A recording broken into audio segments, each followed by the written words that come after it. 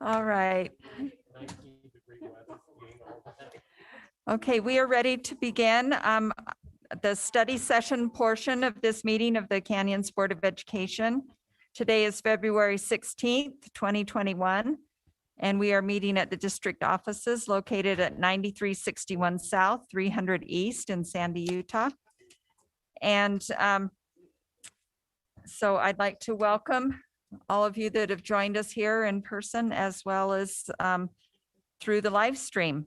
And our first item for study session is item 2A, the 2021 legislative update. I will turn the time over to Charlie Evans, Director of External Affairs, and Susan Edwards, Public Engagement Coordinator. There you go. Things are, as we talked about, was that 2 weeks ago?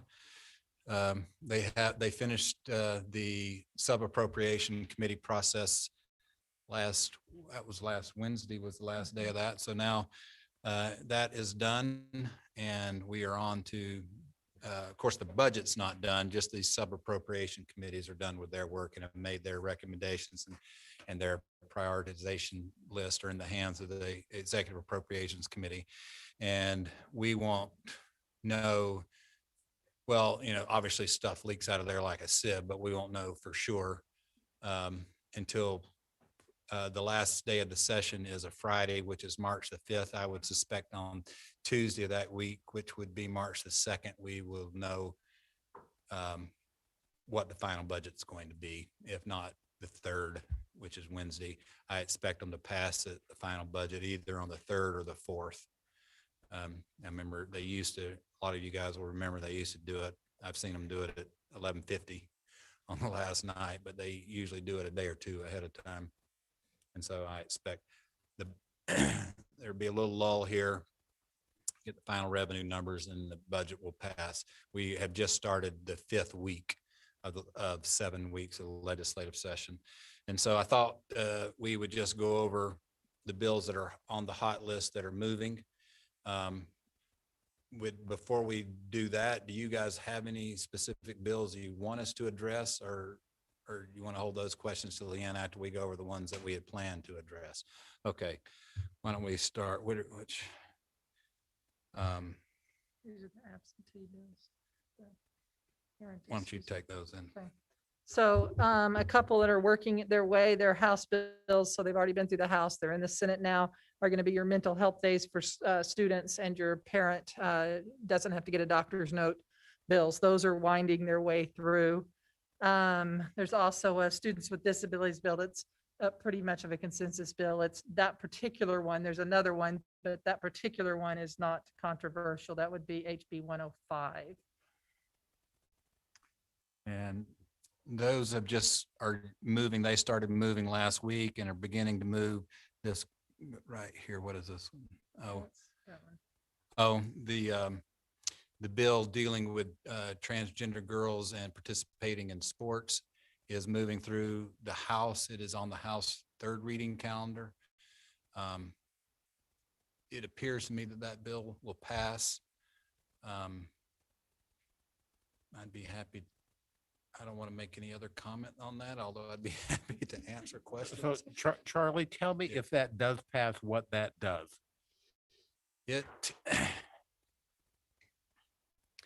It makes it difficult, if not impossible, it's already very difficult for a transgender person to participate in high school activities because of the restrictions that are already put in place. And this just makes it so that it's virtually impossible that transgender athletes can't participate. This is targeted more towards transgender girls that are participating in girls athletics in high schools. So that's more of a point of view deal as to whether it's good or bad. One side, you're protecting those. You have to tell me whether it's good or bad. Yeah. I mean, I can see both sides of that issue. Yes, I can see a protection for those that have been female for their entire life, that have not gone through a bunch of the things that a male goes through growing up. the strength issues, but I can also see gender identification and discrimination going that way. Well, the one thing I can guarantee you about this bill, if it passes, that it'll be a subject of a big lawsuit. And I think the legislature is, in my opinion, I don't know what they're asking to be sued here. And I think that they will be. And so I think it's a long time. Well, I shouldn't say that. I was about to say it's a long time before we'll have to deal with it, but I think we will have to deal with it if it passes, but it will be the subject of a lawsuit for sure.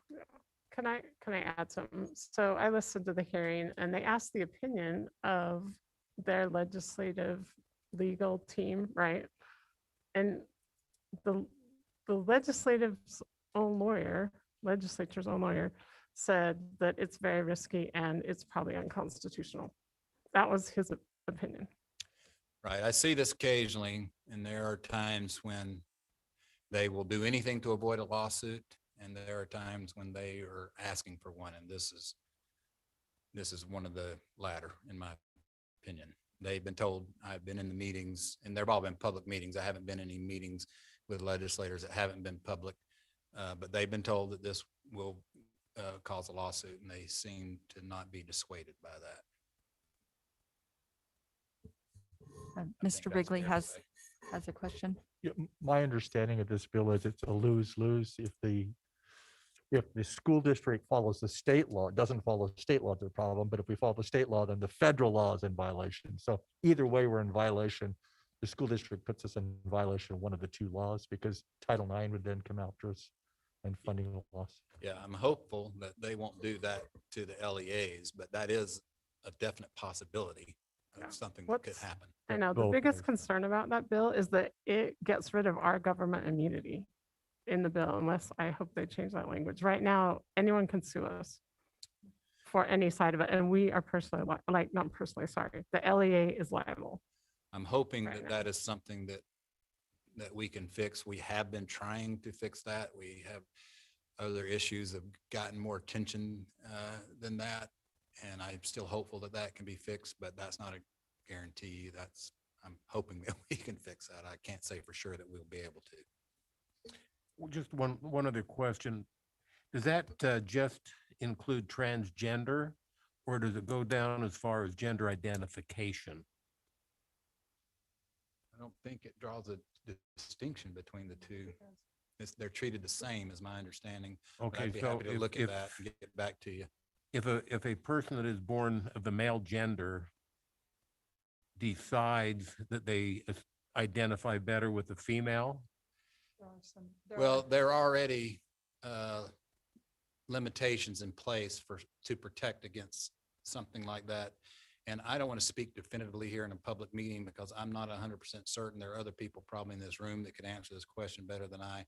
But under the current law, the way it works, a transgendered girl to participate in girls' athletics has to have been undergoing hormone therapy for a certain amount of time. I think it's a year. And so it's not the kind of thing that you can decide one day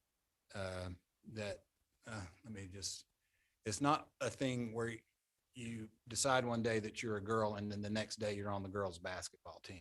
It doesn't work that way. Currently, it's not that easy.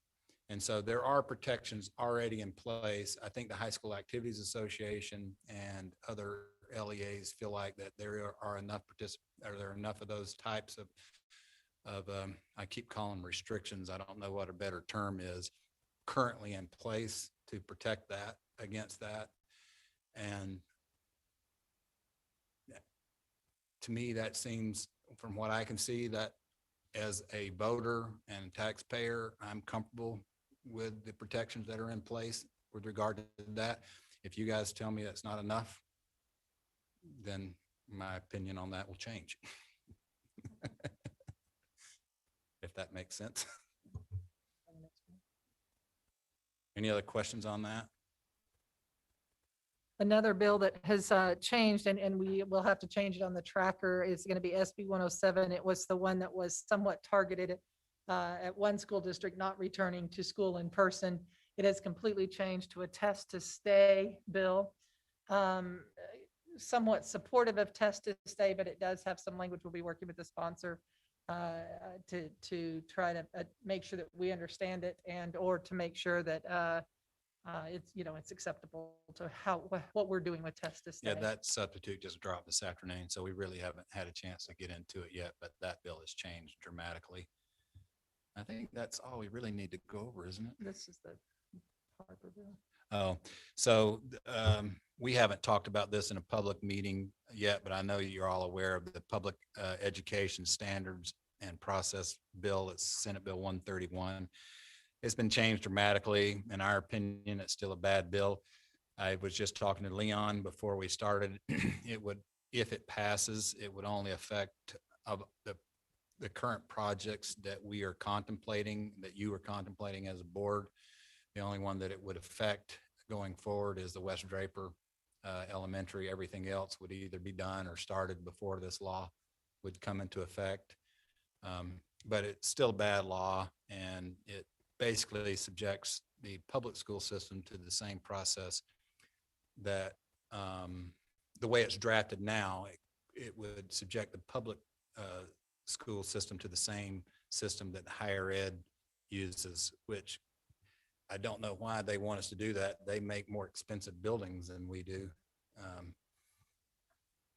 And it's a more cumbersome and difficult process. So, but I got to tell you, this thing has been a lot harder to kill than I thought it would be, because a lot of it in there is the transparency, and they think we're that issues, and they think we're, opposed to the transparency. And I'm saying, you can leave all that stuff in there. We don't care about that. We try to be as transparent as we can. And if there are other ways for us to be transparent that we haven't thought of, we're happy to do that. It's these other things that are in there, but it has been difficult, and we're still working it. Great. Any questions or other things for Charlie and Susan as they continue their work? So like I said, we're in week 5 of 7. And so, and we'll be done on March the 5th. Yeah.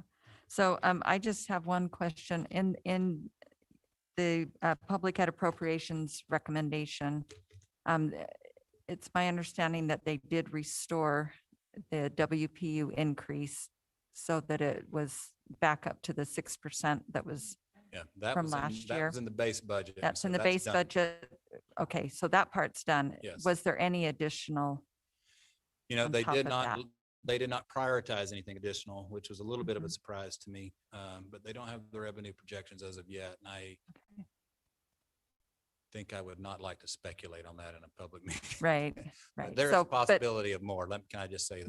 once they get those final numbers, again, around, you said the first part of March Yes. or last Yeah. part of I this think month. At last I heard, the latest I heard was Wednesday of next week. Mhm. Okay. That sounds great. Oh, Holly? On the SB 160, would this be the legislative auditor? Would that be for individual school districts as well? Would that change or how we currently audit? We just did some training on auditing, and so that's fresh in my mind. This adds, it's not how we currently audit it, adds to it. And that's kind of the question is why, why more? We're already subject to internal, external audits, state audits, USB audits. and Legislative audits. Legislative audits, and this is Which- another audit. So this is my question. I don't understand how this is different than what we currently have to do. What's Well, the difference? I think It's a legislative auditor. the legislative auditor, they don't do, This is state audit. Is that, this bill deals with state auditing. Or is it? Come on. it specifically says legislative auditor, and I thought we already have regulations with state audits and things.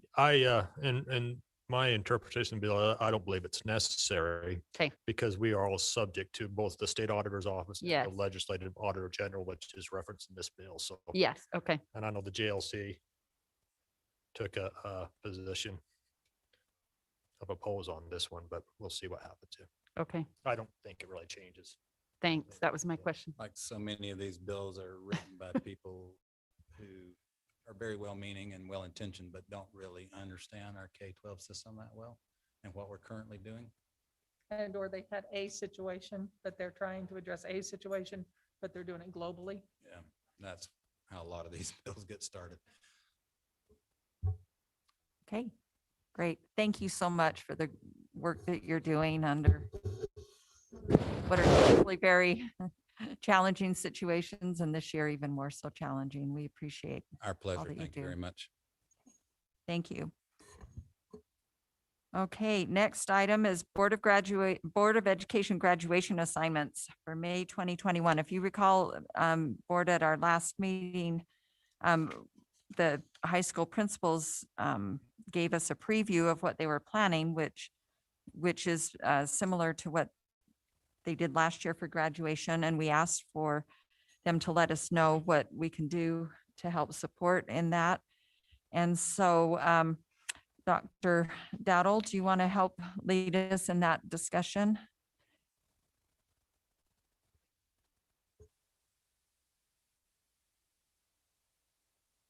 Okay, so, yeah. All right, so this is something that usually we just kind of go school by school and we discuss which board member. So Dr. Dowdle, if you'll just be available for if we have questions as we move forward. Okay, so Alta High School. Okay, so the 5 comprehensive high schools are scheduled to have the graduation on May 26th. And Alta High School is scheduled for 10 a.m. And usually we assign a speaker, a board member to be a speaker, and then other board members that would like to participate can also sign up. So I think the responsibilities for speaker are yet to be determined by each high school, but if we'll designate who wants to be that person, then the high school will contact them. Is that correct?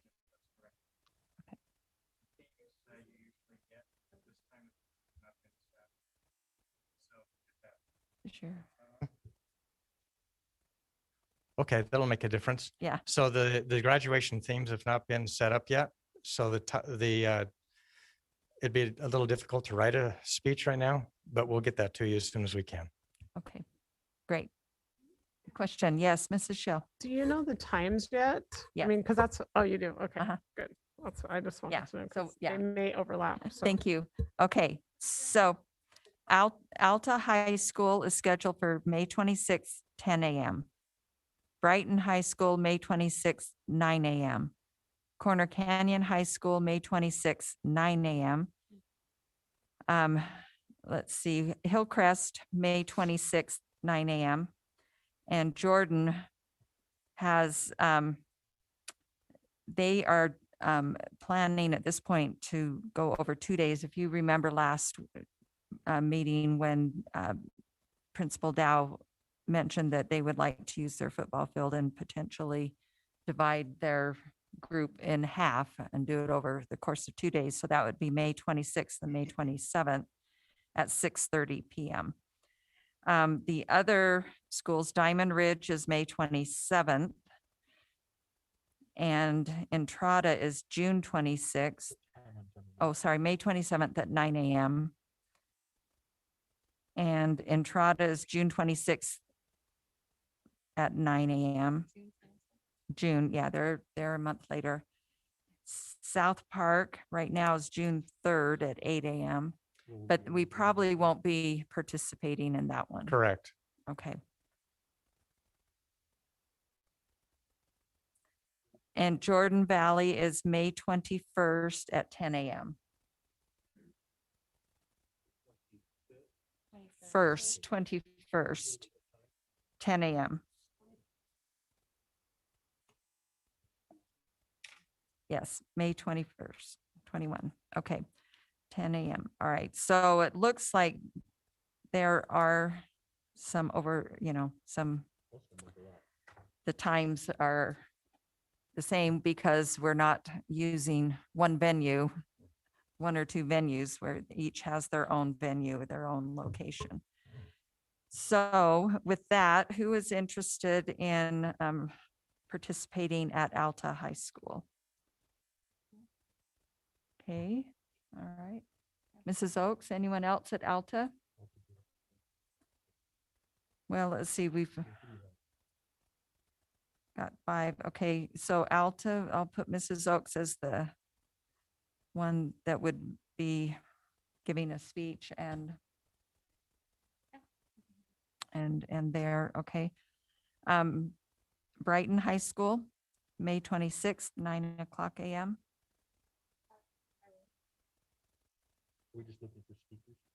Yeah, let's just do the speakers maybe first round and then we'll see if we can, yeah, okay. Mrs. Schill, okay. All right, Corner Canyon, May 26th, 9 a.m.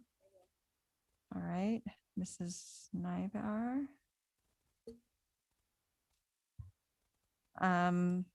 Let's see, Hillcrest, I 9 think it's my a.m., May turn to speak 26th. to that one. All right, Mr. Millerberg.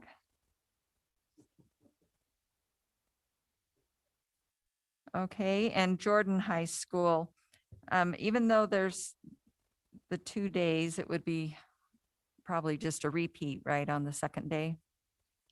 Unless two people wanted to Unless speak. two yeah. people, we could split that assignment. Yeah. Okay. All right, Jordan High School. Mr. Wrigley? Sorry, Clarine, I can't see you. Are you? Do you want to participate in Jordan High Schools? Okay. Okay, all right, so Mr. Wrigley. And I'll do that one.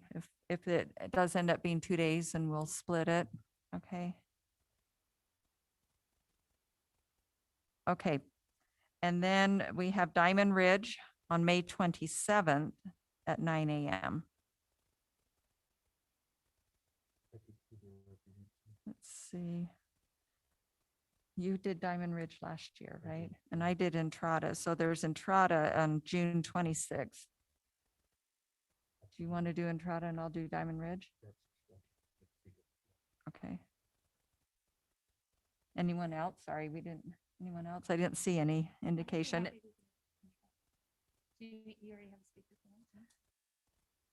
Have you had a chance to do that one? So should we do that one? Okay. I don't have to speak. I'm happy to. Uh-huh. Yeah. Okay.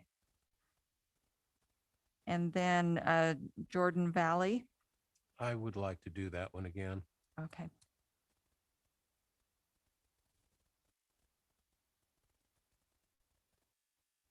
Okay, so I think we have our speaking, I'll put that in quotes, air quotes, speaking assignments. Yeah, you may want to remember some of these will be recorded and virtual and others will be live. Mhm. Okay. All right, now who would like to also participate in those events so that the principals can keep you informed of what's happening? Clarine, did you say you'd like to participate at Jordan, just not speak? Mhm. Okay.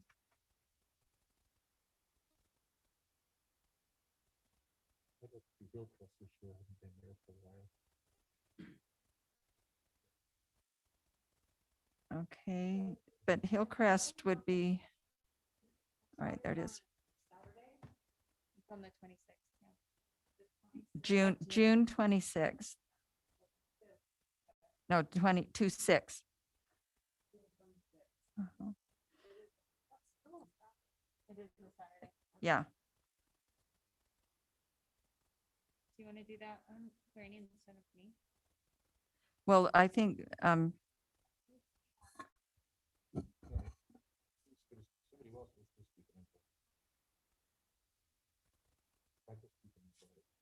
Clarine, if that's something that works with your schedule better, why don't you go ahead and take that one?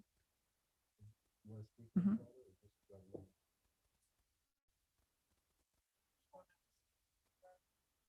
Okay.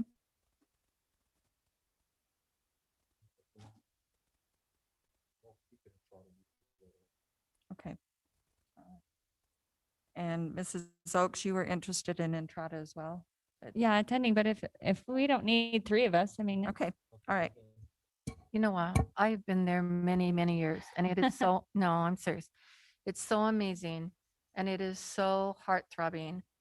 Everyone should have to do Diamond Ridge, Entrada, and Jordan Valley just at least once, Mhm. just because it's just, Awesome. I don't know the word for it. It's just so amazing. That's what I felt about And doing it. so the please personal- go and don't Okay. feel like I need to. I love it, but I think every board member should need to do all those three or at least a couple of those three. So can I go to Diamond Ridge? Will you tell me when that one is again? Yes. May- Is that okay? Because I haven't been to Diamond Ridge before. Yes. Okay. That is May 27th at 9 a.m. Make sure you take a hanky or a box of tissues. Both are needed at those. Mhm. Okay, and I would like to also join the Jordan Valley. It's been a few years since I've been there for theirs, so. Jordan Diamond Valley Ridge is a great place to go. It's me and Mrs. Shield, but if you would like to take my place, because So I've done Diamond Ridge. what if before. I attended Diamond Ridge and Clarine? You could do Entrada on the 26th of June. Well, because then that way I can have one of those experiences, and it actually would be more convenient for me to do those two graduations 2 days in a row and get them done. Okay. Any other thoughts? And I will review it, but anyone else have an idea of what they want to do? You know, maybe this is a question for Bob more than anybody else, but just blocking time on the calendar. Should we block 2 hours, 3 hours? Those, Well, on these parade type, probably three plus. But on those like Jordan Valley, that'll be probably 1 to 1.5. Mhm. The smaller ones, Diamond Ridge did go nearly 2 hours last year. So there's quite a range on these, but the parades are definitely the longest. Mhm. Okay, any other thoughts? Okay, I And will review. I would love to show up at least for part of Corner Canyons as well. Okay. I know it's going to overlap with Alta's, but I'll come for at least the first hour and then just run over to the other.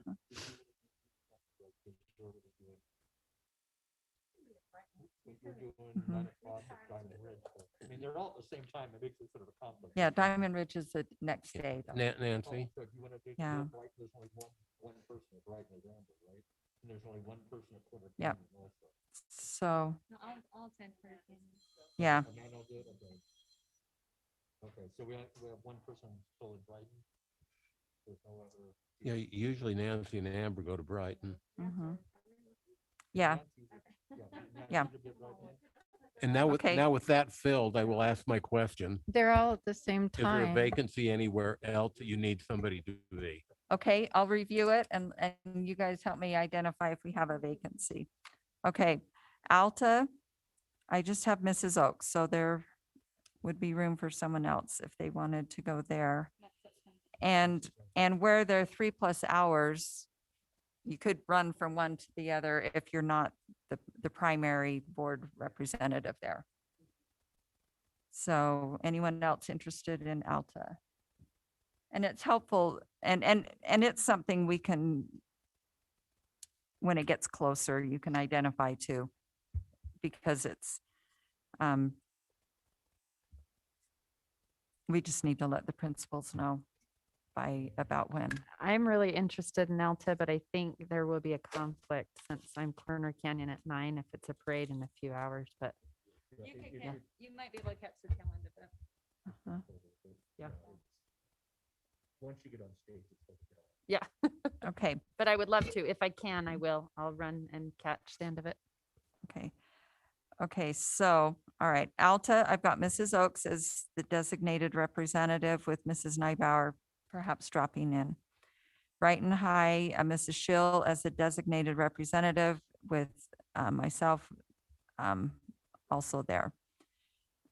Corner Canyon, Mrs. Nybauer as the designated representative with Mrs. Oaks dropping in. Diamond Ridge, Mrs. Schill, and as the designated representative and Mrs. Oaks attending.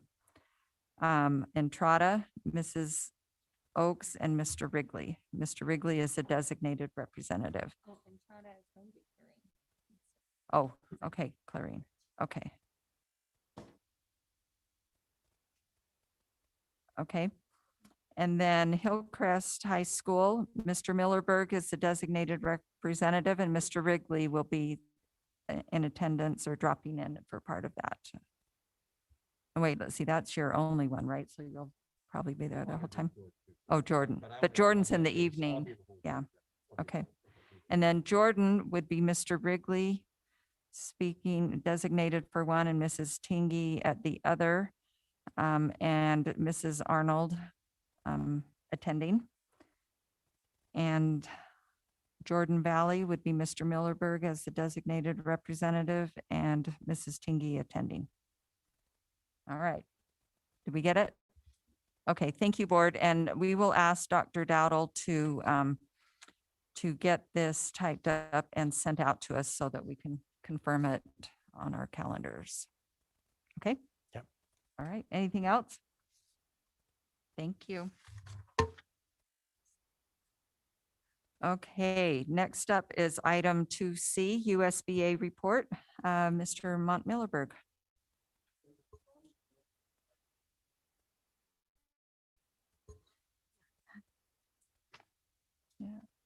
Okay. Take what time you need. We had our meeting with the USBA, the Utah School Boards Association, last Thursday. And there are just a few things you may want to be aware of. If you hand this down to the Trinity, there's a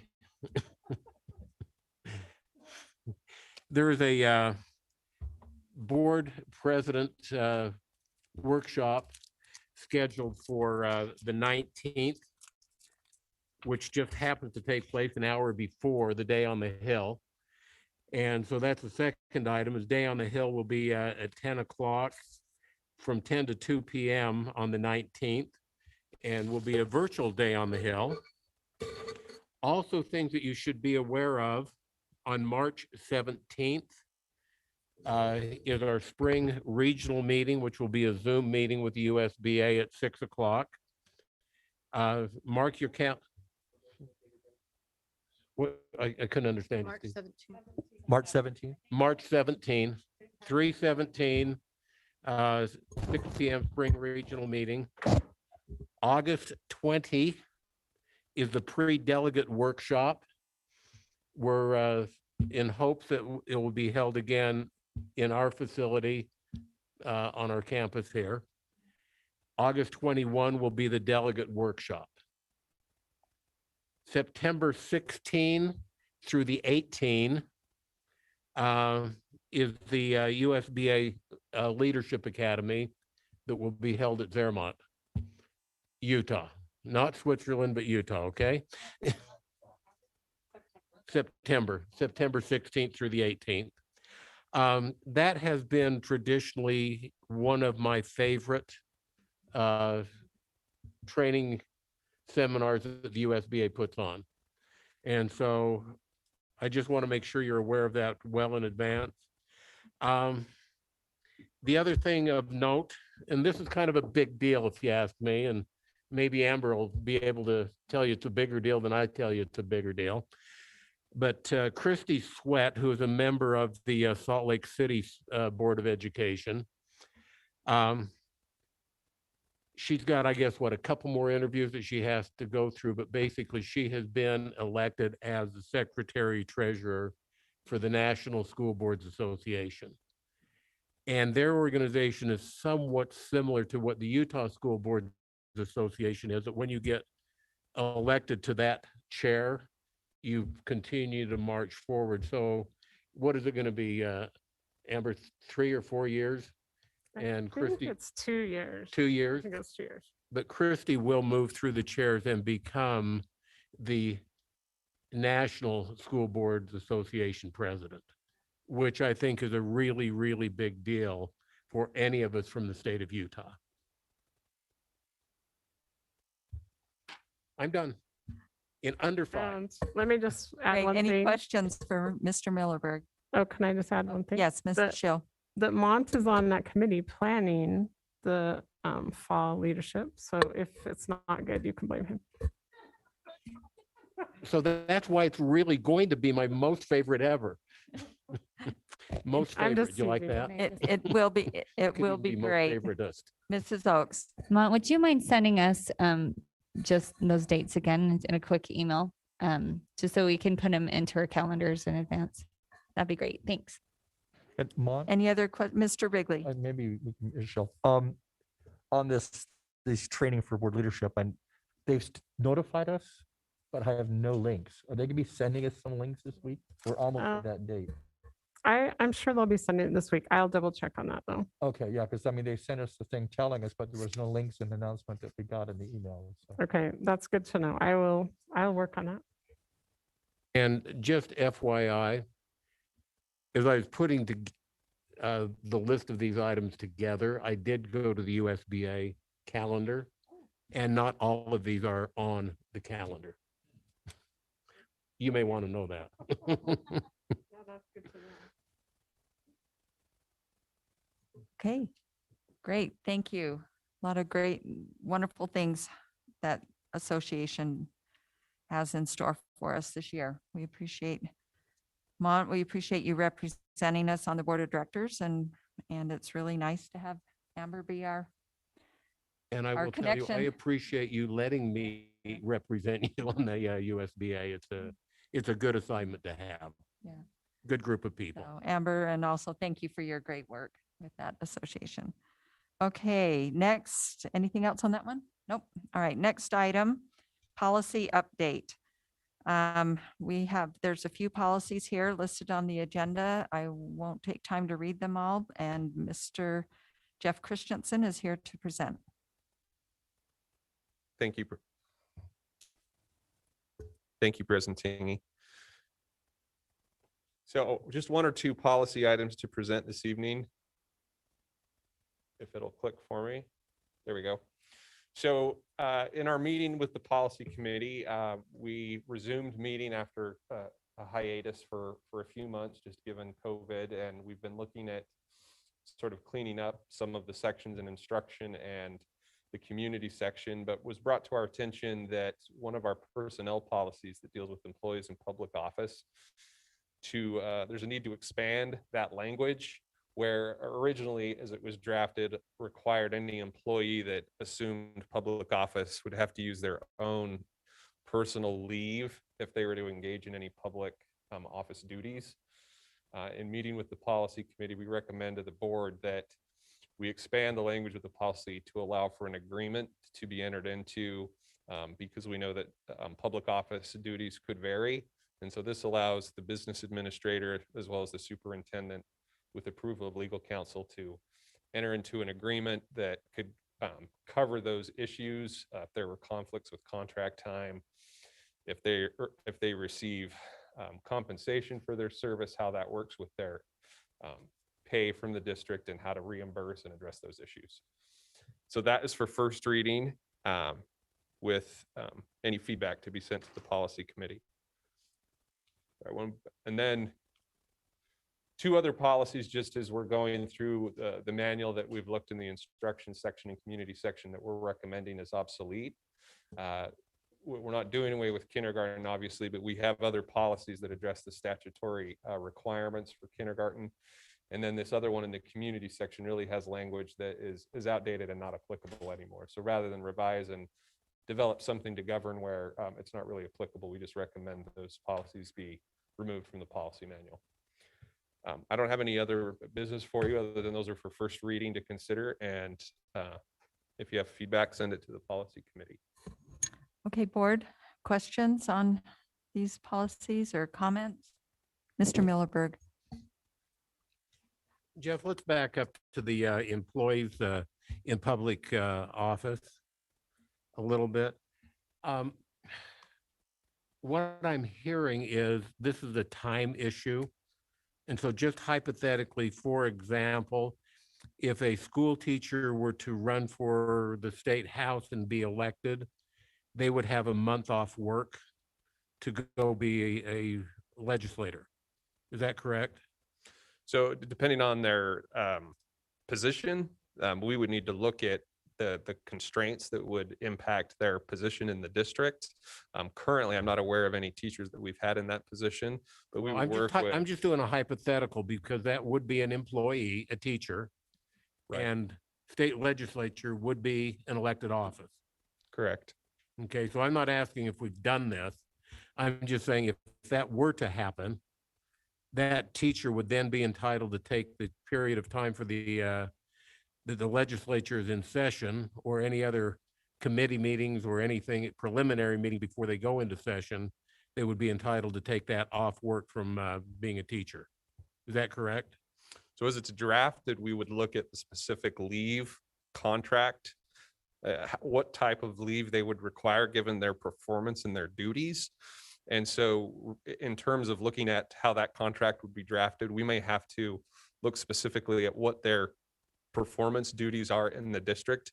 And there may be essential duties that they would have to be engaged in related to their contract that would prohibit them from leave at a particular time. And that's why we're looking at capturing it in an agreement, dependent on the situation of the employee. For instance, if you have an employee that their contract hours, whether they're working as an ESP employee, would not conflict with their essential duties, we'd have to review that. So this will have both the review of our Human Resources Department and our business administrator and legal counsel before we would say, yes, you're entitled to be gone from all of your essential duties. It's allowing us to develop an agreement where we haven't had one previously.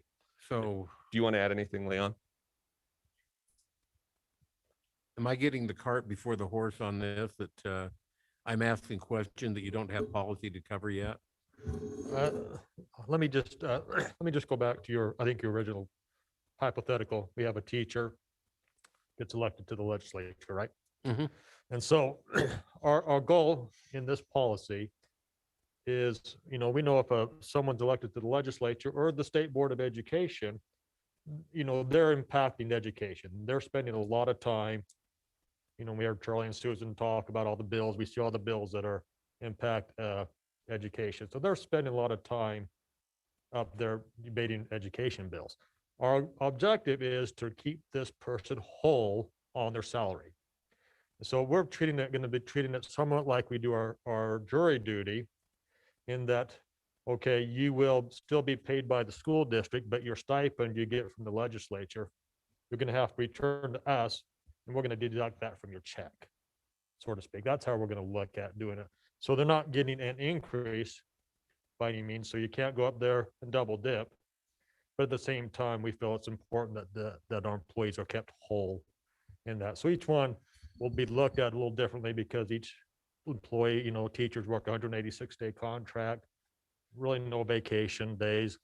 An ESP or administrators usually on a 242 with, usually up to 15 to 20 vacation days based on the policy. Yeah, the being made whole portion was the second part of where I was going to go with my question.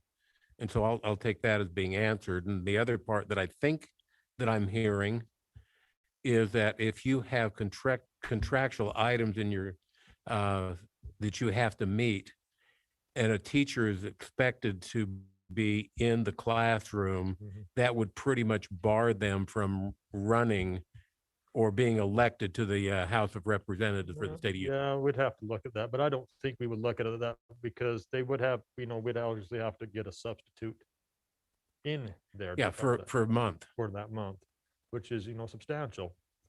It's a long-term sub commitment. But at the same time. Which you would then be paying a sub plus paying the differential between what the legislature would pay them and what the district would pay.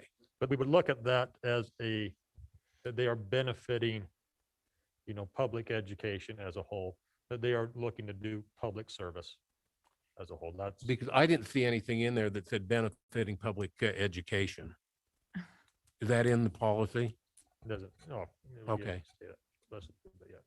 I think I'm more confused than I was before I asked the question. So I couldn't be here some of the times if people weren't willing to work with me some of the time. And I really do believe it does benefit, I hope, Canyon School District that I am here. And likewise, that if a teacher or even a principal wanted to run for positions within the state that makes a difference in education, that we would be more than willing to do what we needed to do and I don't know, the benefit of education, I guess. But I know that lots of times teachers do have mega sick days, and I don't remember because I get the two districts mixed up sometimes. I think Jordan now doesn't count them as sick days. They're anytime you can use days. And so if they have a couple of hundred of anytime you can use days, then they're now using those for those kind of days. Versus, 10 sick, 2 family, 2 whatever, personal days. So remind me how we work our days here, because I think we still do the sick days, family days, right? Yeah. So that would have to be another policy change if we wanted to allow them to use those days that you're talking about, Mont, to be able to benefit something they want to do, like be on the legislature. And I'm not advocating either way.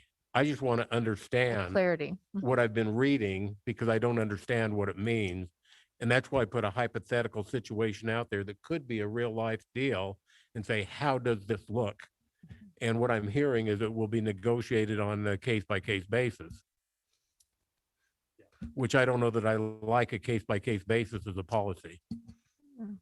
So originally, and I appreciate that feedback, Mont, we can take that back to the committee. Originally, we had that employees who were eligible would have to use their vacation or personal leave if they accepted that office. And so this was, in some respects, was to allow for some, rather than being confined to using the personal leave or vacation leave, it would allow the district some flexibility.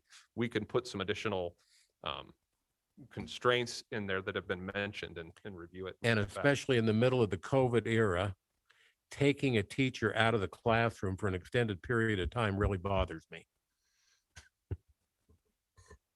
Mrs. Oaks and then Mrs. Schill.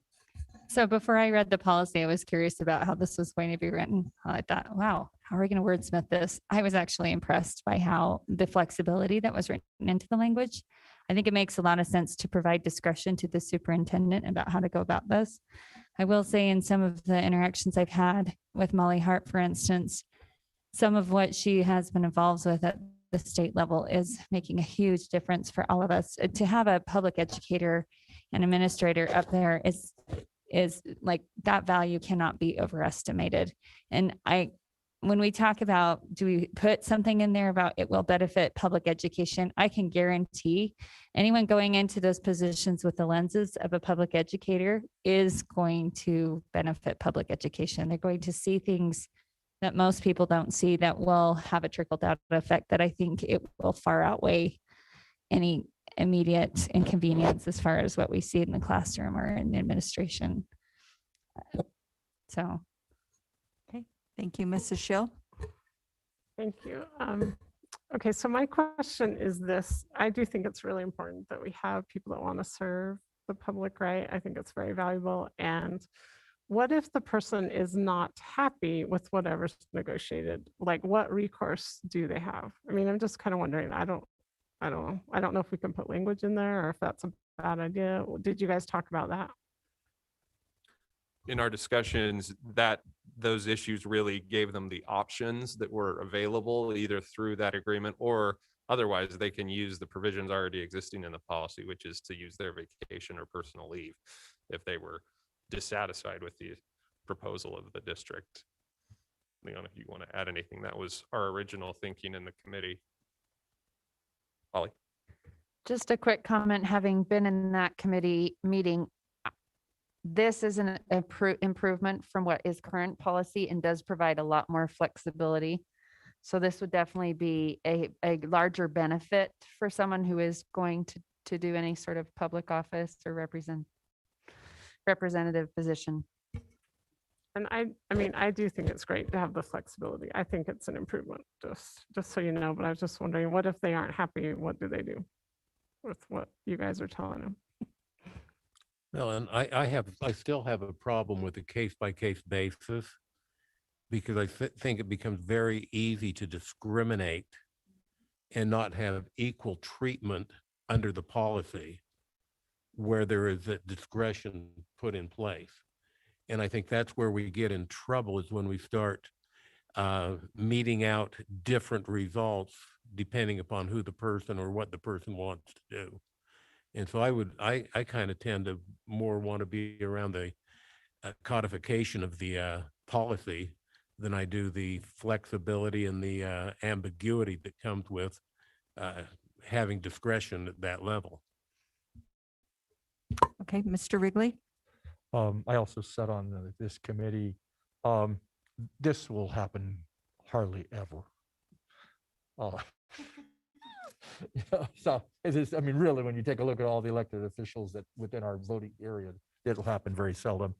So financially, it's not gonna be much. I see it very much like jury duty, a civic responsibility that this person could participate in. And to Mont's thing, I would almost go ahead and say we treat it like jury duty.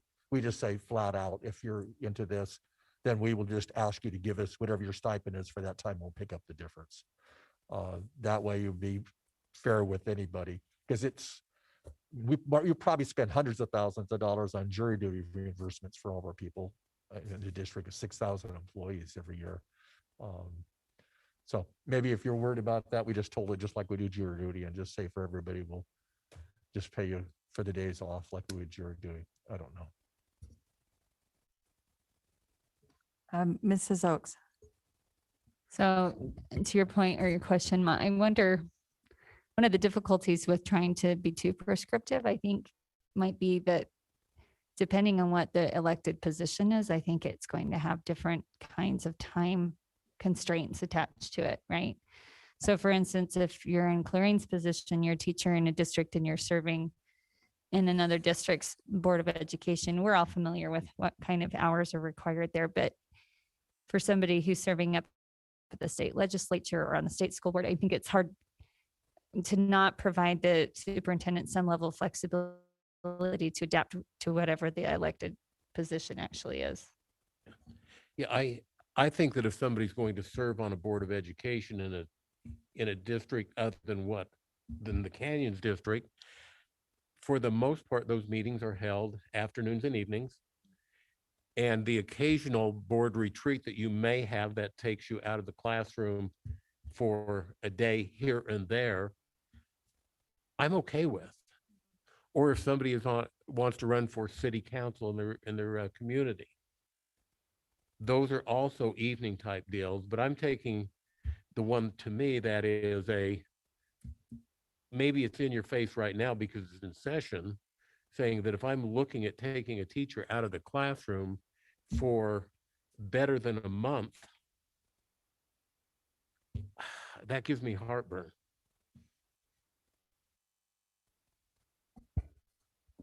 Mrs. Arnold and then Mrs. Nybauer. So we have amazing subs, and teachers can always write amazing lesson plans. And people go out for 4 to 8 weeks to have babies, and the children manage. They're really adaptable. And we do have online that teachers could come in during part of the day and go out if they wanted to try to do blended learning with that situation. So I don't really have any heartburn. So anyway, just a thought about all of that. Thank you, Mrs. Nybauer and then Mrs. Schill. I think some of the distinction, Mont, you're making, which we did talk about this language, was within contracted hours, because you make a good point, right? Some of the obligations in the evening aren't during teaching hours or contracted hours for anyone at the district level as a staff member or as faculty at a school. So. Thank you, Mrs. Schill. Well, I think what's also hard about codifying it is because what if it's a teacher? Or what if, I mean, there's a lot of different positions that this person could be in. I mean, right now we have Molly Hart, who's a principal, or is it a district level administrator? I mean, I think it's just too hard to put a general fast rule because we don't know every situation and what the situation will be. Okay, any other feedback? Okay, thank you for this discussion. And I think that we've been making notes and the committee will you. take those into consideration and bring it back for a second reading.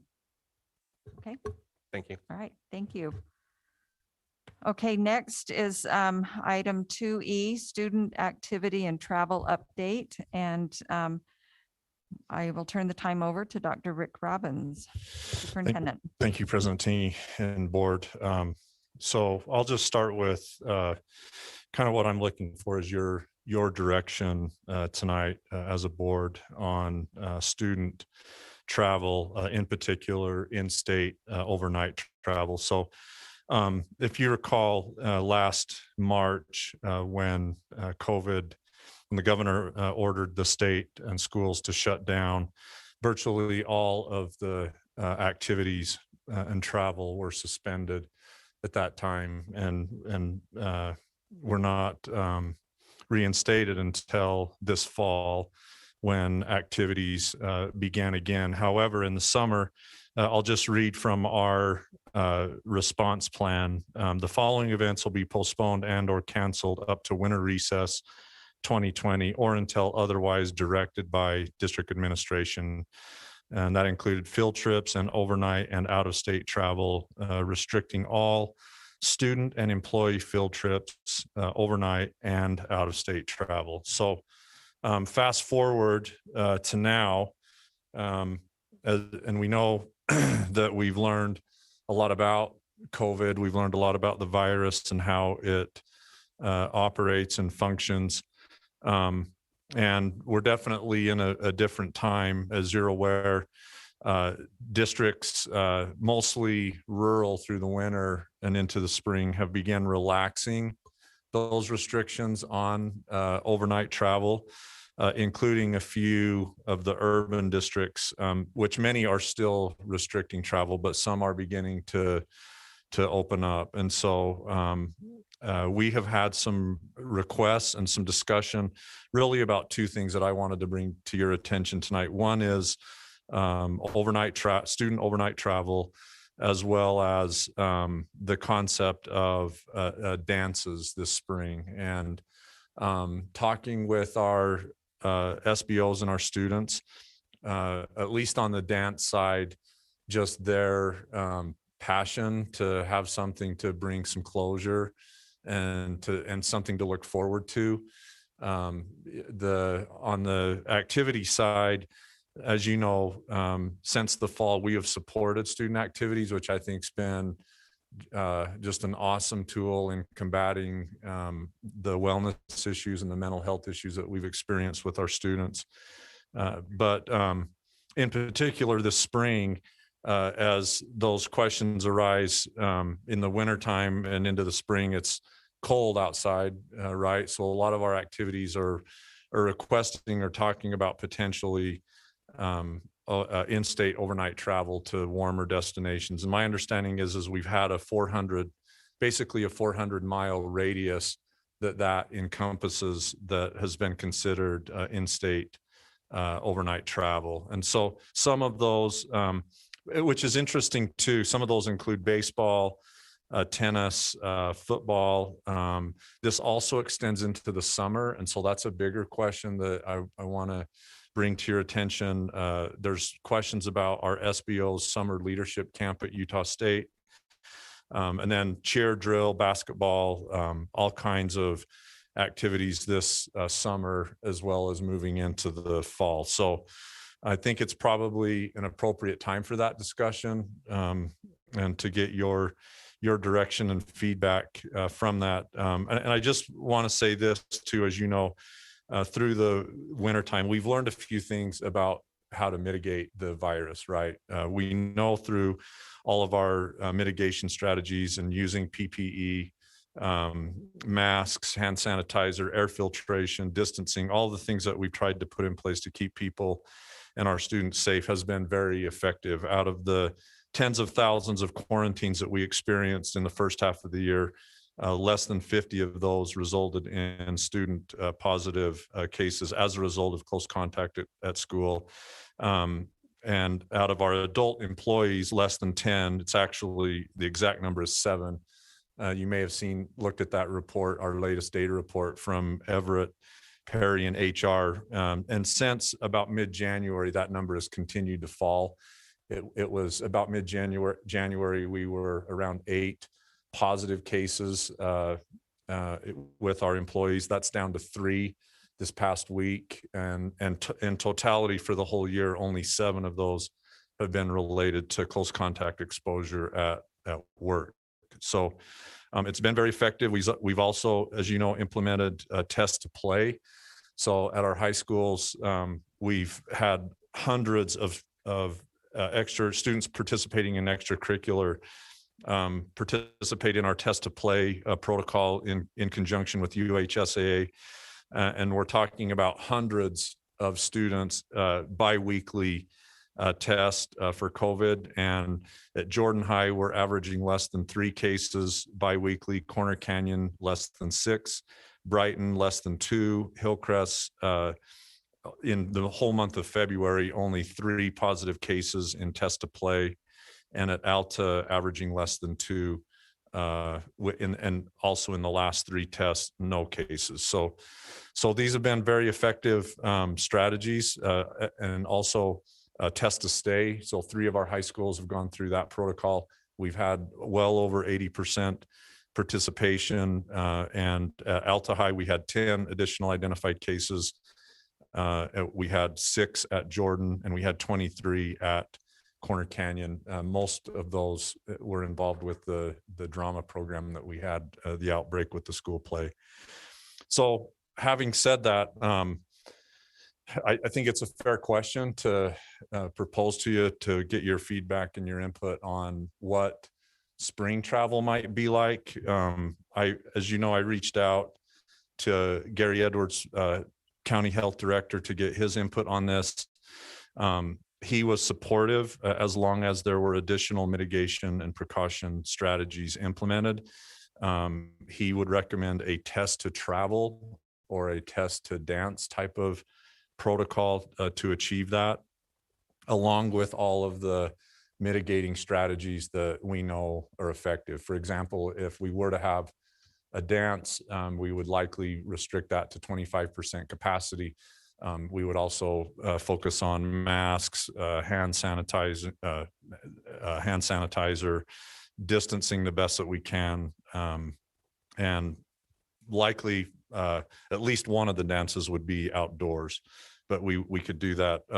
On the travel part of it, I just want to allude to Dr. Webb's feedback on this. I spent some time talking to him about it, and he agrees this is reasonable because of 3 factors: decreasing community positivity rates.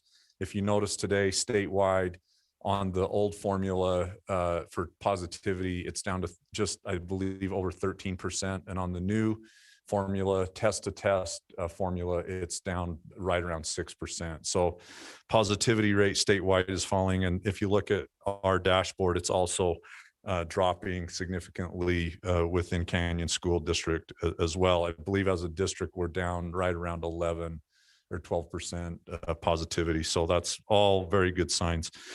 He goes on to say that decreasing community positivity rates, accumulating exposure among high school students, and the availability of testing, of frequent testing. The test to travel and test to play also gives appropriate overlapping coverage that addresses the insensitive nature of the test on asymptomatics. However, something that we talked about that would need to be addressed would be sleeping accommodations that may be, 2 students per room. Also a discussion around team meals, length of time in transit, so buses, all of those things we would need to consider to make something like this happen. And then also the test to travel or test to dance, that he would recommend that we also use that as an intentional strategy to gradually expand. So with that, I just, wanted to get your direction. If I remember right, Nancy and I were talking about this earlier. I believe in the summer when we added that to our response plan is that was delegated to the superintendent to make that an administrative decision. And my understanding is that in-state overnight travel comes to the board for your approval anyway.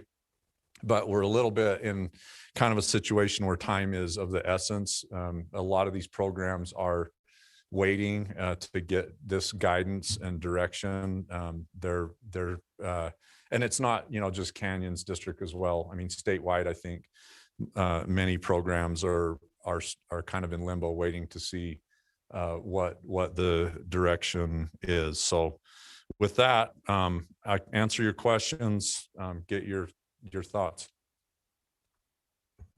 Okay, board. Yeah, so, and just a reminder, we do have a policy that does define what our rules and expectations are regarding any overnight travel. So we would need to keep that policy in mind as well. Okay, comments? Mr. Millerberg, and then Mrs. Nybar. I am most pleased to hear that the county would be supportive of test to travel and test to dance. I think, Amanda, you brought that up in our last student advisory council, and I could just see the kids' eyes light up. And so I'm very, very happy about that.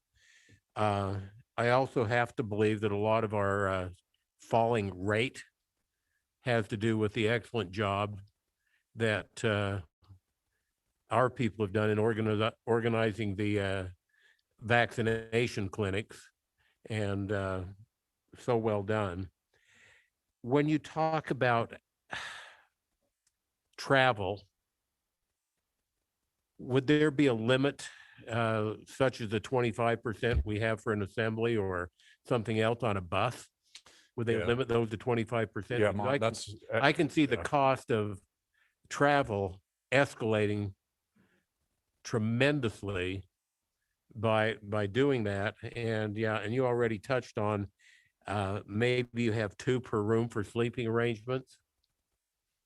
That's going to increase costs. That's Yeah. going to increase cost. And I also wonder, I guess if you only have 2 and one's positive and one's negative, the most you can do is infect one other person.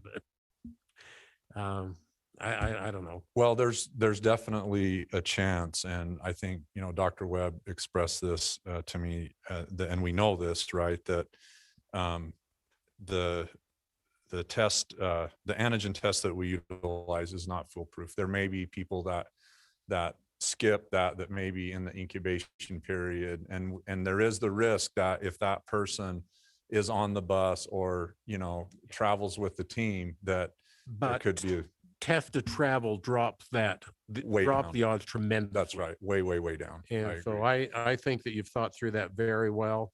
So happy to see test to dance, test to travel. And if you do those before they travel, I think I think you can score that one in the W column. Yeah, no, I appreciate that. I would recommend if we do it, that it would be a 24-hour test period before they go, to try to get as close to the event. And the thought process would be is we could potentially do a test on their return. However, if they were to get positive or get COVID while they're at the activity, you still have a 5 to 7 day incubation period. So remember, they are on a biweekly cycle to test. So it's likely that we'll catch them at some point, but that might be an additional step that we put into place. I think the thing that weighs on me the most, and I'm not advocating either way. I want you to give me that guidance. I think listening to our students and just talking about trying to find something to look forward to. When I look at the winter and kind of the dark months that we're coming out of, and just listening to our students, and then this past week, I had an hour and a half conversation with our SBOs, and they're just so passionate about trying to bring some closure and something positive that they can look forward to, that they know the drill. Like when I talk to them about all of the data and all the protocols, they know exactly what has to happen, and they've been great to work with, and our high school principals have all been very supportive of this. And they've all mentioned, hey, if there's any way these things can happen. I think it would really boost morale, especially with our kids and our programs, and giving them something to look forward to. And not every student is going to be part of a spring program that might have that opportunity, because those programs are going to participate whether or not we have the travel okayed. But going along with that, the opportunity maybe to have a couple of dances to finish out the year, I think would really go a long way. So thank you. Mrs. Nybauer. Thank you for bringing up this topic. I was really excited about this when I saw it on the agenda. I appreciate the advice that Gary Edwards has given, as well as Dr. Webb. When I first saw it on the schedule, that's the first thing I thought of too, is how the state rates are going down and how things we're managing well. Vaccines have rolled out. There is some population immunity as well, with people having had it and being vaccinated. I think this is just a great opportunity to breathe some fresh air back into the student body. There's some of those groups that you mentioned, like the sports groups, they're probably going to travel privately in clubs if the district doesn't sanction it. But how wonderful to bring it back to the school and have fun, these fun, wonderful things to look forward to.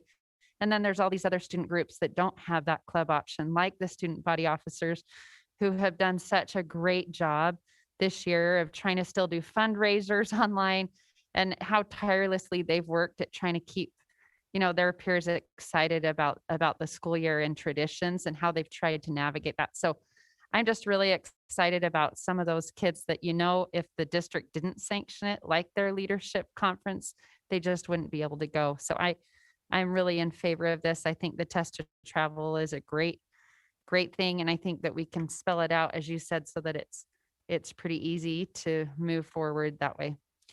Can I just one comment to that too, Holly and Tamant? Couple of things that have kind of changed for me that I've learned through this, and Dr. Webb and I talked about this, is that, remember in the fall we had different dances and proms and things occurring at private residences. And in his mind, Dr. Webb, at the time we were very restrictive in pretty much everything we did, because we just didn't know. But his point was, if you get out in front of this, and we're sponsoring it, now that we really know how to mitigate risk, better, that it's likely that we're going to have less of that in the spring if our kids can look forward to that. And that's the feedback I got from the students. We're like, hey, if we can look forward to a date, and we have two, where in the event, if they test positive the first time, they still have another opportunity in late spring. That seemed to go a long way. And then to your point too, Mont, I've been thinking about, the bus ride, that's an issue, meals and restaurants. I think there's things that we could build into the test to travel protocol that would help to avoid some of those things. I would highly recommend that we don't have team, dinners or buffets at one place. Maybe it's spread out, but just, something that maybe it's 25% capacity. There's ways that we can put some strategies in place to help that. Okay, Mr. Wrigley, and then Mrs. Arnold. I am glad to hear that we're moving forward with this for several reasons. The first reason, I do not want a footloose incident here in our district, where we have in another district. But the students, as we talked to students last month or this month or whatever, it was interesting in their comments, and they reminded us that the students that graduated last year had a normal year until March, and then March until May, it got goofed up. These students reminded us that they haven't had a normal year at all. They missed all last March, plus they missed all this year. So I'm glad to see us thinking about bringing them back and giving them that opportunity, because this is the group this year more impacted than anybody else. Yeah. This group here has been the one that's been really impacted. So on the test to stay, somehow my only concern about that, I know it's a fantastic thing. My only concern about that is we really need to talk with some of these parents. I'd really hate to see somebody miss their school prom. We were offering it, but it was an issue over this test to stay, test to dance issue with the parents. So we really need to talk with the parents and talk about why we're doing this and whatever, and how, because it's becoming a political issue. Yeah. But I'd hate to see a kid get stuck in that. They want to go to that dance and they're stuck with the parents. So it may cause some conflict. So if we can maybe somehow work with parents to address that, that would work that well. And as far as outside travel, I like the idea of calling our local travel our foreign, so we're not going to other states. So that's probably a higher incidence with there. Most of the states in this area are pretty low as far as that and follow a lot of similar to what we're doing. Yeah, I'm not aware of any districts that have opened to out of state travel or out of state overnight travel. At Yeah, this I point. think that'd be a problem with the state and everybody else on government employees and everybody saying no and a lot of other businesses, but Mhm. just that local thing we've done. So I'm fully supportive of this. Mrs. Arnold and then Mrs. Shill. So after our last board meeting, I was doing some exploring about how we could creatively do like the dances and things. And I ran into this video where the kids actually were using noodles to give them the distance between their arm, the one arm to the noodle to the other arm, which would give them their 6 feet. And it was pretty amazing what kind of dances they could come up with using the noodles as their distancer. I don't know. Do they? I don't know. I when I talked to the SBLs, I just said, hey, we can do this, but absolutely no mosh pits. Oh, there you go. So So anyway, I had no idea, Yeah, but I was just trying to find a way that we could be creative and maybe give back some things to the students that they would like to have back this end of this year. So like you've been exploring and talking and saying, I'm sure that get a few brains together, they'll come up with some ideas. So thank you for all that work, coming up with new ideas that are creative, that fit in with our current situation. Thank you. Mrs. Shill. I just want to add my opinion to this, and I'm very in favor of it. As long as the health department is saying it's okay, then I feel good about it myself. I know there's probably a lot of logistics you guys need to think through, but I will trust you guys to figure all those things out and find a way to do this. I just think it's really important for the kids to have something normal this year, a little something. Well, it's not going to be normal, but a little something to look forward to. So thank you. Thank you. Mrs. Oaks. Every parent I've mentioned the possibility of this too. I haven't promised anything, but mentioned the possibility of the test to dance and the sports being able to be expanded that way. They're thrilled and they're ready to have whatever they need to do to be able to make it possible. I recognize there are some that will see it differently, Steve. And I think one of the things that we need to make clear is it's either this or nothing. I mean, it's not a blockade, it's a doorway. And I think that public perception definitely needs to be addressed. one thing to your point, Amanda, that I wanted to mention to Steve too before it slips my mind, but one of the things that we've done in Test to Stay is for parents that are concerned about the privacy issue, because I know that that's a real concern, is that they are able to get a test from their private provider and bring that. And that seems to help. They don't have to utilize ours. The only stipulation is the health department requires that it's an antigen test, not the antibody test. So as long as they get an antigen test that comes back negative, they're welcome to go to their private provider. And then that way there's no issue at all with the data privacy concern. Well, maybe you can clarify for me. So if someone has received a positive test within the last 90 days, that also qualifies as allowing them to be believe able to so, participate? yeah, I that's how the health department has guided us on that. Okay. I'm wondering, I know poor Gary Edwards and the health department people have taken a serious beating this year.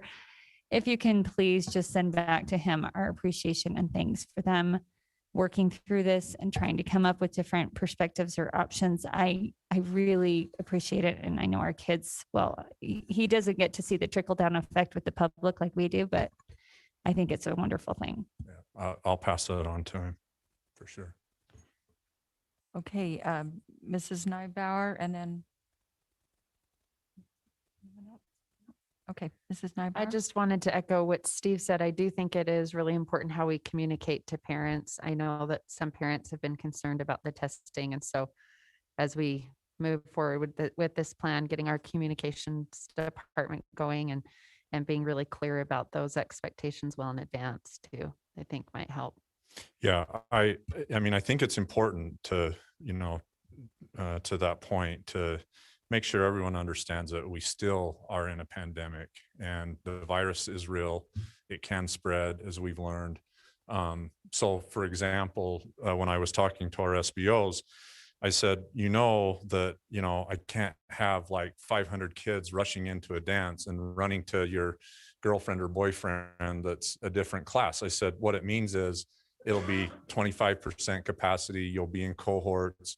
We have to be able to contact trace. Oh, we know they really do understand the nature of this. And, you got to wear masks. We got to try to distance the best we can. We got to have air filtration. So that means, likely you're going to rotate. And they're amazing. They're like, Mr. Robbins, we already got that figured out. We'll rotate every 45 minutes. We'll wash the place down. We'll make sure that there's distance. I don't have to worry about, they want this so bad that they're willing to do, I think they're willing to do, what it takes. And I have extraordinary trust in them and our high school administrations. I think, as mentioned, they see just the need for something to really boost morale to finish out the school year. And I think this would be a great tool. Okay, I just, guess I was thinking along that same line of trust, and it sounds like you've got some support here and hopefully you've been given some direction, but I just want to express that we trust you and the administration to also be able to put those protocols in place that will help maintain this good trend that we are going in.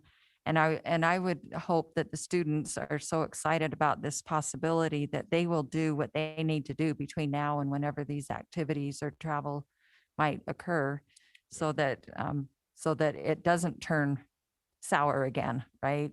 Because I think we also need to watch carefully, and if circumstances change or the direction of this changes, then we're going to have to pull back again. Yeah. And I think that's a reality that we have to be willing to face. And then my other thought too is as you just carefully work through each individual school situation or an activity, a group that applies for the opportunity for an overnight travel, just look through our policy, and I believe there's a section in the policy that does allow for a principal to apply for a waiver of certain parts of that policy. So just, make sure that we keep everything as according to our practices and procedures as possible on that. No, I appreciate that, President Tingy. I have great hope, not just on the trust side, but the data that, we're looking at over the last, few months, especially. I think the thing that strikes me the most is that we're testing, literally 500 to 600 students biweekly, and so few are positive. We're talking, 2-3 kids at the most, that if kids know that there's a motivation, if they know that there's an expectation and a reason to follow the protocols and the things that we're asking them to do, that they'll rise to the occasion. Because I'm with you.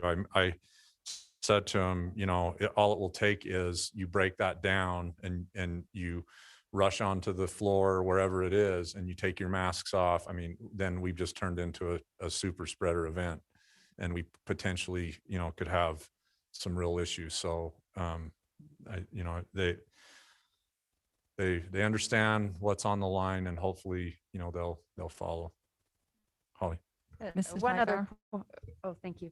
One other point too is that currently we have a lot of bus travel going on with our sports, Mhm. the bus ride of 30 minutes or so. And so some of these things, we've been doing and continuing to test, and people have been acting responsibly. So I think that's good data for us to see also when we're contemplating these things.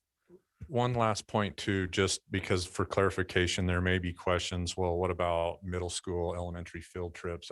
I don't, at this point where we have not, or the state has not adopted a test to field trip type of event. I have my own concerns about just what that might look like with that age group. So I would recommend that we maintain that suspension on field trips for middle school and elementary at this point. I don't know if you have additional feedback on that, but the state's been pretty silent on providing a test. Now that may change in the legislature, that, that may change, but right now there's, that's really not been an option to do a type of test to stay for middle school or elementary kids. Okay, any additional thoughts on that? Or, yeah, thank you for thinking of that and bringing that point up as well. Okay, sounds great. Thank you, Superintendent. That concludes the items for our study session agenda. And board, if you'd like, we could just take about I'll say 3-minute break, and then we'll reconvene for the business meeting.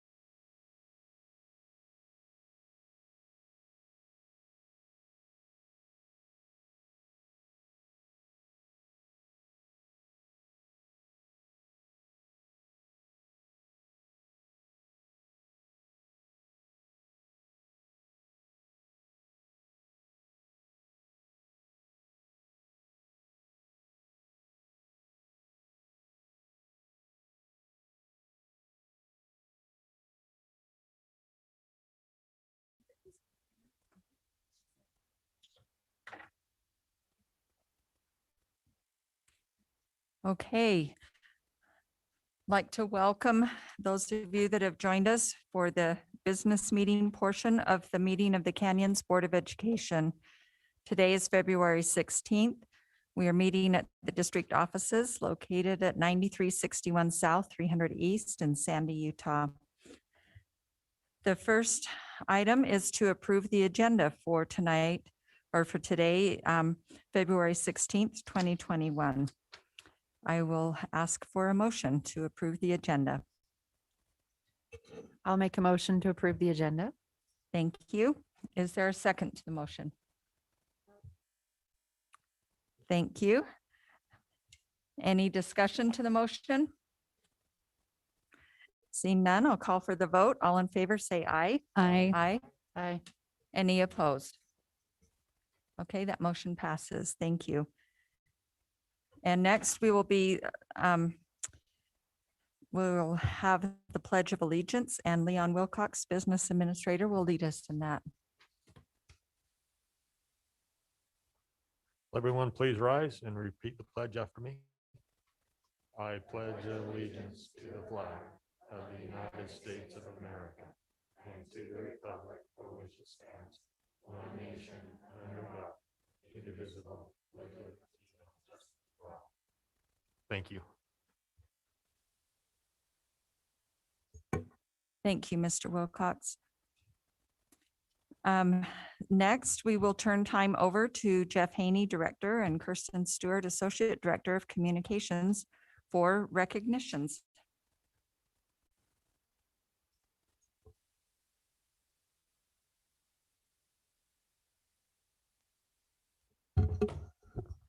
Thank you, President Tingy. We appreciate the time the board grants us every board meeting to recognize the achievements of students, faculty, and staff in the Canyon School District. Tonight, for our recognitions, we are recognizing 3 of our Rockstar High School principals. These folks will receive a note from the Board of Education and the superintendent recognizing their achievements. We'll send that along with the Canyons District keychain. The first person that we are honoring tonight is our high school principal of the year, Dr. Brian McGill. Now, this is the guy that we like to call the buffest principal in the state, or perhaps the country. He's our John Cena lookalike who deadlifted 245 pounds and then did a clean and jerk over his head in front of the entire student body. As you can imagine, he did that to a lot of cheers. And if you haven't had a chance to see the video of Dr. McGill hip hopping with the dance company a couple years ago at the opening ceremony, please do so. It'll help us add to the virality of that video. So far, 26,000 people have viewed it. Let's make it 27,000 by the end of this year. The Utah Association of Secondary School Principal, they've named Dr. McGill the top high school principal in Utah. He'll be the nominee for the national honor for the state. Among his achievements, he spearheaded the creation of Step to the U, which is the partnership that Alta High School has with the University of Utah. It's a unique partnership that provides an opportunity for Alta students to start school early while they are still in school, saving thousands in tuition and earning enough college credits to get 2 semesters under their belts by the time they graduate from high school. Dr. McGill also has seen enrollment surge at Alta High School from about 1,600 when he started as the principal to about 2,300 now. Congratulations to our buff guy, Dr. Brian McGill, the top high school principal in Utah. Our next honorees, 2 more Rockstar High School principals, Mrs. Wendy Dow, principal of Jordan High School, and Mr. Tom Sherwood, the principal of Brighton High School. You'll see here that they have been honored by the Utah Music Educator Association. They selected Ms. Dow and Mr. Sherwood to receive the 2019-2020 Outstanding Administrator of the Year awards. They have done so much to advocate for their art, for the arts in their school communities. Mr. Sherwood has been instrumental in the creation and launch of a marching band program. Last year was the first field show season and summer parade season of the Bengal Marching Band, and they did a phenomenal job in their inaugural year. And Ms. Dow's administrative support of the Beat Digger Arts programs has played a major role in the many awards won by the school's band, choir, and drama departments, including the first and second place finishes for Jordan High's choir and a third place win for the Jordan High Madrigals at the 44th Annual National High School Shakespeare Competition. National recognition came to the Beat Diggers because of their amazing performances and, of course, Ms. Dow's support of arts education in the Jordan community. We're proud of the accomplishments of our student musicians at Brighton and Jordan, and we appreciate what the principals do to support our student performers. Now, speaking of arts and athleticism, congratulations to the Brighton High Acadians for their 5th place finish among 5A teams at the Utah High School Activities Association's drill team competition. And Hillcrest drill team took 5th place in the military category. I think I'm right there. Let me check my notes. Yep. Teams from Jordan and Corner Canyon also competed. Boys and girls hoops teams also start their state tournaments next week. Our wrestlers hit the mats and our swim teams vie for state title at meets later this week. So go Hawks, go Bengals, go Chargers, go Diggers, and go Huskies. Also, tickets go on sale on Wednesday for Hillcrest High's Hunchback of Notre Dame. If you've never been to a Hillcrest High musical, be prepared. It's like going to Broadway. This musical is based on the Victor Hugo novel and features songs from the Disney show. Now, the show will be produced February 25th through the March 1st, and they have been practicing under some strict COVID-19 regulations and protocols, and they have the show ready to present to the community. Another piece of good news that we have is that we have finished all of the prime doses at the Canyons District COVID-19 vaccination clinics. In all, we have given 3,727 prime or first doses. Now, 1,263 booster or second doses were given last week, 28 days after the first dose. I believe that some of you were among the folks who received their booster doses last Thursday. This week, about 480 are up for their booster shots, and by mid-March, we should be completed with all of the shots that we are providing to our employees. So congratulations to those who have been recognized. Good luck and break a leg to our student athletes and performing artists in the Canyon School District. President Tingy, thank you for this time, and we turn the time back to you. Great. Thank you. Yes, and congratulations to all those that we've recognized. And I will just second that encouragement, if at all possible, to attend a Hillcrest High musical. Actually, all of our high schools do such an amazing job. So we appreciate all the effort going in and are grateful for that. Okay. We have not had any patrons sign up to address the board, either by telephone or in person. So we will now move to the consent agenda. And I will ask for a motion on the consent agenda items. And in making that motion, will you please list each of the items?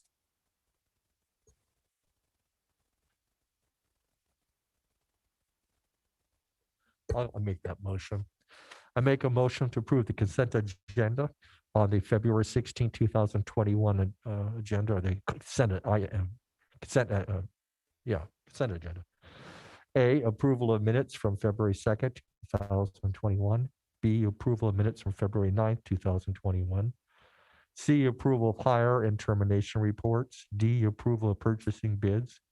E, approval of January financial reports. F, approval of school district administrative hire. Okay. Is there a second to the motion? I'll second that. Thank you. Any discussion to the motion? Seeing none, I'll call for a vote. All in favor, say aye. Aye. Any opposed? That motion passes. Thank you. Okay, next, under new business, item 8A, CTE Pathways and Program Update. Janet Goebel, CTE Director, and C. Tech principal. And while she's coming forward, I will just wish everyone a happy CTE month. Thank you.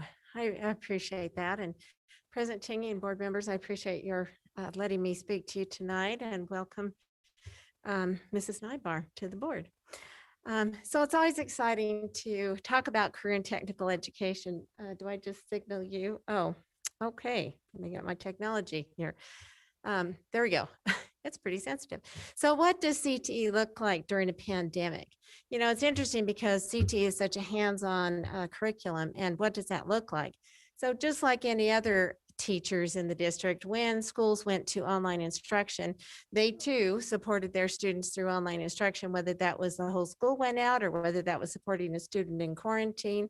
And they did lectures, they created videos about skill development and did everything they possibly could. And what I noticed was that when they had the kids there in person, they really hunkered down and did that in-person skill development that they just simply can't do that online. I mean, you can watch a lot of welding videos, but unless you actually try it, you're not going to get that skill development. So that's really what I noticed, and they've done really well under the circumstances. Okay, that's more sensitive than I thought. And as you can see, our CT students, in spite of the pandemic, have been alive and well in making projects. Sewing projects, I kid in woodworking, making a guitar from scratch. The skateboards are kind of an interesting story. This came from Midvale Middle School. It was a marketing unit. And so the students researched what kind of designs students would like on a skateboard. And then they designed them, created them, and applied them to the skateboards. So that was a really cool project. And the digital media, that was a graphics arts class. So you can see they were in their prime being virtual. And then our culinary arts students got a firsthand lesson in how do you prepare food and what are those requirements that it's going to take under a pandemic. So that's another really good lifelong lesson that they probably didn't know they needed to learn. So work-based learning obviously is a big part of CTE. And so what does that look like? Our industry partners have been really, really great. They want our students to have those same opportunities. And so they've been really good to work with us under the constraints that we all have. This picture was pre-COVID, just by the way, but it does illustrate some mock interviews that have happened. We do have a few internship students, well, actually more than a few, who have been going to their internship placements, but of course have all the paperwork and protocols in place to make that a safe experience for them. So our guests, we've had lots and lots of guest speakers. And as you can see from the pictures on the right and the left, a lot of them have been virtual, but that's okay. They have happened. And the students have still been able to interact with those industry partners. The one in the middle, Jake Hinckley, that was a guest speaker that he actually came in person to Alta High School. And as you can see, everybody has a mask on and social distancing protocols. So we've been able to have a few in-person guest speakers, but we've had a whole lot of virtual guest speakers. Virtual job shadows. Again, these three companies up here are just an example of some of the companies that have sampling of the companies that have worked with us. And, you know, it's not quite as exciting to not don the hard hat and go to Hunt Electric and ride along with them. But you know what? They have still been a valuable experience for our students. Our diesel partnership, they have actually done a few in-person job shadows, but very limited. Most of the diesel companies are not accepting students, as you can imagine at this time. So we got a lot of virtual career fairs. This is just a snapshot of our calendar. You can see there's stuff happening all the time. And so what we decided might be the best for you to see is to put a link on our website. So if you go to our website, there's a link and it's a live document. So some of these dates might change as time goes on, because sometimes it just can't happen, as we have learned to be very flexible during the pandemic, as we all have. So if you see an event and would like to participate or get the information or the link, please let me or Patty Larkin know, and we'll be happy to have you join us. We always appreciate whenever you can participate. Pathways are always a big thing. This year, USBE has reorganized their pathways. I don't know if you remember, but last year there were 58 pathways. Now they've reorganized them by career clusters. So there's 35 pathways, of which we offer 24 of those pathways. One interesting thing is last year for our federal Perkins money, we had to do a massive comprehensive needs assessment. And one of the things that came out of that needs assessment was that we needed to service our special population students better in CTE. So I have to report to you, the data just came out and we met every one of our targets in the special pops area. So we're excited about that. Our coordinators have also really focused on pathways and are evaluating what courses are being taught at their high schools. Sometimes that takes a little tweak, just because we've always taught fill in the blank. If it doesn't add up and support a pathway, there might need to be some changes or some additional courses that are offered. So they have really been great about working through those changes as well. And as you know, it's CTE month. So we're excited about CTE month. And what it does for us is it gives us an opportunity to really make people aware of our programs. It's surprising how many people, even in the building, don't really understand what CTE is or what kind of programs that we offer. And a big part of it is almost all of the high schools, the bulk of the CTE is all concurrent enrollment, and people don't understand that either.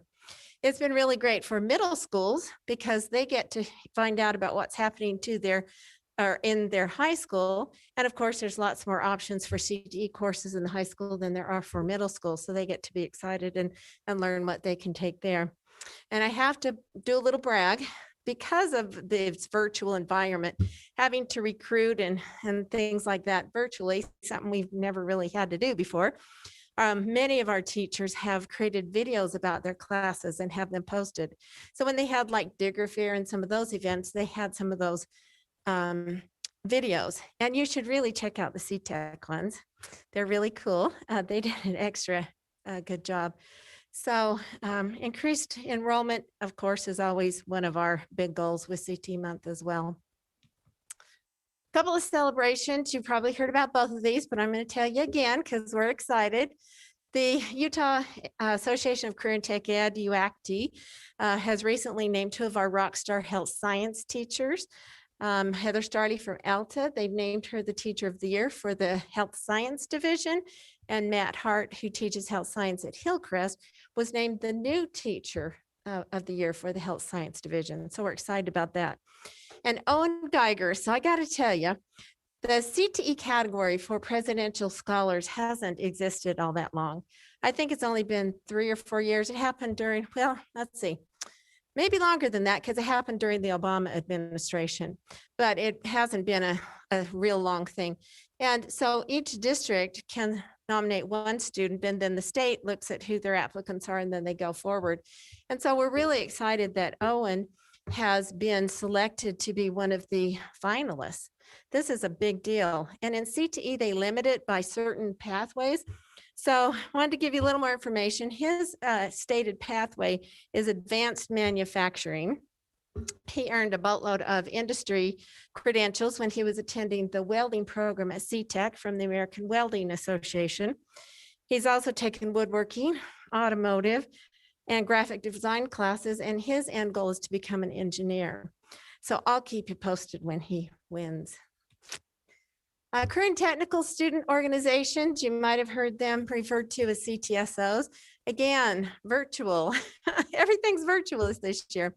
But I have to shout out to our teachers. They have really worked hard at giving those student leadership opportunities and connections to industry as best that they can. And so that's been really exciting. And you might notice right in the middle is a new graphic that we haven't brought to this group before, Educators Rising. This is a new CTSO that is supporting of our students in early childhood education who want to be teachers. So we're excited about that. We have a chapter at Jordan High School and hope to spread that to the other high schools as time goes on. So CTEC, as you know, I'm the principal of CTEC in addition to my duties as Director of Career and Tech Ed. And just to remind you, these are the district CTE capstone programs. These are where students go when they really, really know what they want to be when they grow up.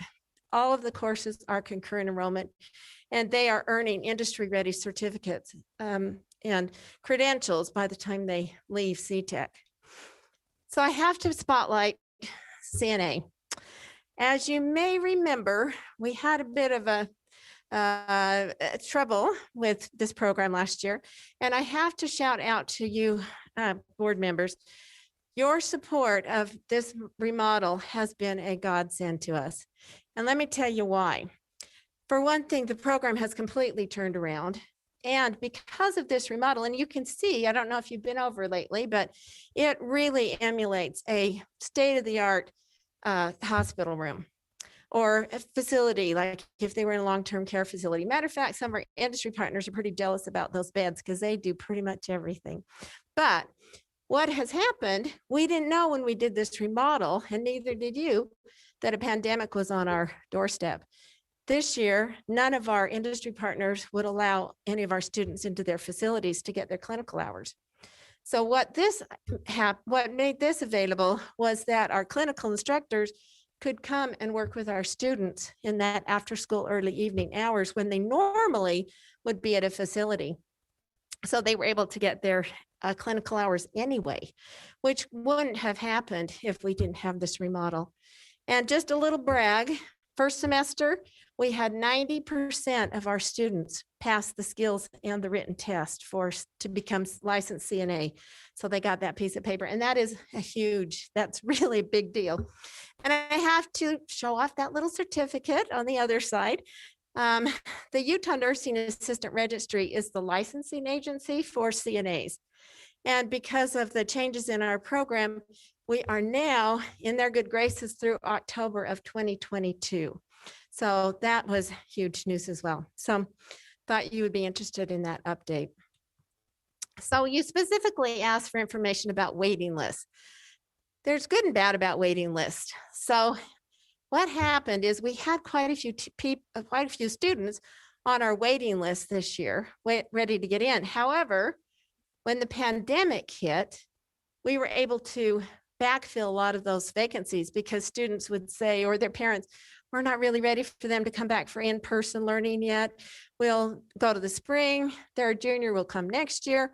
So we actually were able to backfill a lot of those spots. And as it ended up, you can see in the left-hand column, the numbers of the 3 programs that we actually had to turn students away.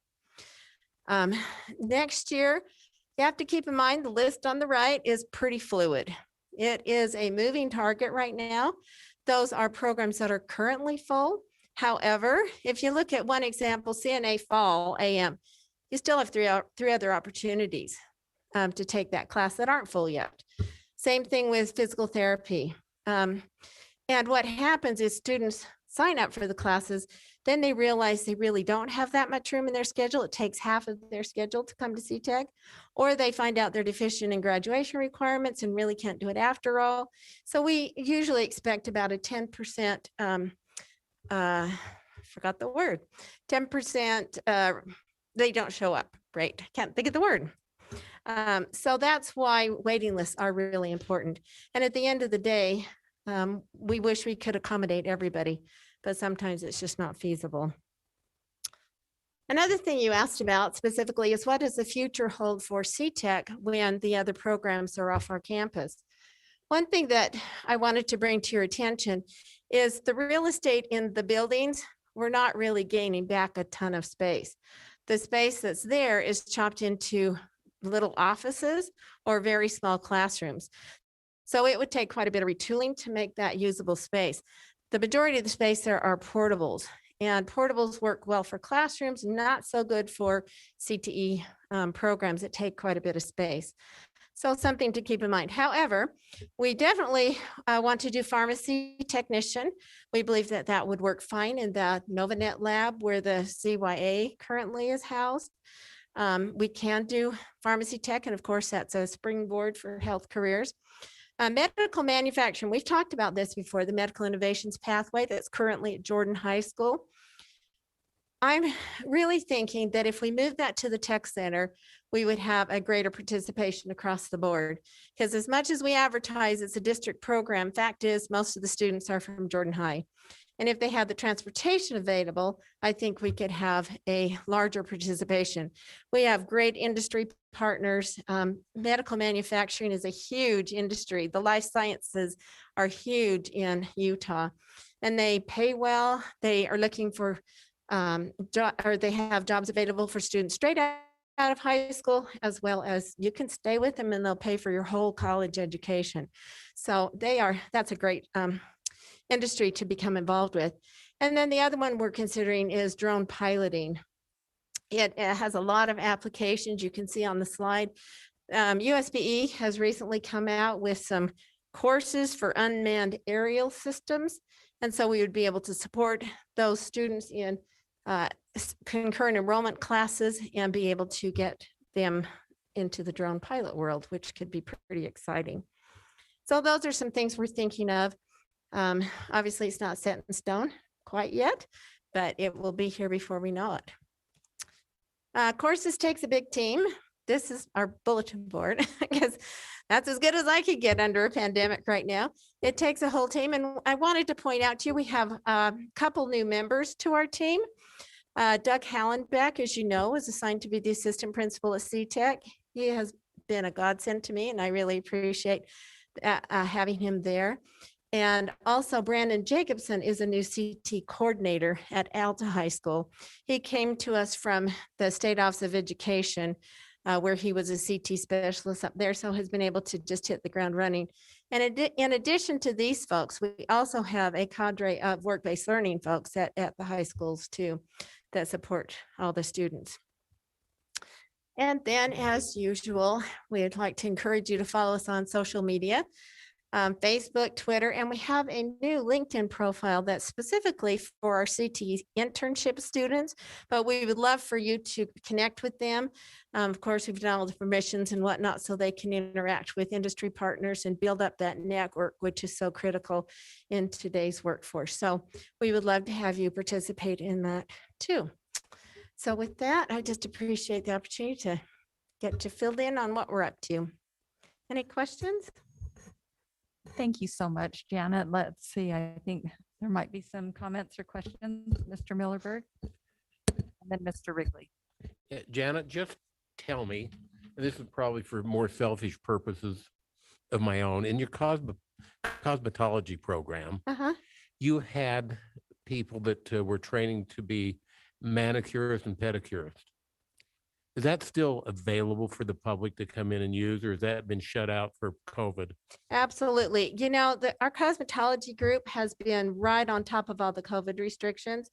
And they have gone above and beyond, making sure it was a safe environment, making sure we've worked with the health department from day one on making sure that we could have clients come in.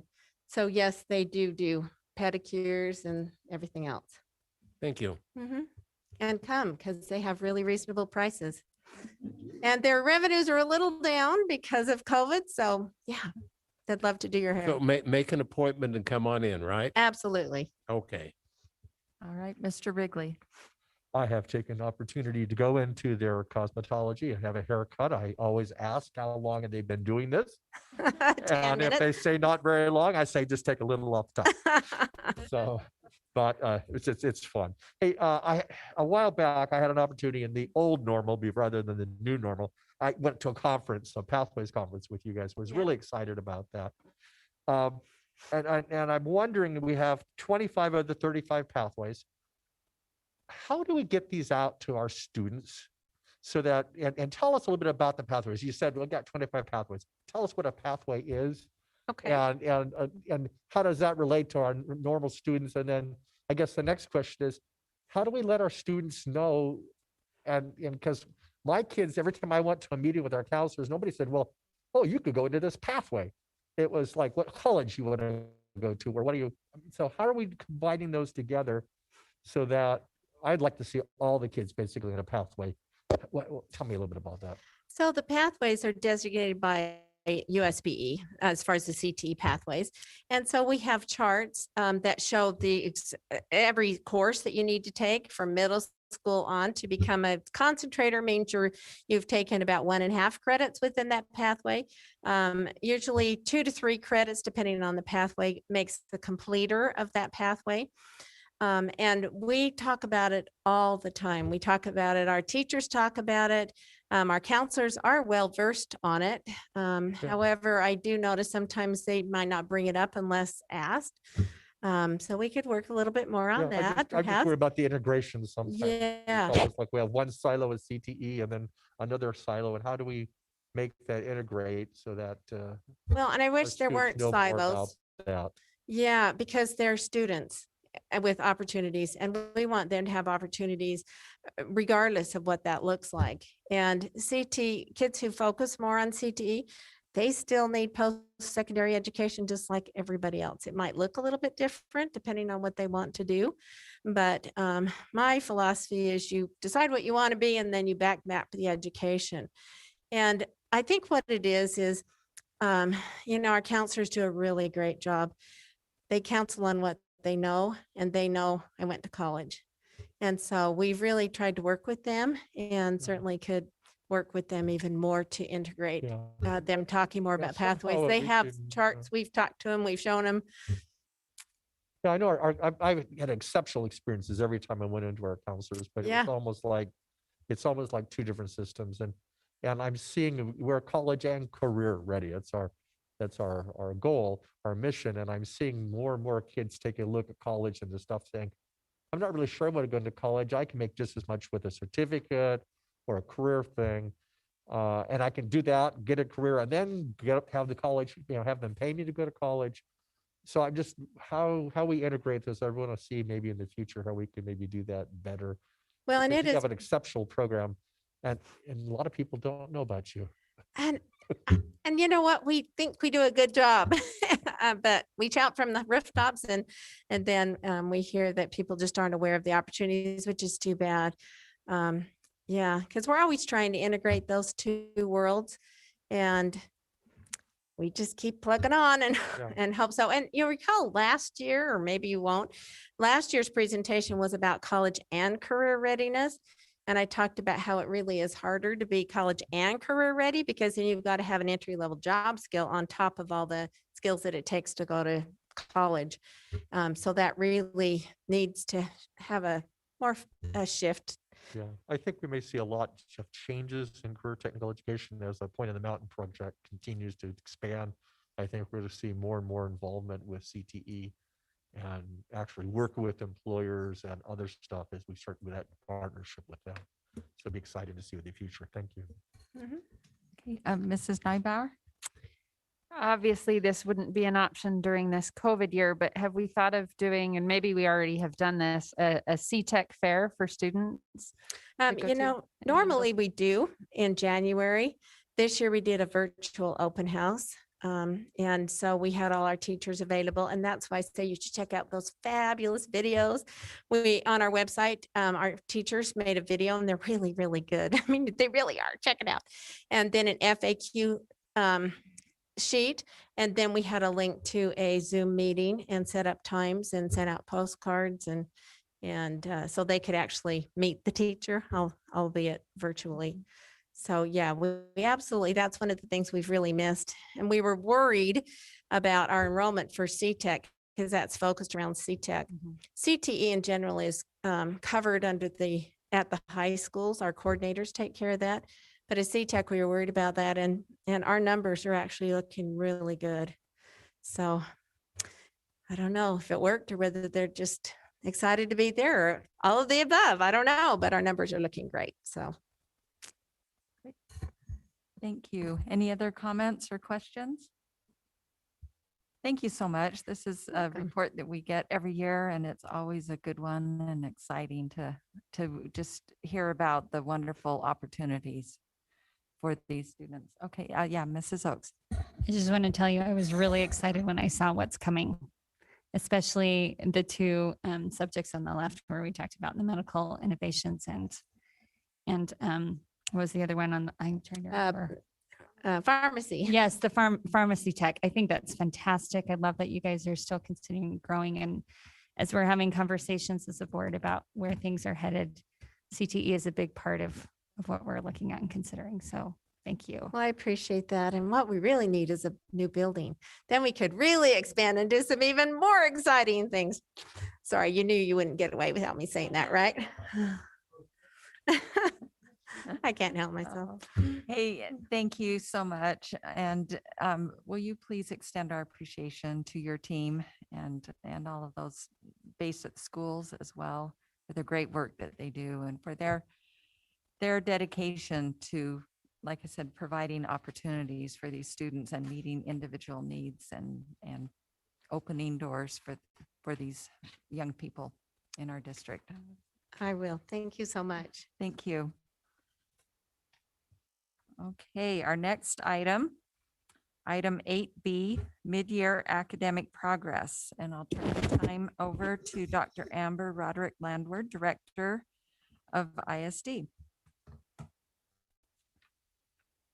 which is Instructional Supports Department. Good evening. It is hard to believe we're coming up on a year of starting these conversations, going through all of this data. And even though I've given you 40 plus slides of it, there were hundreds to choose from as we dug in. So it's been a week of reflection as we've had the final data in our hands. And because of that reflection, I became a little paralyzed. And so I need to apologize that I didn't get this information to you until this morning. Is today Tuesday? Totally lost on my days. So I know that there's a lot to digest, and I hope we can take some time to discuss this today. So the first thing I wanted to talk about tonight in just getting ready to look at our progress and to kind of think about how we start using this data and making decisions from it. I wanted to remind folks of some of the national predictions that we received at the end of last school year and into the summer. And there was a lot of speculation that we would see some pretty significant slides from that COVID closure in the spring. You know, we typically have a summer slide every year, and that tends to be more significant in math, particularly upper grades and into middle school, than reading. And so given that research across the country, you can see that the early predictions were that we'd be looking at 30% losses in reading and 50% losses in math. And then when the fall kicked in, and those systems across the country that actually had our students coming back in person, and we have data, we noticed that across the country, we weren't seeing quite as big of a negative impact as we anticipated. So that was the good news. And so I think that those things are important to keep in mind. And one of the things that we did learn is that the impact of that closure and the time over summer was variable and unequal depending on income and race. So that was, again, the reality across the country. So for tonight's presentation, I wanted to just walk through kind of the big rocks. And as I mentioned, these are the big pieces of data. There's lots of nuances, lots of information that if you have specific questions, chances are I can find it for you among the data. But again, I didn't want to be here until midnight. So we just selected kind of the main areas in reading and math and some other trends that we've seen. So I'll be walking through the test participation at each level. When we have the data for that initial COVID slide beginning in the fall, in comparison to last year, the growth from fall to winter, takeaways for each level, and then just a couple of considerations that we've talked about as an administrative team. Did you already have a question? Okay, sorry. I thought I heard you say something, Steve. If it works for you all, because there is a lot of information, I'll cruise through the data a little bit, and then at each level we can stop and have questions. Does that work for discussion? Or Nancy, do you have another suggestion? Okay. So we'll start with elementary. And what you see here is the breakdown of the participation rate in the categories of instruction for each grade level, both in the fall and in the winter. And I have to give a big shout out to our testing team. Many of you know that we have a testing team that goes into every single school and tests the students. We use the same testing team to test our students online, and they were absolutely relentless in setting up the appointments. If a student didn't show up for the appointment online, they called back to see when that they could reschedule. And so that's why you can see we have quite a high rate of participation at the elementary level across grades. The challenge was more in 4th and 5th grade with the reading inventory, because that test is a little bit different online. So we do have a little bit less participation rate there, but still considerably higher than our middle and high school, which you'll see here in just a minute. So when we look at the big indicators by grade, focusing on reading and math progress, on each slide for each grade, you'll see those key indicators, whether it's a reading composite or a math specific measure. So in kindergarten, we use the Acadience assessments for both math and reading. And you can see on the left side of each graph, that shows the growth from the 1920 school year. On the right, it shows the growth from this current school year. And so you can see that for both math and reading. So again, making the comparisons, you can see that there's comparable growth from last year to this year. In grade 1, again, math and the reading composite. So you can see the comparison again is somewhat comparable from the year last year. 2nd grade as well. 3rd grade, something to keep in mind with our data, and this is something I think that's going to be important across all of the slides. When we're looking at these data, it is a snapshot, and the aggregate's not always going to tell the full story of what's happening in each school and with each population. So there's a lot of digging still to do. But starting in 3rd grade, when we're looking at the math composite, we were only able to test in-person students because of the nature of the way the assessment is given. It's a paper pencil test, it's a timed test, and it's something that each teacher administers. And so the math data is incomplete and only includes our in-person students at this time. So you can see here for the in-person students, the gains are a bit higher than last year, which is good news. And then looking at the oral reading fluency, again, this is for the composite in 3rd grade, because it includes a reading measure that the teachers administer it's a physical copy of the passage. It's not something that we were able to do for our online students. So oral reading fluency is a good predictor of our students' overall ability in reading, and we were able to capture our online students with this particular measure. So you can see the growth again from last year, and then this year with all students, we actually had a little bit of a dip in 3rd grade. 4th grade is where we switch from the Acadience battery of assessments to the reading inventory. The reading inventory is the computer adaptive test that really looks at reading comprehension. And so you can see the trends over the last couple of years from fall to winter in that reading. And remember, this is also where we had a little bit lower participation of our online students. So again, not capturing every single student that is enrolled in our system for the reading. And then of course, the math does not have the online as well. 5th grade, similar to 4th grade in terms of those assessments. And I really just have to give a big shout out to our 4th and 5th grade teachers. When you look at that math growth, even though it's only looking at the students in person, that is what we would call a true acceleration of our students in terms of gaps, not just making comparable growth, but knowing that our students came in a bit lower. They have really rocked it. There's no other way to say it. I think that our 4th and 5th grade teachers have done a tremendous job. and really accelerating learning and are a good model of success for us as we look at this big picture. So I know that was really fast, and so I want to just focus on some of the conclusions and takeaways. And again, these are initial because a lot of the data weren't fully loaded until last week. So in our first glance at this, what you saw in the data, we definitely had a lot more students who started the school year off below or well below benchmark in reading and math than previous years, with the exception of our 3rd through 5th grade reading. And you didn't see quite as much of a dip with those grades.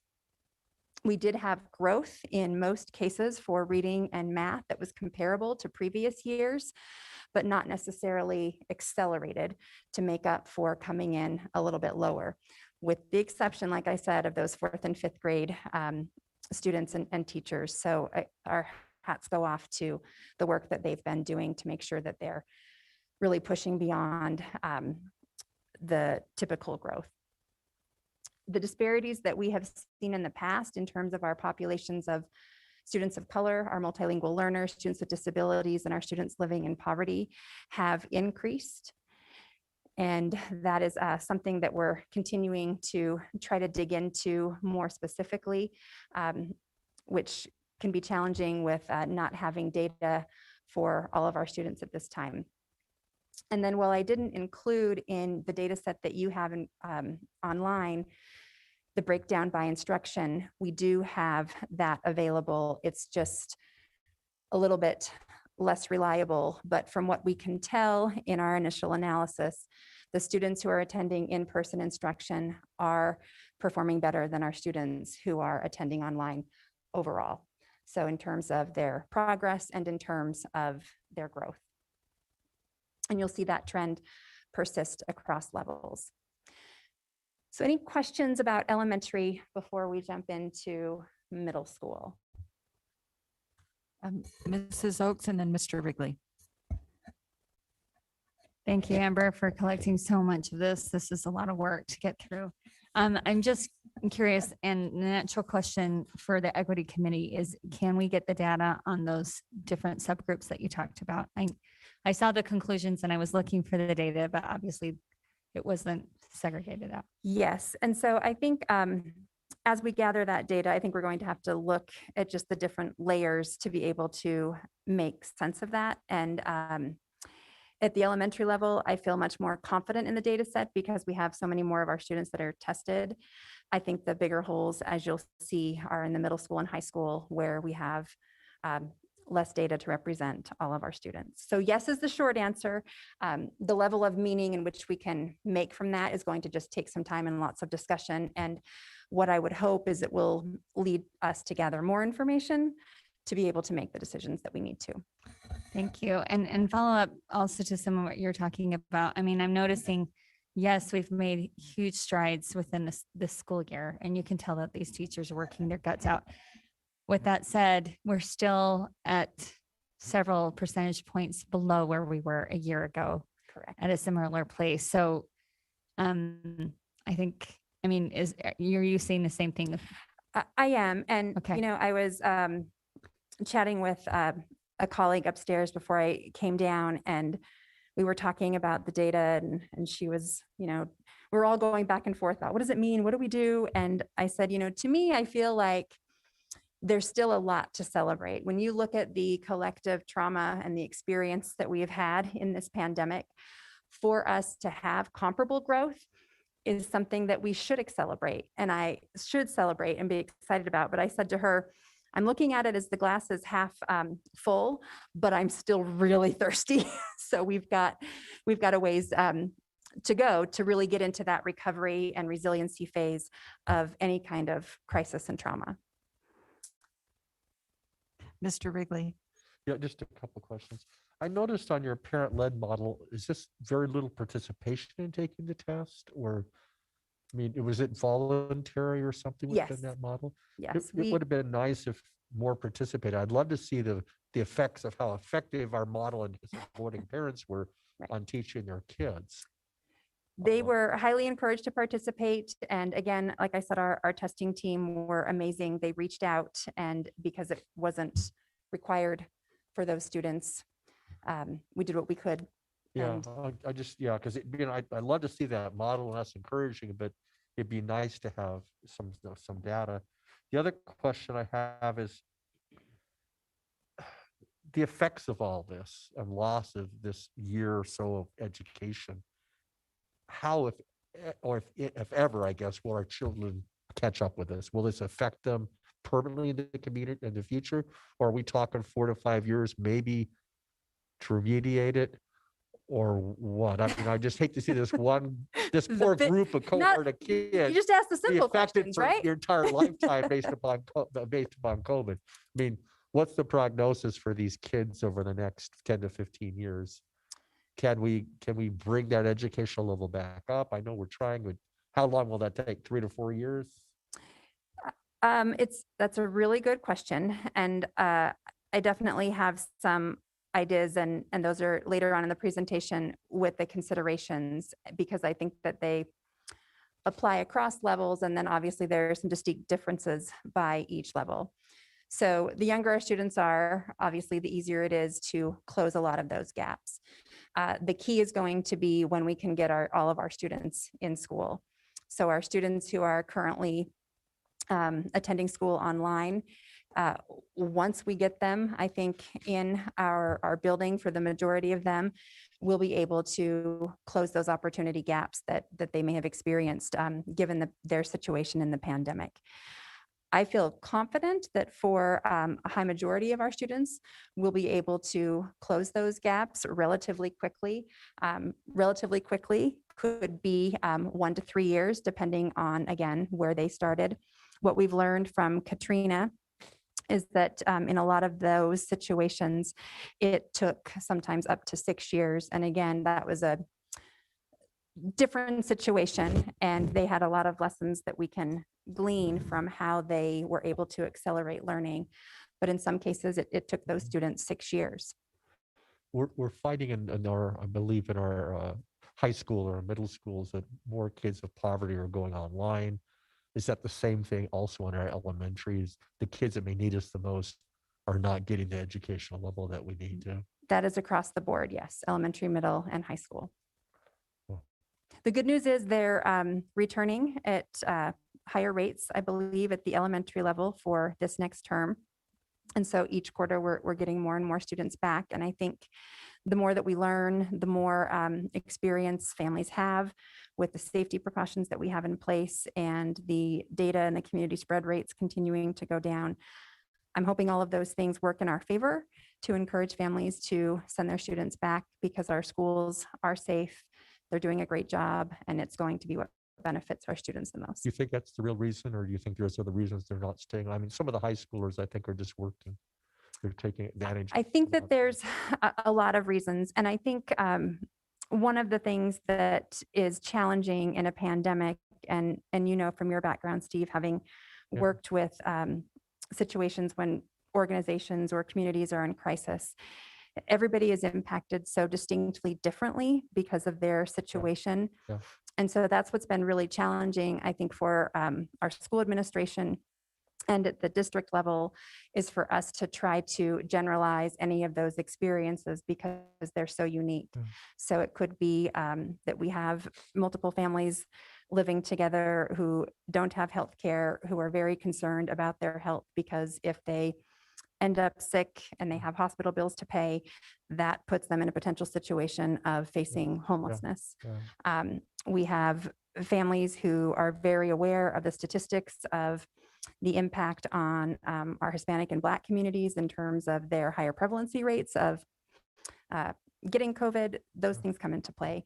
We have a number of families who have grandparents living with them that are very high risk, and it wasn't worth it to send the kids to school, and the chance of their child bringing it back and infecting the grandparents who are living with them, and potentially putting their life in complete risk. So all of those little nuances and the economic impact of everybody, and whether or not they were able to maintain employment or those types of things, is significant. That combined with parent support during online. When you are a first grader, if you're online, you can't do that independently, right? You need a high level of support. So there's so many unique factors for each family that it's been really tough to, like I said, generalize and really figure out Yeah, it which just seems like solution.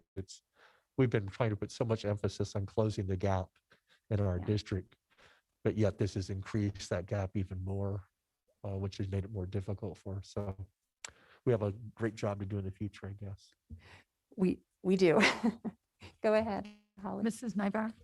Thank you so much for this data, Amber. I get excited looking at this. Just a few things, because it really helps us fine tune where we need to put our focus. So as you mentioned, that fifth grade, I think is pretty amazing, those statistics, because if you look in the fall of 2020, actually our group of just below benchmark grew to 22%.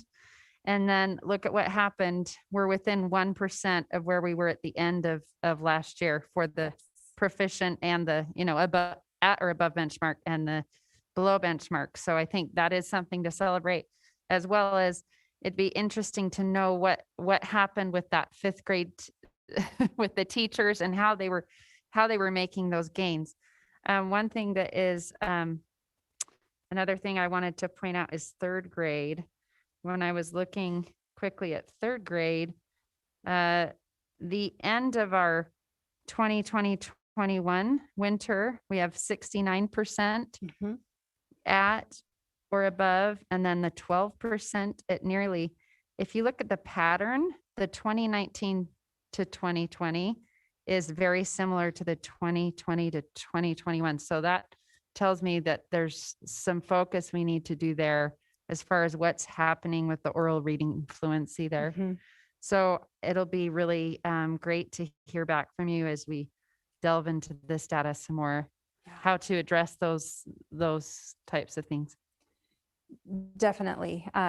You're right on with your analysis and look at this in terms of where we've seen some pretty remarkable growth and where we still have room to grow. Necessarily attributed to COVID because it's the same pattern. Correct. So. And again, I will say it is the same pattern in terms of our growth, yet I still think that should be commended given the circumstances. So I think that it's not a typical year. So to be making, what has been typical in the past is still something to celebrate. And like I said, I'm looking at this glass half full and I am thirsty. Mr. Millerberg. I agree with Holly's analysis there, but the thing that really concerns me, and I think you alluded to it early on, is I'm looking at fourth and fifth grade. I mean, my gosh, those fifth grade teachers, they have to be rock stars. To come in with a full 10% deficit the beginning of this year compared to last, and bringing up those functioning at grade level to within 1% of where they were last year. If you're looking for something to celebrate, it's hats and horns, it's a party. Yep. The thing that agree. concerns me probably the most is the notation at the bottom there where it says 2020 to 21 in-person students only. For math. I gotta believe your data is skewed. It is absolutely. Because my gut feel is the kids that have participated in face-to-face learning are doing much better than those that have done online distance learning. And you don't have the statistics, but I am really, really concerned about the kids that have done virtual only. Yes. And I don't know how we measure that. I guess that's your problem, not mine. I get to ask the questions, you get to give the answers. Yeah. And But your gut that's is my right. big concern is what are we doing to close that gap for the virtual learners? I think that first, we do have the data that we can organize by mode of instruction, with the exception of, as I mentioned, the math data. So that doesn't represent our online students. And so we know that they're performing, they're not growing as much and performing at lower levels than our students who are in person. And so I think that your concern is very well placed. And that's why I think the more we can continue to promote how safe our schools are, get as many students as we can back, even if it's just for the last term at the elementary level, that amount of instruction is still going to benefit our students who have been virtual basically since March. So that would be my first recommendation, is anything we can do to get our students back in school for the remainder of this year and then of course into next year. I have a question along those lines. Is there, you mentioned that the reason they weren't assessed is because of the nature of the assessment. Is there any other type of assessment that could be put in place just to help those students, even if they don't choose to come back in this school year, but for next Yes. year's school year and things like that? Yes, is the short answer. And so what we're pulling right now are the DWISBAs, the district-wide standards-based assessment. And so the online students have participated in those because that is an online platform. We just don't have all of that data aggregated and then disaggregated by population. And so I know the first DWISBA was looking more similar in terms of progress. And then having a few more months of instruction under our belt, it'll be interesting to be able to compare that second WISBA. We also had a number of our teachers participate in a diagnostic math pilot from Savvis, the publisher and vendor of our math curriculum. And we'll have that data available as well. And I'm hoping we have a large enough sample from our online and in person to be able to dig a little bit deeper so that we can look specifically at skills for both groups of students, but then also that potential growth and mastery to date from those WISBAs. So yes is the short answer. It's coming. Like I said, there's so much we need to just start, digging deeper, and our schools will be doing that this week as they start the process of writing their school improvement plans. They'll be looking more specifically at their school level data, and all of this process, I think, will add to our discussion and planning for the future. Great. Mrs. Schill? Okay, thank you so much. And I think overall, this is actually pretty positive so far. So I think our teachers are doing amazing. I do have a question. I'm just kind of wondering, you haven't really said anything about the parent-led, and why, do you know why those numbers are so low? I mean, those are. Remember, we have a really small number of students participating in our parent-led instruction. And we've organized that process from the get-go that they're the primary instructors. And so while we would recommend, this scope and sequence and accessing these materials and these particular assessments, we've basically said that is up to you as the lead instructor. So they for do your have child. the assessments. They just chose not to do them, or They maybe they're would have not had quite there to yet? set up an online appointment Mm. or an in-person appointment at the school, Okay. but they did have Thank the you. option. Yeah, I was just wondering about that. So Yeah. thanks. Okay, let's hear about middle Ready school. for middle school. Okay. So middle school, this is where you can start to see the impact of our participation rate. And so particularly when you look at the online students, you can see that in some cases, we have only 50% of our students who participated in this last benchmark. So that gives us a challenge in terms of a complete data set and really drawing a lot of conclusions. And so I think it's really important to keep that in mind as we are looking at this data, that first off, we don't have data for roughly 20% of our students overall. And then our online students, we're missing about 50% of those in terms of their participation. So I think we've got some work to do in terms of our outreach to gather better data to be able to draw some conclusions. So keep those things in mind. And then Mont, as you mentioned earlier, and Steve, you mentioned it as well, we do know that a lot of our students who are multilingual learners, as well as a lot of our students who are coming from poverty, were definitely selected online learning at a higher rate versus in person. And so if we're missing a large portion of our online students in terms of just assessing where they are, we're missing a large population of our most vulnerable population in terms of being able to make those decisions. So keep those things in mind as we look at this data. Excuse me, this was reading inventory first and then math. You can see it's similar with the exception of sixth grade, eighth grade. It's the lowest participation rate there with the math inventory for the winter. So keep that in mind with the reading inventory and math inventory. This is also a little bit different assessment than what we have at the elementary level. So at the elementary level with the Acadience math and reading, those are set at benchmarks, and those benchmarks increase every assessment period. And we expect students to get to that threshold to determine their level of risk.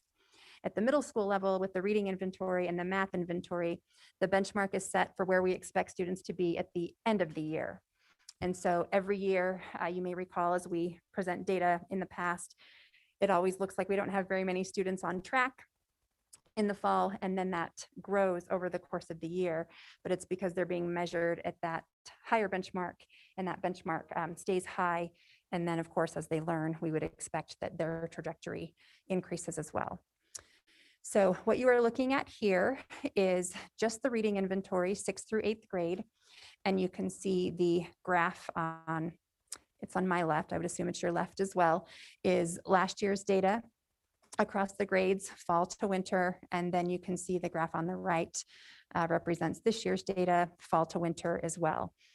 So one of the exciting things that you probably concluded when you glanced at this as well is that in reading in particular at the middle level, we didn't even really have a summer slide. And so that, again, is really exciting. Even though this does not represent our whole student body, it's still an exciting piece of information that we didn't have that slide that we typically have. So that's something to celebrate there. With math, again, we always start the year low because that benchmark is set for the end of the year, but you can see a distinct difference between where our students came in this fall compared to the previous year. And then that growth is comparable, but not accelerated to be at the levels where we were pre-COVID. One of the other areas that we have been collecting data over the last handful plus years is what we call an early warning system. And the early warning system organizes data components that let us know whether or not a student is on track. And so we look at F's and D's, GPA, attendance, office disciplinary referrals, and then academic data. We pulled just the F and D data from our early warning system set because this was the seemed to be the most applicable and most accurate. Attendance has been so wonky this year with quarantine and closures and everything else that it became a little bit less meaningful in terms of being able to make decisions. But we really felt like looking at the rate of F's and D's that were earned by our students in comparison to previous years is some real good food for thought for us to think about moving forward. Again, you're looking at the aggregate. So each school is going to have a little bit different picture, and they'll be analyzing that more in depth as they plan for their school improvement for the upcoming year. But you can see here just in the first term, we had an increase of about 10% more of our students earning F's and D's than in previous years. And then as we move to the second quarter, that number jumps to nearly 30%. So that's a pretty significant increase in the number of students earning those particular grades compared to the past. And one of the hypotheses was just looking at, missing assignments. That was something that came up among teacher PLCs and principals and even parents wondering if students were engaging, and it's tough to even define engagement during times like these. But we found it interesting that in the first term, it was assumed, or there was the perception that our online students were not turning in very many assignments. But as you can see here in the first term, we actually had a higher rate of missing assignments with our in-person students versus our online. That evened out a little bit more by second term. Evened out, meaning they all just were missing more assignments in the second quarter. So that's something for us to, again, really look at in terms of a number of things, right? Our grading practices, how we're assessing learning, all of those components are worth exploring. And again, this is based on the data that were entered into Skyward Gradebook, and so that would cover both groups of students. So when we look at the takeaways from our middle school, as I mentioned earlier, we're missing data. So we've got an incomplete data set overall, and particularly we have less reliable data for our online students simply because 50% of them didn't participate in those assessments. So it's, as you mentioned, Nancy, how do we look at some other alternatives for gathering information that aren't necessarily quite as standardized that we need to start digging into? I shared with you all that there wasn't a slide from the summer slide, which was a celebration, and only about 3 to 6% more students started the year behind in math than in previous years. We saw that the growth was comparable across across years, but just not accelerated. And then just like in our elementaries, the disparities in our populations have grown. One of the data indicators that, again, I didn't include it all here, but we have this available if you want to look at it more closely with me.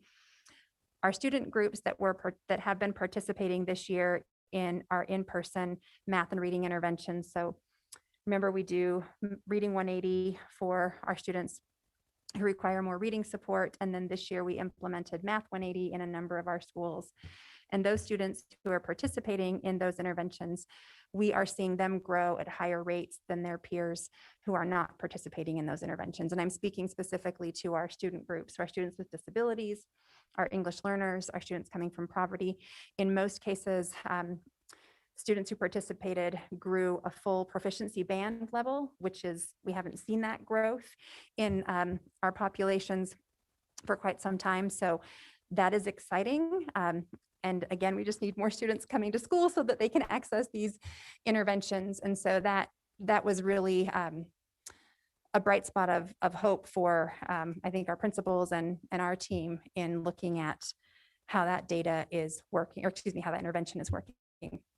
And then just like elementary, our students who are attending in person are achieving at higher rates than our students online. So we'll stop there for middle school. And if there are any questions. Mr. Millerberg.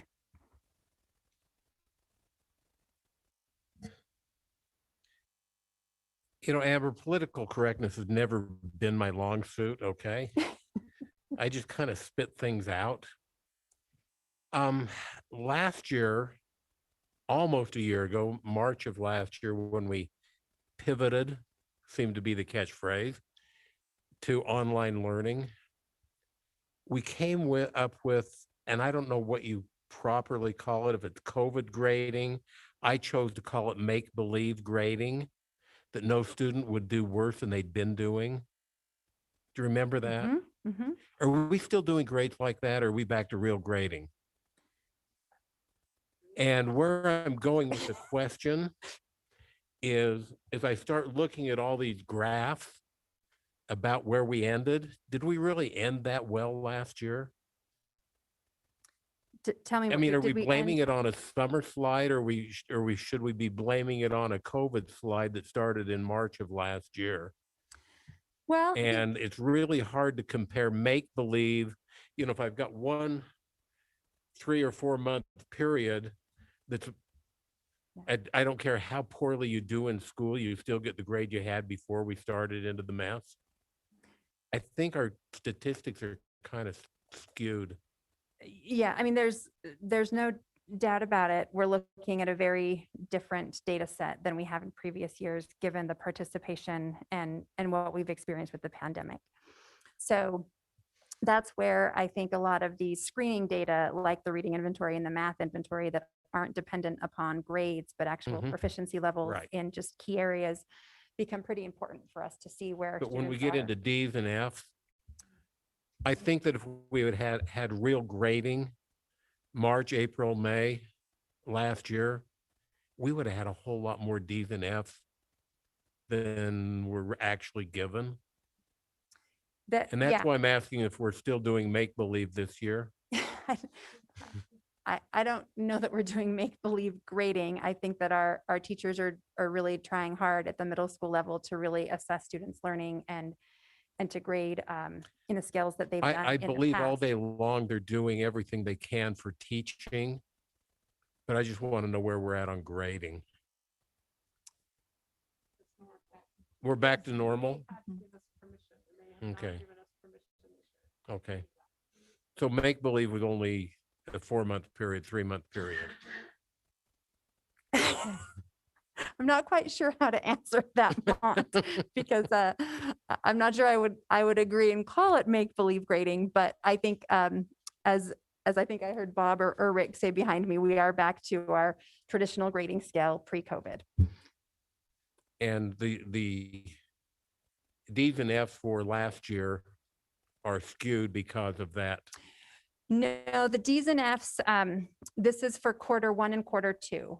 So Okay, this so is we in don't get comparison skewed to till we get into the pre-COVID. next quarter. Mhm. Okay. So what you would see on these graphs would be this year's quarter 2 compared to the previous 3 years quarter 2. Okay. So it, So it's yeah, not thanks as, for letting me not as clarify. bad as I was thinking. No. Okay. And it's still not good, but not bad. There you go. Okay, Mr. Wrigley, then Mrs. Nybauer. Yeah, you were able to give us some good numbers. I mean, I was going to point that out. These are numbers before COVID that you're comparing. So we missed that COVID slide and whatever. We picked it up this year. You talked a lot about the general stuff. Do we have any data as far as the most impacted kids, our ESL kids and our SPED at special education? We know do. How Again, far are the- they impacted by this? What happened? Pretty significantly with the data that we have, but when you look at the N size of the students who tested in each of those categories, it's significantly lower than those who are enrolled. And so that's where we have a gap in our data set overall. And so those are just the unknowns that we don't have answers to yet. We don't know how the students who didn't participate are performing. They could be performing better, they could be performing worse, and we don't know that right now. Yeah, I suspect our ESL kids and our special education kids were those that went a lot online, and we may not have any data for them. It'd be interesting to see. The data I that would we suspect have, they're probably the most impacted of any of our populations, and may take the longest to get back if we can get them. that is correct. And of the data that we do have for those populations, our English learners at the middle school level were the most impacted. At the high school level, it shifts a little bit to economically disadvantaged, but at the middle school level, our English learners were performing lower in comparison to their peers with disabilities, their peers coming from poverty, and their peers who are English as a first language. There's just sort of spread that gap between learning gap between those. You're correct. Poverty level and the not. Everybody went down, but the poverty level went down even worse in special ed. Correct. Thank you, Mrs. Nybauer and then Mrs. Oaks. Just a reply to Mont's question, I would say the one distinguishing factor between this year and last year when we're looking at Ds and Fs is there is no point stocked for late assignments because the kids have been yo-yoed back and forth so much from in-person to online. So that is a difference when we look at Ds and Fs from other years. So the children that are getting Ds and Fs this year means that they aren't turning in the assignments even late. Because if you turn in all of your assignments late, you can literally pull up your grade to an A before the term ends. So that would be a difference in looking at the grades this year. Yeah, there's Mrs. Oaks. definitely some variance in our grading procedures with regards to late assignments and demonstration of learning that I think the pandemic has definitely highlighted. So it makes sense to me that the ELL kids are struggling because so much of when you're learning another language is done virtually. So if any of those kids have had to be quarantined or go online at any point, it makes a lot of sense to me in my brain that that's one of the hardest hit areas. I was going to ask though, you mentioned Math 180. is it possible for kids that are learning online for them to access some of those intervention programs? Is that something that can be done online? And are they aware of the fact that they have that resource? Really good question. So we do have some online happening with the Read 180, but not with the Math 180. The nature of the course is challenging to deliver online, or how the program is set up to be implemented with fidelity. And with this being the first year of Math 180, it's not something that we put in place right away. That said, there are varying levels of intervention support happening for our students who are online if they are accessing it. We purchased a number of additional licenses for students who are behind in reading. So we had Lexia purchased for middle school, as well as Dreambox to just continue to build those skills.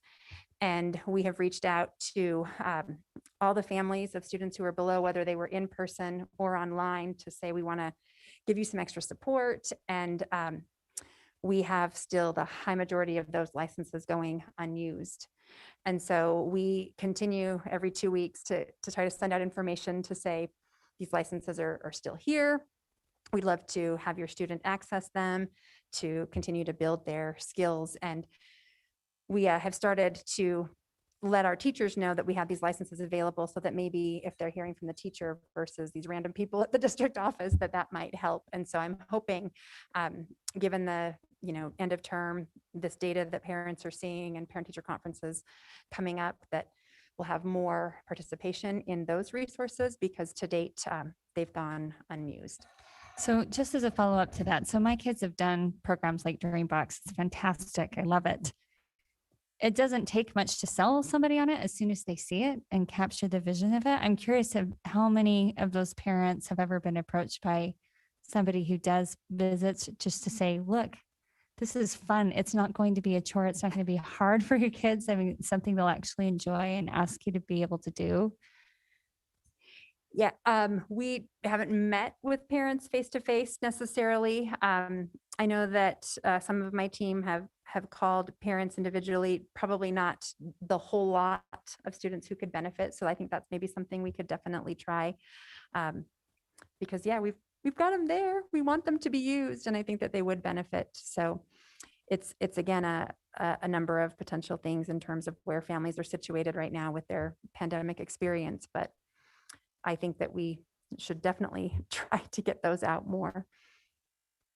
Maybe I need to just get you on film and start spreading that around so that you can help me sell those licenses. You just have my kids do it, because they used to Yeah. fight over who got to do Dreambox. We don't do a lot of video games in our house, but for them, that was like, it was a treat.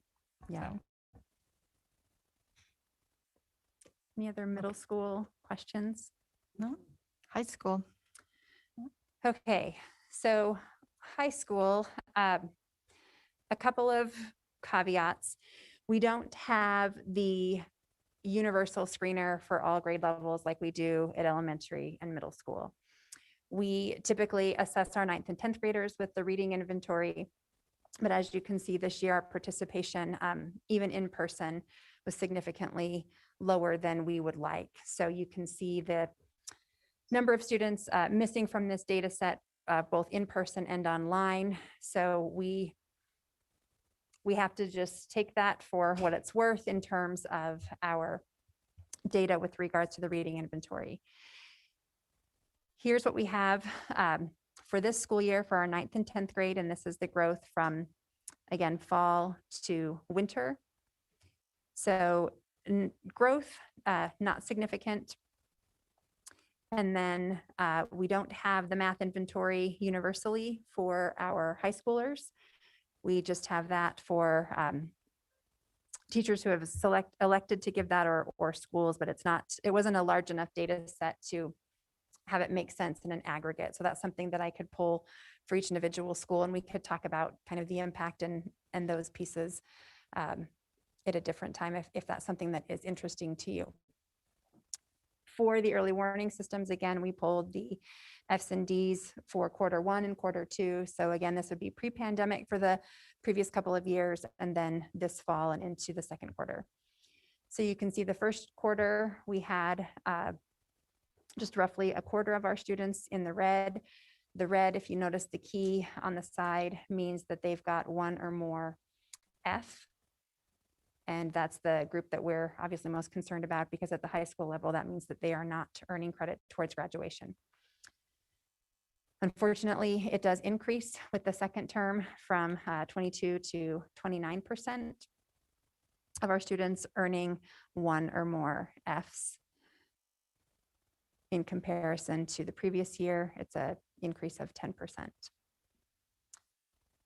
We did the same analysis in terms of looking at that average number of missing assignments based on the instruction type. So you can see that for the second quarter, we have similar trends in person, online, an average of 12 missing assignments for our in-person students and an average of 15 assignments for our students who are online. So that's a pretty significant amount of missing assignments. And I would say at our high schools, we have probably the most variability in terms of grading practices from teacher to teacher and school to school, with the sheer size and nature of a number of the courses. So that's something to keep in mind as well. So the takeaways for high schools are, again, take these with a grain of salt, given the gaps that we have in our data. Probably the most representative data set is going to be that early warning system data with the number of Fs and Ds that our students are earning for the last 2 quarters. So the big takeaway, as I just said, academic achievement data is more incomplete at the high school level.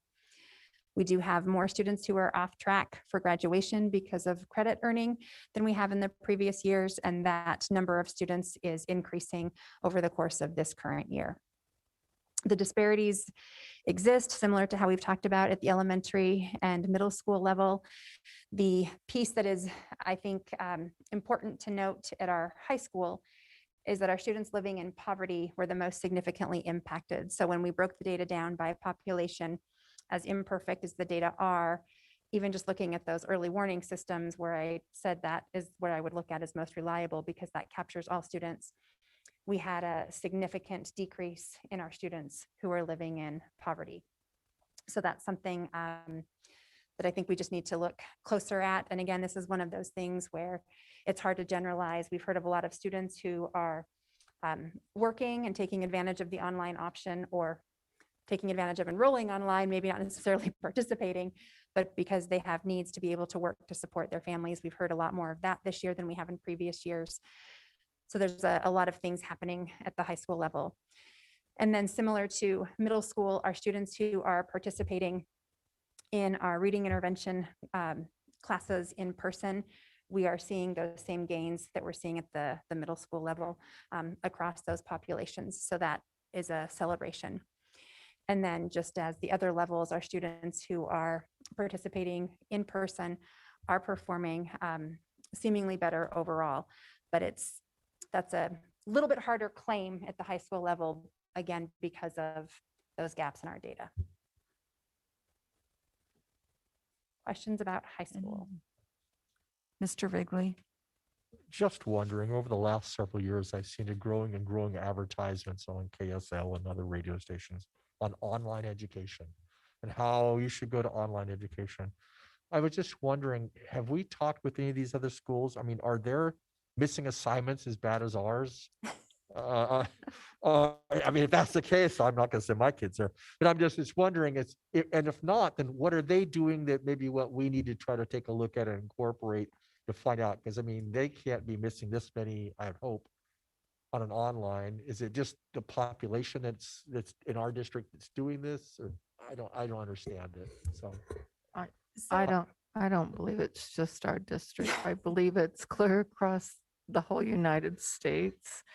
And the statistics she's been putting up are real similar to a couple other districts I've looked at.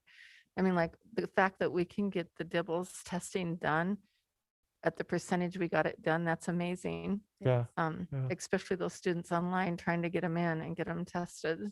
But you can answer that, but You answered it beautifully. Clarine's absolutely right. We're hearing similar trends across online programs. Some of the previously advertised online charter schools have different criteria for how they keep students enrolled and what they count as completion and those types of things. So there are some nuanced differences that if you look at them could suggest that there's a difference, but I think, well, I won't get into some of the specifics, but I was saying to Rick today that we were looking closer at some of the policies at some of those popular online schools, and they drop the kids when they're not making progress. And so their completion makes rates a are lot of always going to be a lot higher. Yeah, and because I know their pass rates. we're really busting it. Our teachers are doing everything possible to get these kids to participate and everything else, but we're seeing some, as you're showing us, some dismal response. And I'm just wondering, is that all? I suspect it's like most of the charter schools is if you're not performing, you're out. Yeah, And students. so, and we're talking public education, and we're not kicking the kids out because they have no place else to go. Yeah. Just wondering if they had any secrets that we need. And that looks like you're already looking for those secrets. We've been And you hoping haven't found they them. have secrets, and unfortunately, we haven't uncovered that silver bullet yet. But one of the things that we've talked about in previous board meetings is just the district's efforts to try to get students access to internet, and that is something that we know a lot of families haven't been able to reconcile yet. Even though we have vouchers available through Comcast and those types of things, we still know that a number of families aren't taking those vouchers. And so there's still an access issue, which is particularly challenging if you're taking a lot of your high school courses online and being able to engage. And that's, you definitely saw in the data, we've got a higher number of missing assignments across the board. And no surprise, because even our students who are enrolled in person, they've been in and out of quarantine so much more frequently at the high school level, and school closures have happened obviously more frequently at our high school level than our others. And so there's a lot of factors that our high school students have been dealing with this year that I think are playing out in the data. Mrs. Nybauer? I'm glad you just mentioned that with the factors. I think, some of the factors too, it'd be interesting to look at even just our in-person enrollment and how many absences. So many of our norms are not the case Absolutely. anymore as far as excused absences and how many times kids can be missing.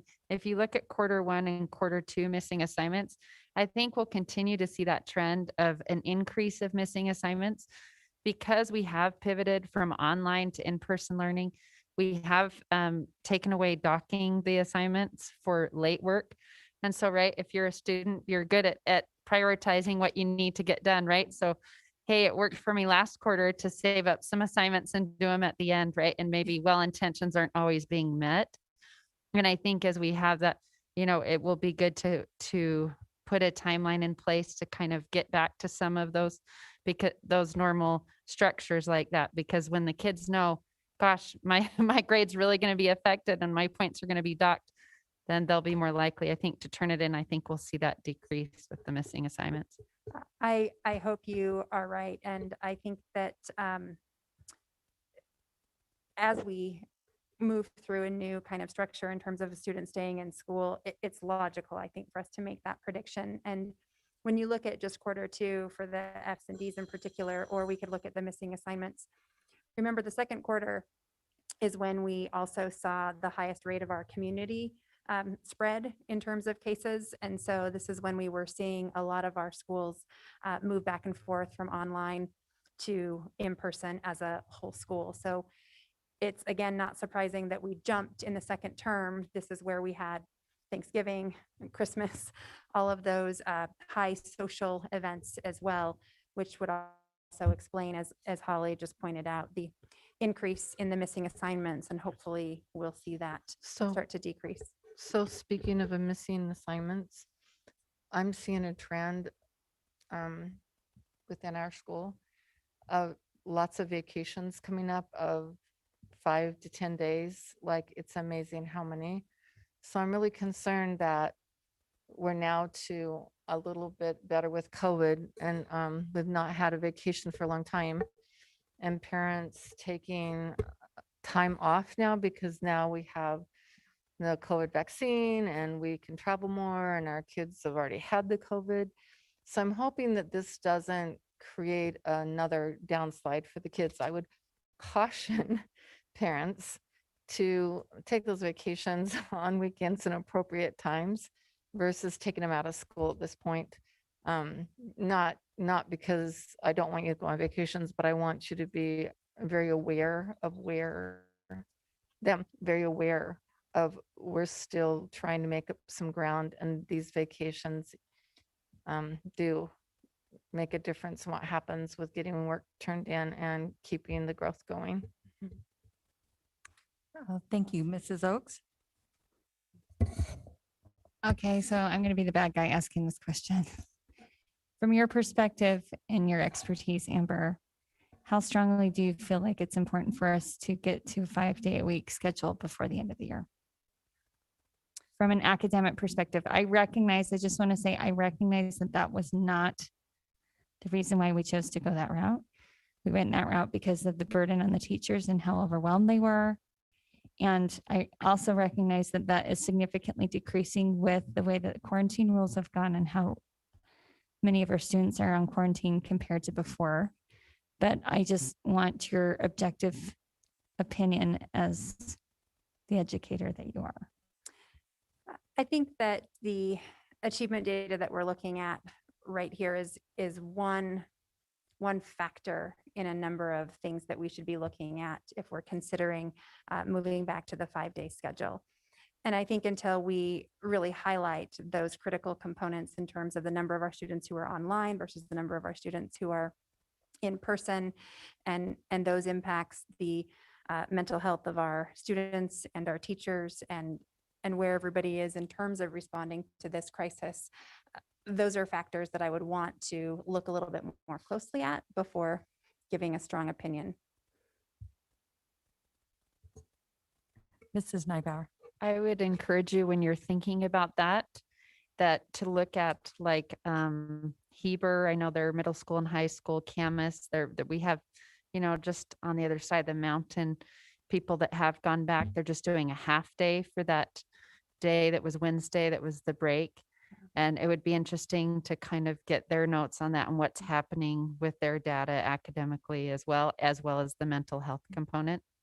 So I think that's a really great point. And I think even what you just mentioned, coming back even for a half day is a consideration to look at across the board, because that's not something that we have in all of our schools in terms of an early out or a late start for every level that would need to be considered.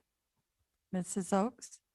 Yeah, and follow up to that, I know one of the conversations that we had was maybe taking a look at what our AP students, just because AP is something that we can objectively measure against the rest of the country, and they have a very set curriculum and certain targets.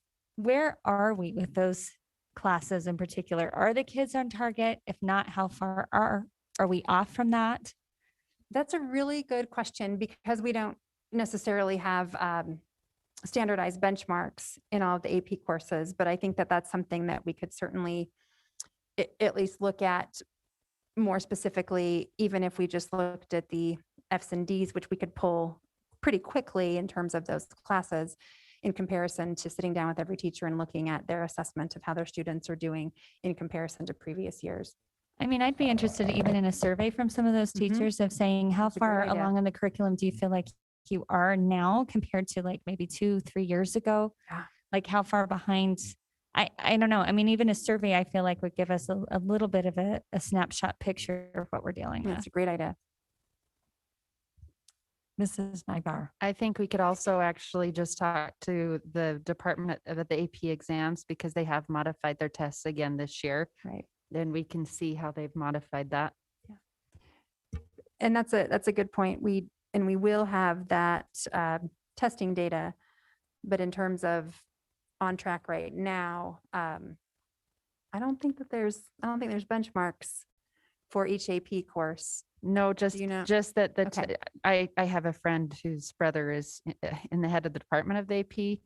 Oh, sounds like I need to get to know Yeah. him. And they have modified the tests again. Yeah. Last year, you know how instead of multiple choice, it was all written. Yes. I know there's modifications. I don't know the specifications of it, but I know we are still not back to a regular AP test. Correct. And we've heard that it will likely remain written. That's what I've again. heard as well. I just haven't talked Yeah. to them to verify. Mr. Wrigley. Just a real quick comment in regards to 5 days versus 4. A lot of the high school students I've talked with tell me they're grateful for Fridays off because that's when they do their homework. Our homework numbers being so low, you wonder how many hours not get turned in. Okay, Mrs. Nybar. Sorry, so many comments.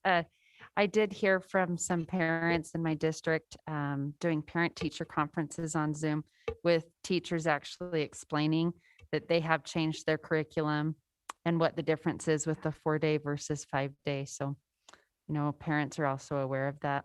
Good. I'm glad to hear that. Okay.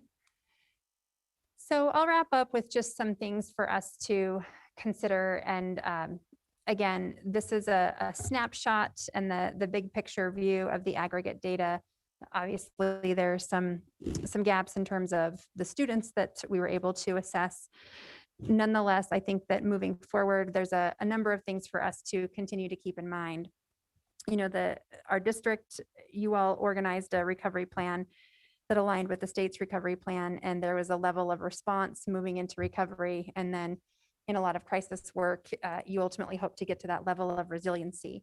I would say we're still in that response phase, but I think as we continue to learn more, we can continue to make better decisions and have more informed discussions. So I think we were probably all excited about the CDC's release of their updated guidelines. And I just want to commend our board for being, the pioneers in moving forward where in a lot of states continue to stay closed. I've talked with a lot of my colleagues from across the country who are still not in person, and they just are very envious of the decisions that you all have made to be able to get our students back in school. So I just want to highlight again for our community, the science that's coming out and the briefing from the CDC that looks at data across the country, not just what we have in our state. And the evidence continues to be compelling that students are not spreading COVID at school. So our schools are safe. We want our kids back. And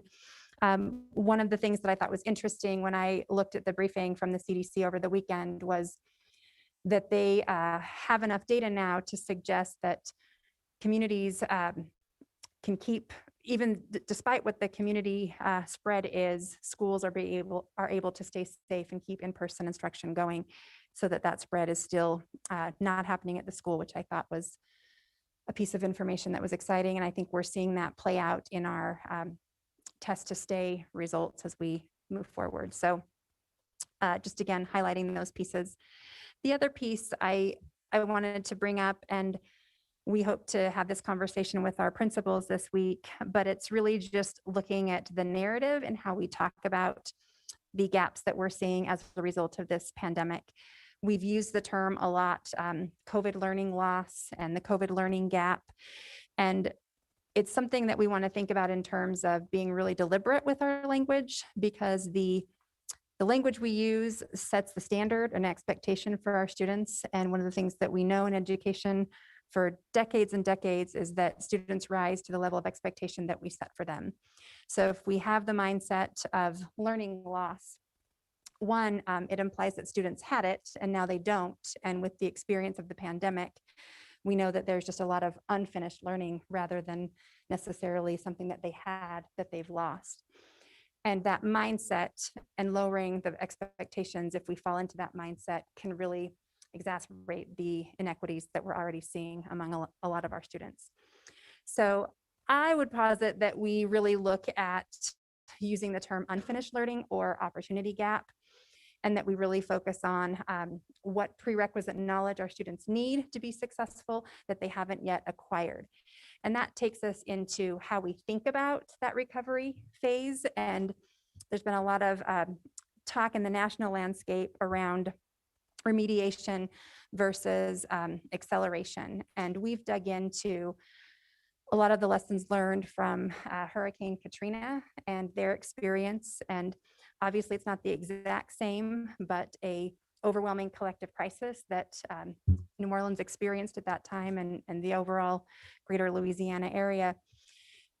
And one of the things that we learned from that experience is that when schools focused on remediation, so meeting kids where they were in terms of those gaps and then just teaching based on those gaps versus accelerating and focusing on grade level content and that level of rigor, students actually performed worse. And so we want to keep our schools focused on acceleration and really making sure that we're teaching the grade level standards, spiraling in the skills that, or that prerequisite knowledge that they may have not had an opportunity to learn because of their experience, and then move them forward from there.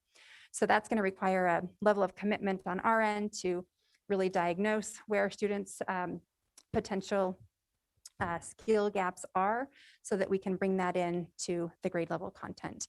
And we did plan for this in terms of how we organized our scope and sequence and our map. But I think given the number of students who still have not fully engaged in school, it's going to have to be a priority for the next couple of years in terms of how we start teaching.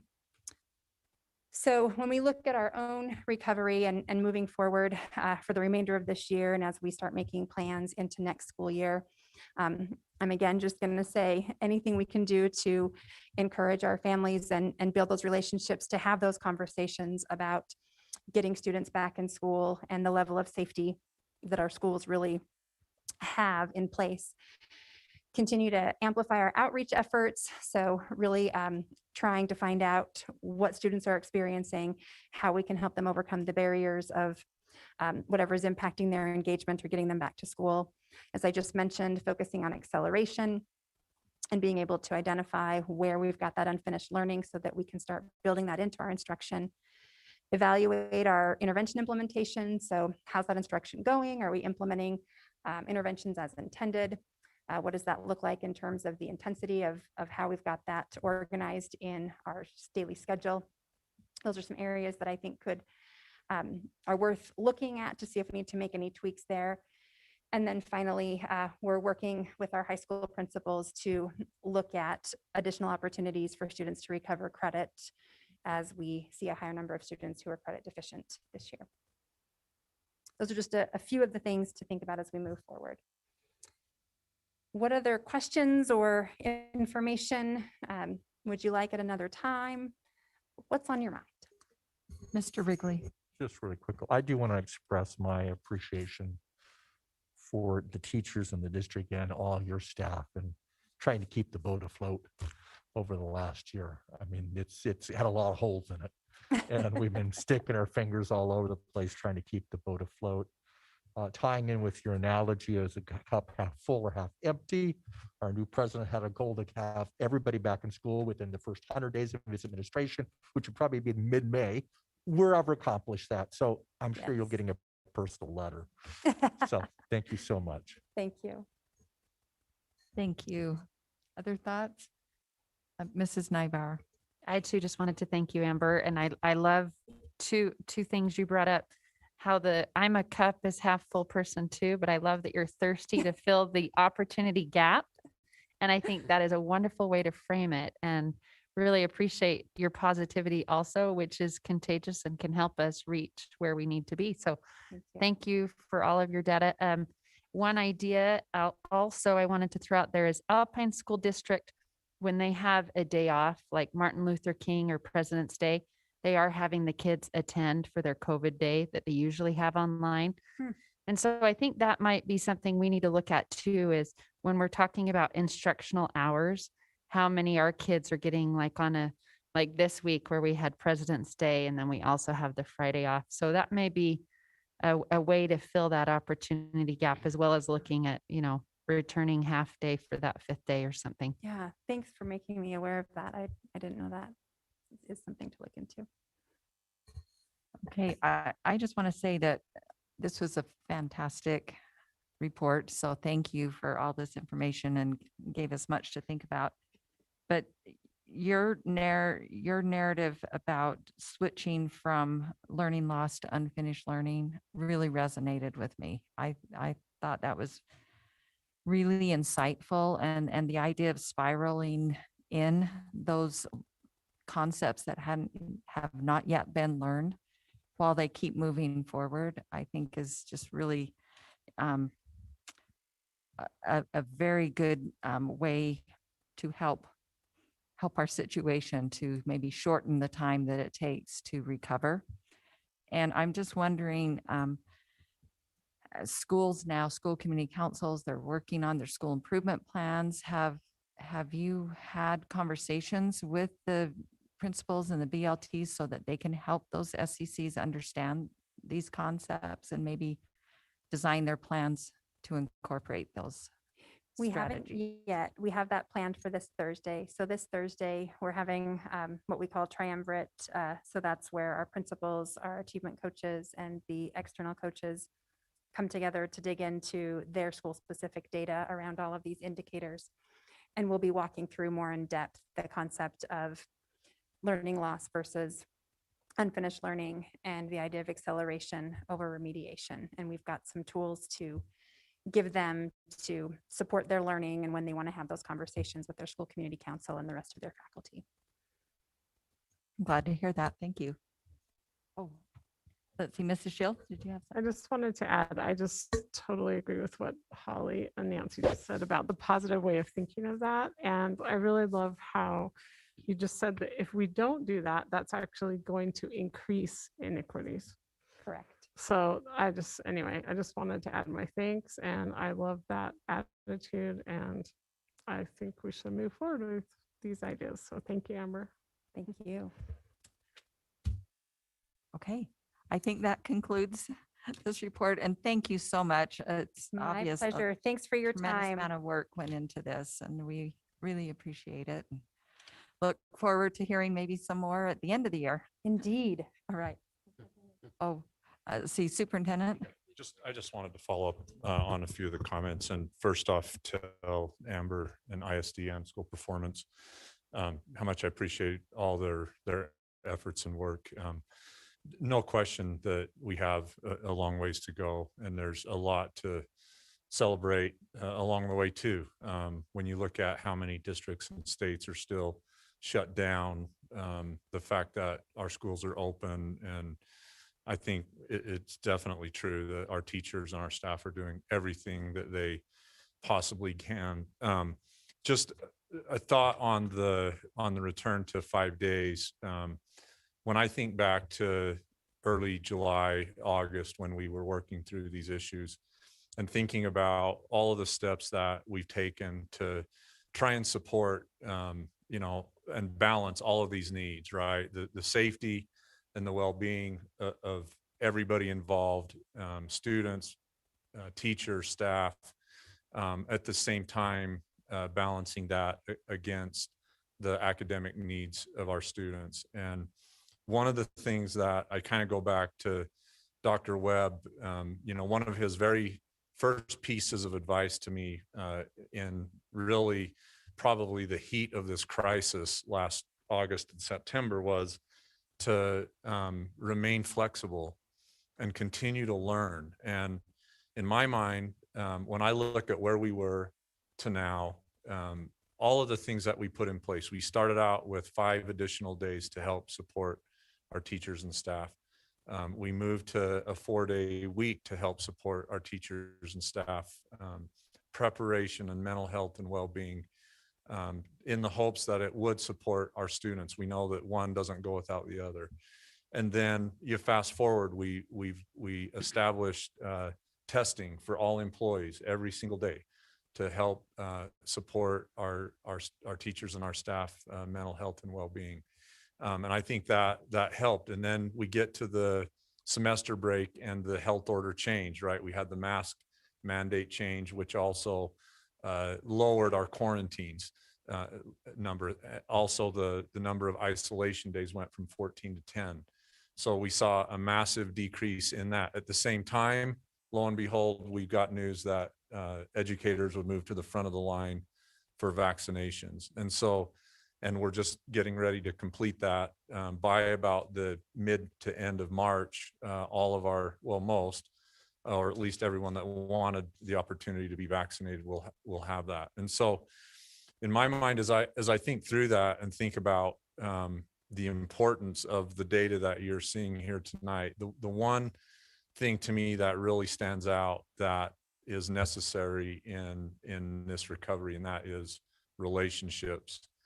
You cannot replace, even an hour, an additional minute, or an additional day of gaining that time back and those relationships that are critical to our student success. And so, in my opinion, as we've learned, if you had asked me this a month ago or even 2 months ago about, when would we return to 5 days, I would have said, there's just no way, considering the mental health and the current situation that we would be ready for that. But I've really changed, and I would hope that our teachers and our staff would be open to that discussion.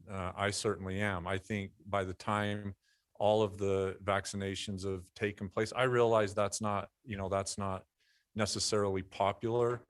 And it may be, much easier, and I'm not discounting the mental pressures and the stress that this has caused and is causing. Like I said earlier, we're still in a pandemic, but the first step, I think, in recovering the learning gaps that we're talking about starts with those relationships. And to me, all of the things that we've put in place, I would hope would have continued to build in that process in a positive direction, as well as, one of the major things that in my mind caused a lot of the stress and the factor in this was that we were moving in multiple modalities at the time. And since we've got to the semester break in the new health order with the change in test to stay, I think, hopefully we've eliminated that change, at least in our high schools, through the rest of the year. And looking at our data, I mean, we've had a couple of middle schools that have, bounced around in that area. But for the most part, I think it's a pretty safe assumption that change in modality back and forth has greatly diminished. So with that being said, I think we're closing in on a day sooner than later that, I would feel confident in recommending a move back to 5 days or potentially a half day. I do see great value in providing that time to collaborate and to continue to look at supports and other interventions that we can put in place. But, the more that I evaluate that data, to me, it just really, it calls out for the need to, build upon the relationships that we have. And, to those students that may be out there that have not connected with us or have not, come back, I think sending that message that, hey, it is safe. We're back to 5 days. School is the safest place to be, and our actions and all the things that we've done to put in place to demonstrate that, that's one more step in that direction. So whatever that can help add to the discussion, I don't want to take away what, Amber presented on, but I think, it's important that you hear my perspective on it. So anyway. Thank you, Superintendent. And Board, if you recall, in December, when we had a report from the administration on that Friday Learning Day program, we asked for a follow-up report to come in March. So I think that we will look forward to that report and for you and your team to gather some data and bring the conversation to us. Okay. All right. Thanks. All right, thank you. And next we have item 8C, 2021-2022 fees schedule. This is a first reading, and we will turn the time over to Mr. Gary Warwood, Director of Accounting. And Board, if you recall, in recent years, the state legislature and the state Board of Education have worked together on this topic of school fees. And there was a significant rewrite of the expectations for local districts. And last year, we went a long ways in towards meeting those expectations because it was a delayed implementation deadline. But now we're kind of pretty much there, aren't we? Yes, we are. Mr. Warwood? Yes, we are. Thank you, President Tingy and Board. Leon said I only had 2 hours to present my exciting information, so I'll try to keep it to 2 hours, and we'll, try to get out of here earlier than you don't normally do.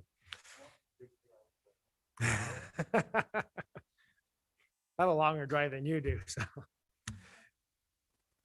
Let's see, if I press the button, will it go?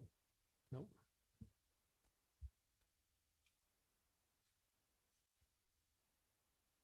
Which one? Is it? Ah, there we go. So as you said, President Tingy, this is the first reading of our new fee schedule for fiscal year 2022. This is the second year that the districts had a fee schedule. And we have, and it's because of Rule R277 407. And we have learned a lot in the last couple of years. And so we are still learning. And I think the hardest thing that we've learned is that if the fee is not on the schedule, we can't charge for it. So we're trying to get all those fees that only happen once in a while, trying to get all those on the schedule. So in this presentation, I'm not going to go over all the fees that have been requested to be added or increased. But as you see on board docs, we have a list of all of them there. I'm just going to hit the highlights of them. So please feel free to ask questions. And if I don't have the answer, I'll get the answer for you. Most of the fees that we see on that fee schedule is for class change or for class fees that the schools wanted added.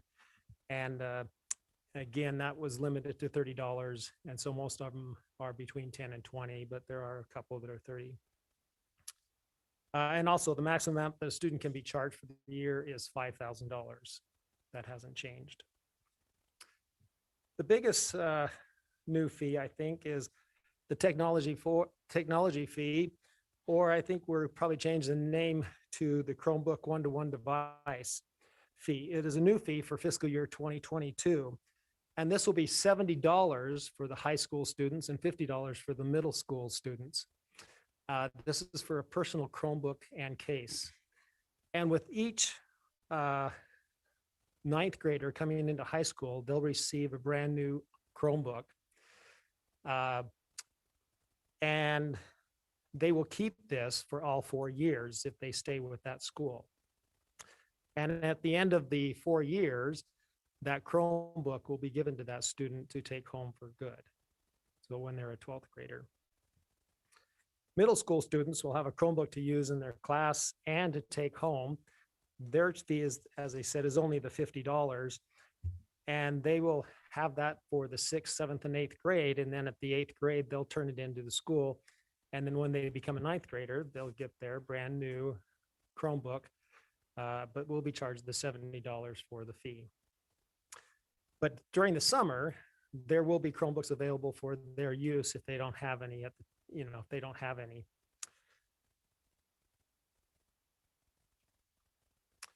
And then this slide just shows the replacement costs. These are non-waivable fees that if they lose their Chromebook or if they have to replace a screen, keyboard, charger, and so forth, that these are the fees that they will be charged if to replace those. And as when we talk to Scott, who's over IT, he says their big thing is that they have a lot to replace. They have a lot of Chromebooks to fix and to take care of. So as we see, as we get to one-to-one, there'll even be more. Any questions on that fee at all, or we're? Just a quick, Mr. Wrigley. yeah, just a quick question on your technology.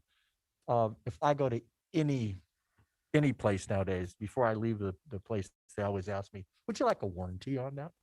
Or a replacement warranty? I'm wondering, we got these $50 costs, $30 in cost. Have we thought about doing any type of insurance policy that parents could buy into, that should something happen, they would be covered? I could ask Scott if they have something like I mean, that. some of the districts I know are doing that. You could say, for an extra $4, we'll put you on a insurance, and they pool all the money or whatever. We could do our own self-insurance like we do insurance. But when you're talking $225 to replace it if it's stolen or lost, or case for 50 or keyboard, there may be some way that we could do some kind of a self-insurance type of a thing that would make it, because all of these costs, if you're on reduced and lunch and whatever, it's free.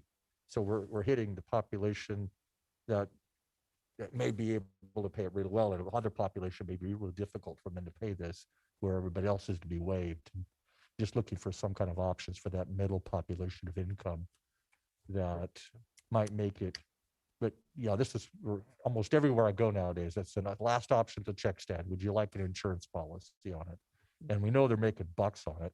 but That's it's- true. And, but they're selling. It's an they're selling average. thousands of items and they're getting those little. Yeah, so we won't make any money off it, but if We're- we were to break even, we're- and then win-win, we would break even, and the parents would then break even, and they wouldn't have to pay some of the costs. So I don't know, just a question I Yeah. didn't see on this. I can ask Scott on that if there's any way we could do that. As I say, I don't know. They're, as a Sam's Club or any of those places, Costco, they're here there to make money. And I get the same question and I say, well, no, I think I'm okay. Even though it's only $2 or $3, it's adds up over time. And most of them forget, oh, I had a warranty on that. And so they just, Yeah, they yeah. never I mean, it may be even a private party would be interested in insuring it for a reasonable rate.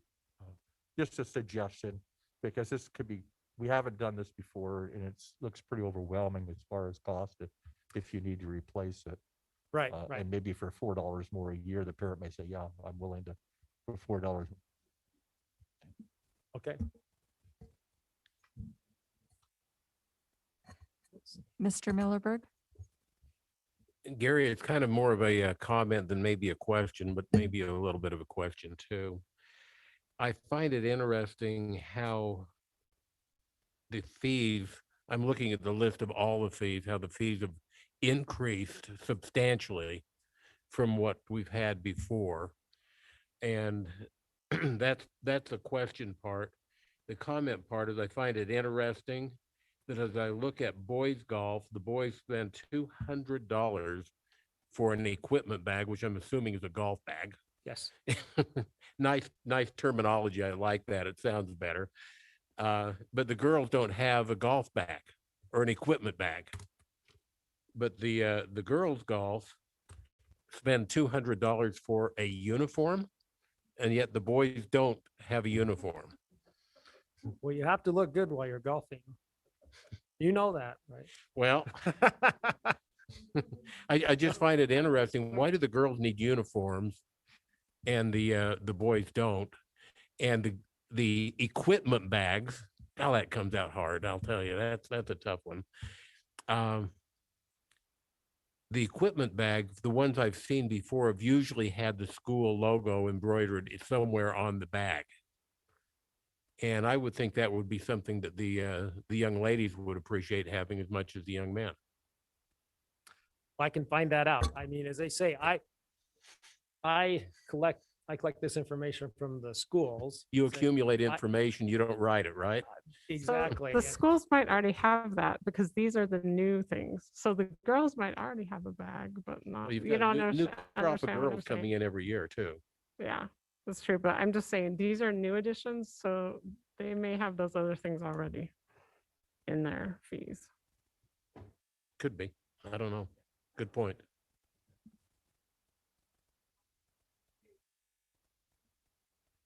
Mrs. Nybauer. Sorry, I was reading the list. Trying to. No problem.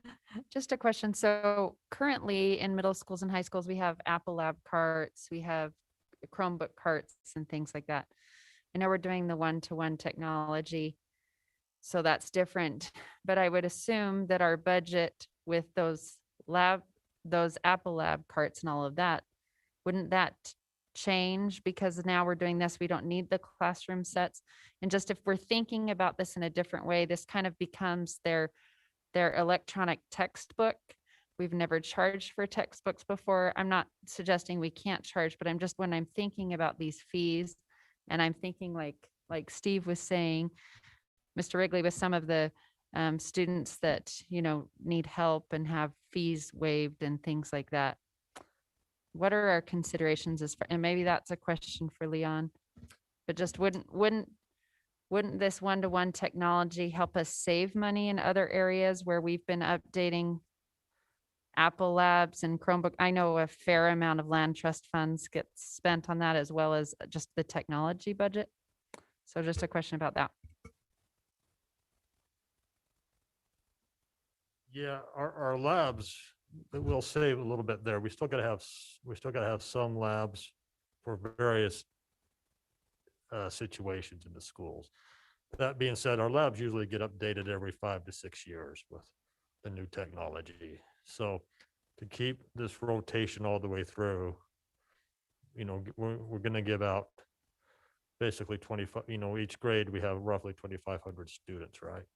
So each year, we're gonna have to get 2,500 Chromebooks to these students, to these incoming ninth graders. And that will not, the money we save in the labs will not cover that savings there. On that first slide, it was that they get to take it upon graduation. Just thinking about that though, if that's issued in 6th grade, by the time they're a senior, that's outdated technology as well. It's. So not we'll get a correct. new, they'll get it, we'll cycle and get new ones. So in the 6th grade, they may not necessarily get a new one when they're in 6th grade, okay? In 9th grade, they will, okay? In 9th grade, they will get a brand new one. Okay. In 6th grade, they may not, but they will get a Chromebook. We're looking at 6 years of those rotations in the Chromebook. So my boy will be in 6th grade next year. Mhm. He may or may not get a Chromebook. If he does get a new one, he'd use it for the 3 years. But that would go back, cycle back, and the incoming 6th grader in 3 years from now would get that same Chromebook and rotate it through. Mhm. 9th graders, they would actually keep it the 4 years, and then it would be theirs. Mhm. So just still thinking about that though, at that point, because technology, that's about the time you replace it anyways. So just when we're thinking and they get to keep it, I don't know that that's a huge benefit when it's 4 years It's old. 4 years old, yeah. We think it's something, Uh-huh. as we try to find a way to fund this one-to-one initiative, we think it is something, the kids can make it their own. They want to put stickers on it or something, Uh-huh. make it theirs. It is theirs, but that is our way of trying to move this initiative forward. Yeah. Mhm. And I'm a big fan of making sure that children feeling not excluded in any way and that we have equality. But just for example, one thought is, well, what if a family already has a laptop, right? Or something, they say, well, we want to use this. I know that's not best practice. We want everyone to have everything that looks the same. I'm Yeah, just we don't wondering, want- I'm just anticipating Yeah, some we just- feedback we might Yeah, get from the I community. understand. We just don't want that because all the assignments and everything is going to be loaded, all the filters, it's going to be loaded right on that one. So I get what you're saying, but we're going to obviously try to avoid that and make all the, it's tough to make everyone. I get that, but that will be our goal, is to have a uniform product going forward with this way. Yeah. And so have we looked at their other fees? I mean, is the overall impact that it's going to be that much more? What- That's just the straight increase, right? We're not adjusting any of their other student fees. So families next year, when they go to register, it's going to be, Well, here's what your fees were, the 150 or whatever, and now it's an additional. Is that correct? yeah, it's an additional for that. Now, as Gary said, there's other on the fee schedules.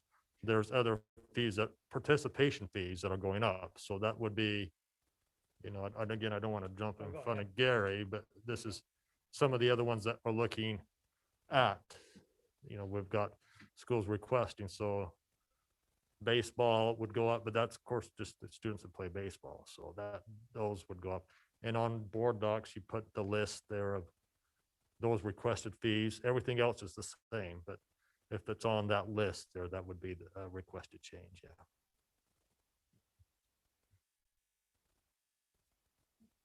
Thank you.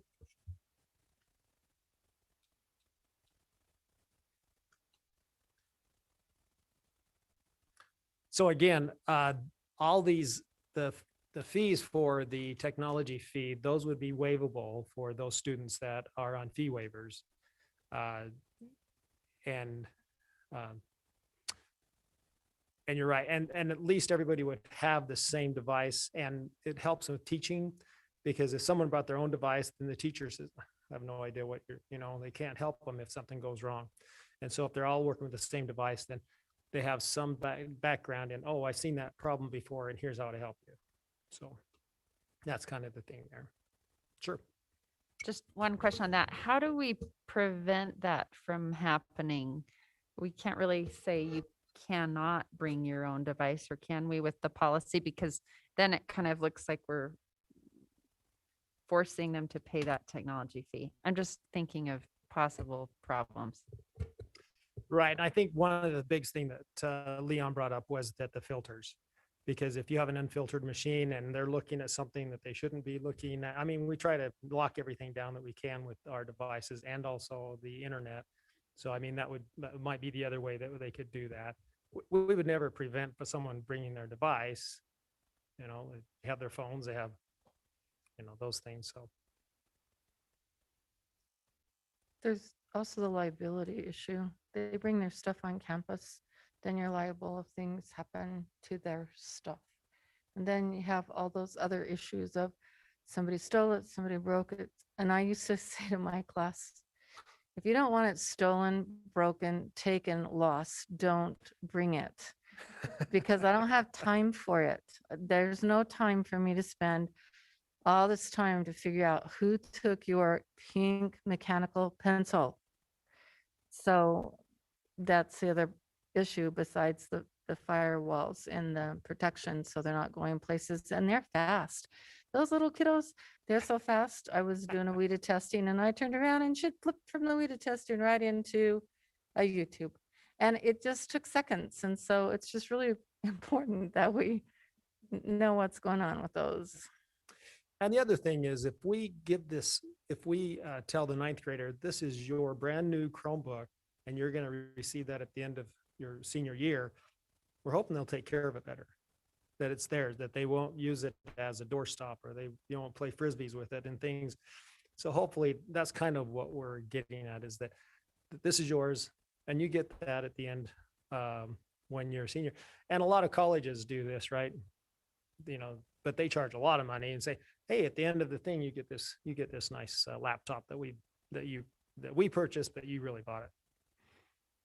So we may want to, in this policy, as you move this direction, in the waived fee policy, try to figure out what to do. They're getting them free. They could get unlimited number of free computers and all this replaced because it's all waived.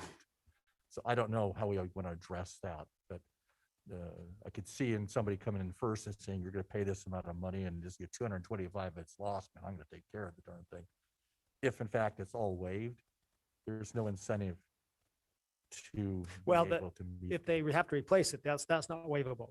So the replacement's not. No, these fees are not. Because I thought all fees were waivable. No, these anything like a fine or other things are not waivable, like a yearbook. That's not a waivable fee. If you're replacing a Chromebook, any of these other things, these are not waivable fees. They would have to so if they lost their Chromebook, they wanted another one, it wouldn't be given to them. They'd have to pay the money to recover that. That's where the insurance policy may help too. Yeah. Because if you have a replacement fee of 225 for a kid that can't afford it to begin with, we got to give them it, even though they say I know it's not waivable. So. We're trying to do the best we can, and that's the thing is, yeah, it's a real gray area in the marketplace. You just don't go to Costco and you can't go walk into Costco and say, hey, I want that, but here you can, and to a certain point, and we want to have the best thing for each student. We really do. Yeah. But we want them to respect it also, and this is one of the ways. So these that answers that are not waivable, but then that's the issue. If it's not waivable, then how do they get the new one? They can't then we afford a still new have one. to give it to them anyway. So yeah. I would like to see something in there about that, and what would be the insurance plan or something for that, because I can just imagine the amount of stress and strain on a family that could no way pay that replacement fee. And where we are a public institution, we're not a private college or things like that. I think we need we need to have something in there to protect those families. I think too, if you think about it, for a 6th grade or 7th grade child that comes from a home that maybe can't afford that, that's a lot of stress and pressure for that child also. and what mom and dad are going to say if something happens to that with that replacement. So Yeah. I think we need some sort of insurance policy in there, something besides that, because I think the other ones are manageable. I don't think that 225 is. Okay, we'll see what we can do. As I say, that's what a replacement is. And how many chances do you give them, right? Is it 1, 2, 3, 4, 5? It could go on and on. Yeah. Or at some point, because we want them to be able to take it home, because that's where they're supposed to do their homework, and because they're having the issues in school that maybe they don't learn as well or whatever, but here's a chance that they can take it home and catch up. Yeah. So, So even on our fee, for our fee waivable family, if they had an insurance option, that may be something. we Yeah, could say, if we "Okay, can I know come I up, can pay this, I can't, but I could pay $10 this year to right, insure if it," we can and come then up with that that, would- then That would solve that issue and get it paid. Mrs. Arnold. so I understand if they take it home and they accidentally break it, and we have this happen, and they bring it back, and we always fix them and send them back on their way again, right?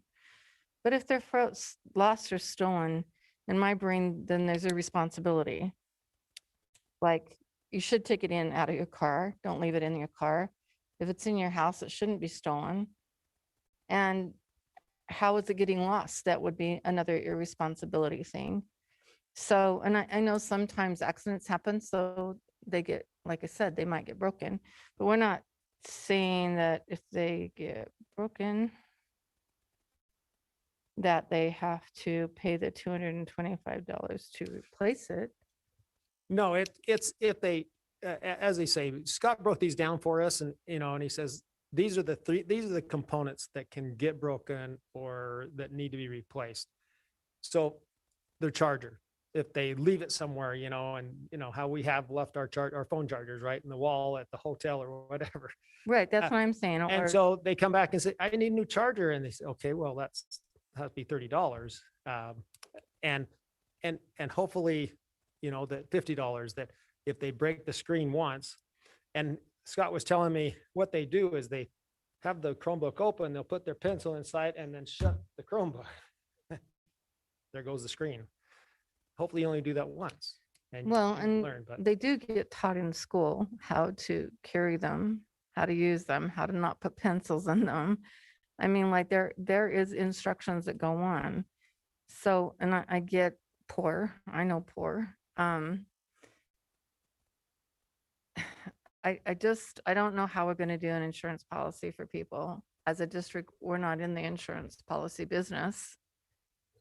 And I think, I don't know that that's a whole board decision that we say we want to do that, or it's not, because now we're having two of us say, we think you should do this. We have 4 of us being kind of quiet about it. And so I think that, I don't think that 1 or 2 of us can tell people what to do, if you know what I'm saying. And so I'm going to refer this back to the president of the board to tell us how this should look in asking for what we want at this point. I'm only looking into it. That's all my request was. I wasn't doing that, just looking to get some information and maybe go back. But my concern is if we don't have something, we're going to pay for it anyway. So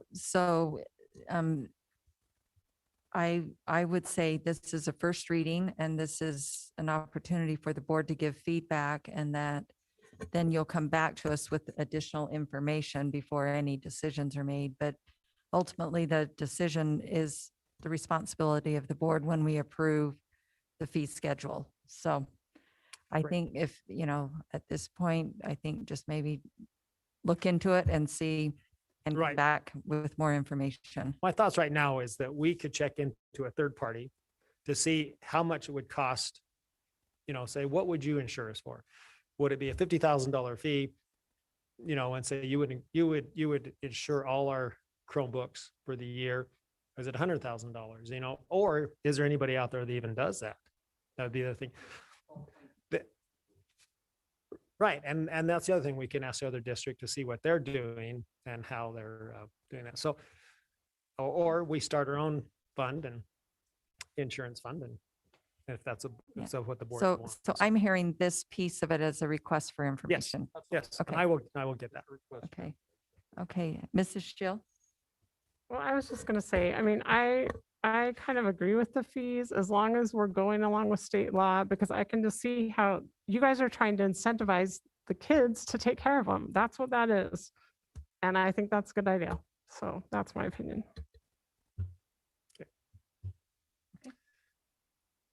Anything else on this technology fee? Okay. Okay. Here, the schools would like to change the name from the activity fee to registration fee. The reason for this, that it would better explain what the fee is used for, when, especially since COVID has hit the schools very hard. People says, well, my kids aren't in any activities. Well, it's more than just activities that this fee pays for. And that's why if we did a registration fee, that it would better explain what this fee is for. Some of the things that it does pay for that are not activities really, like Latinos in Action College Night, new student breakfast, food for student organization, Hope for Utah registrations, and so forth. There's a lot of things that it's not just dances or football or basketball or I'm trying to think where they do the cheers and things like that. So, this is what they would like to have, just change the name of that. And the registration fee would be $80, which it was last year. We had a reduced amount last year because of COVID. We only charged the $65, but the $80 was the max, and they're just putting that back up to the $80. And out of the $80, $50 the schools would keep. This would be high school, and they would keep it for what's listed up there. And then the $30 would come back to the district for instructional supplies, school resource officers, transportation, and for utilities and for mental health support. And that's how the $80 would be broken up. So this is it's not a change in the amount. The amount was already set by the board. It's just a change in the name. And then for the middle schools, the registration fee would be $65. And so the $35 would be kept by the schools, and then $30 again would be sent to the district for the for the same things. Board, questions on this part of the fee schedule? I just have a thought and I guess request for more information on that breakdown of that activity fee schedule. I have these items that have been listed here been previously covered by that, what was formerly called the activity fee? Or are we adding new items that will be covered by this registration fee? No, they've always been covered by the activity fee. And because I didn't see in here, other assemblies and other things that I think traditionally are covered in that. So on the fee schedule where there's the spend plan, right, where it shows everything that it goes towards, I think we need to make sure that list is Yes. comprehensive. Yes, and that fee would be updated, then, what it's used for would be updated to that. Yeah, so that's why I asked the question, was because if these were new items being covered by that fee or just new to the list of the spend plan. No, I think what it was is that when we first put out the activity fee, we didn't list everything. It was more of a general description. Because do you list each one of those different activities? Student recognition, supplies for student organizations, testing snacks, peer tutor snack, lunches, assemblies, guest speakers. Do you list all that right there, or I think what we did is we tried to do a general description and we just put it as the activity fee for each of the schools and made it the same. We didn't expand it. So we could expand it more and list more of these activities, if that would be helpful.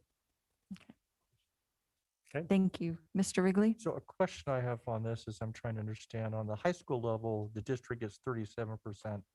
On the middle school level, the district gets 46%. What's the difference and why do we take more on the middle school level and the high school?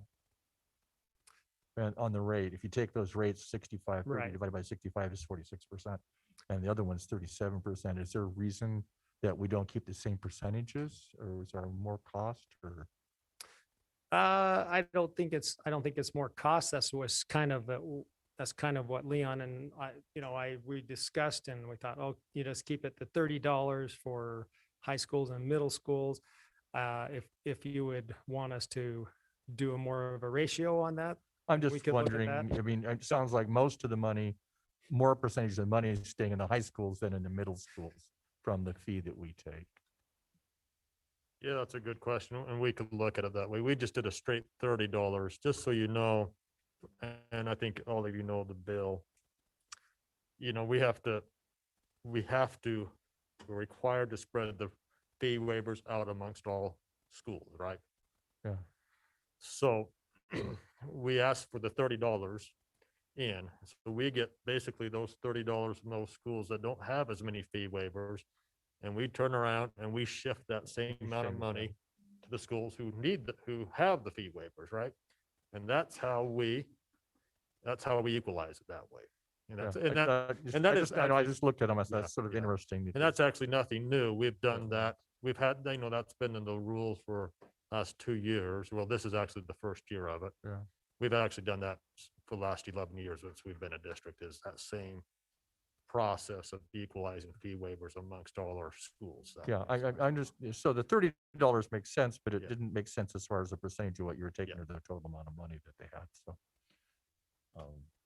And one other thing is the high schools do have a lot more activities, and so they charge more, where the middle schools, they don't do the football and some of those sports.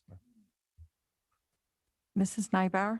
So if I look at the slide, 2021, 2022 school fees, certain high school participation, it looks like if you take any student doing any sort of extracurricular, some of those increases are quite significant.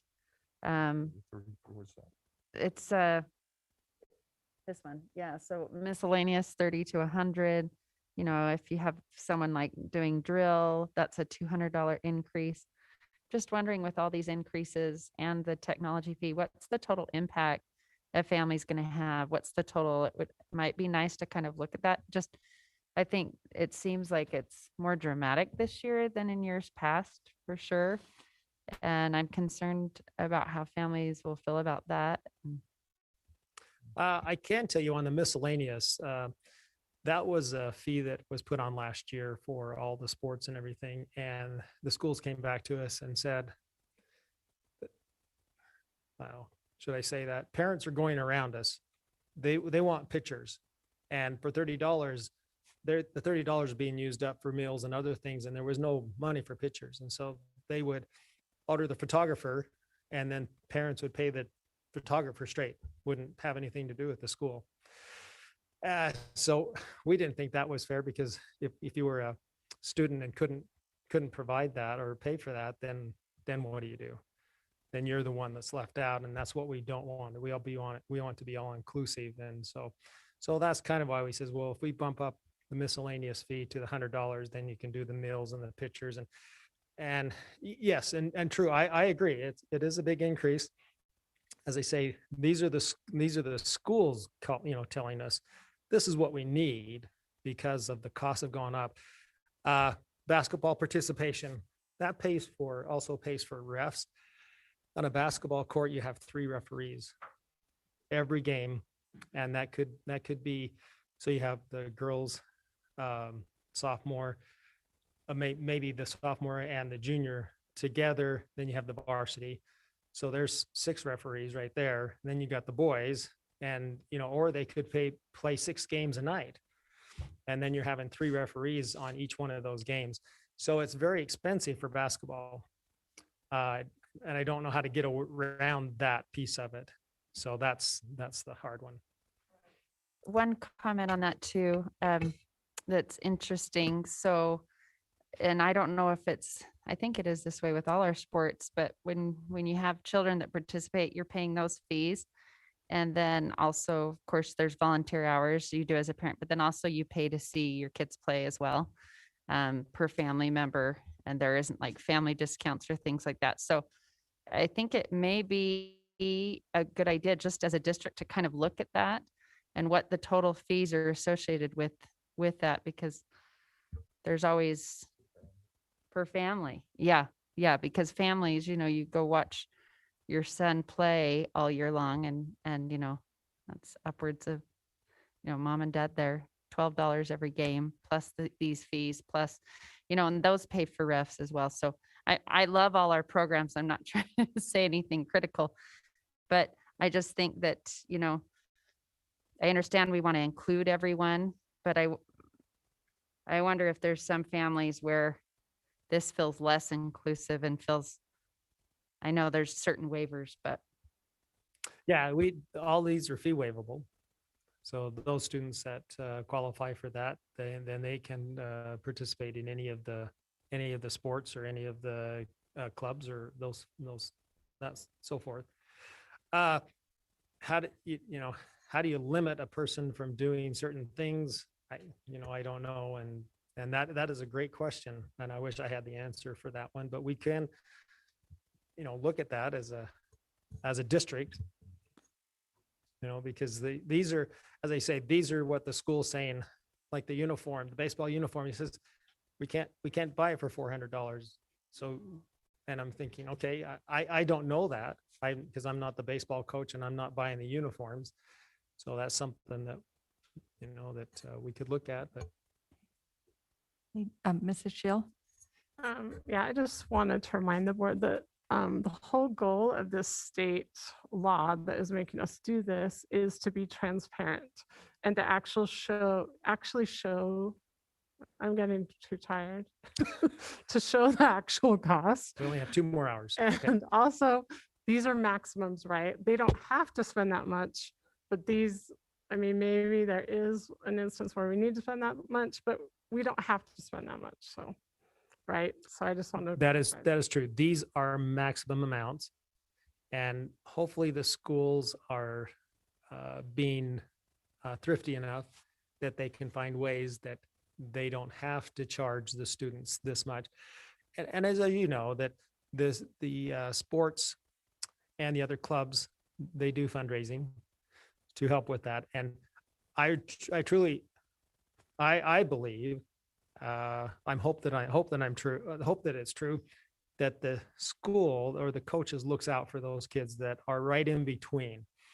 Because you have the people who can afford it, you have the people on fee waivers, and then you got this middle part.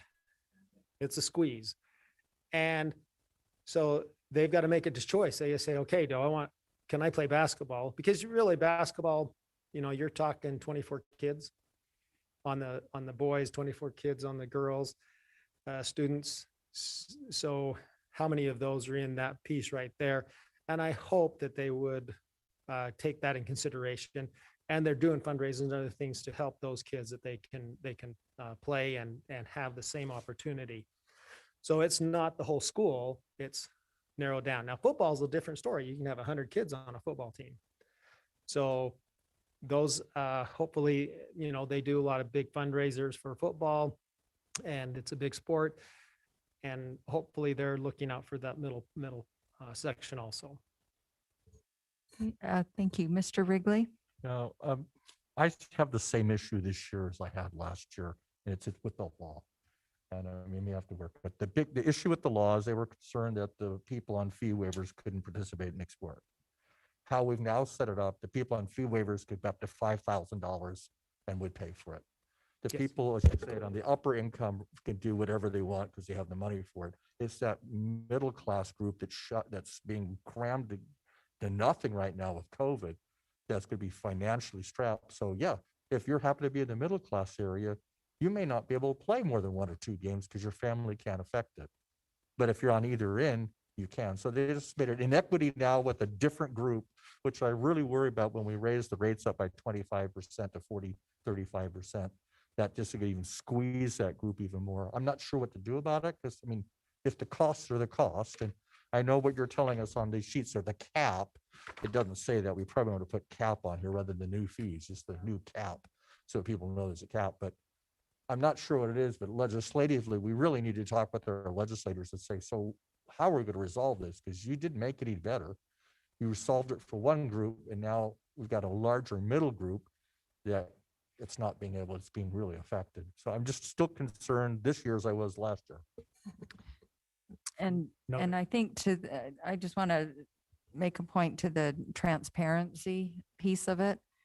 When this whole journey began on this school fees focus, it was understood that there were a lot of things being charged that were just kind of miscellaneous, random here and there that were not under the oversight of the locally elected board. And so we're still in the process of collecting what all of that information is.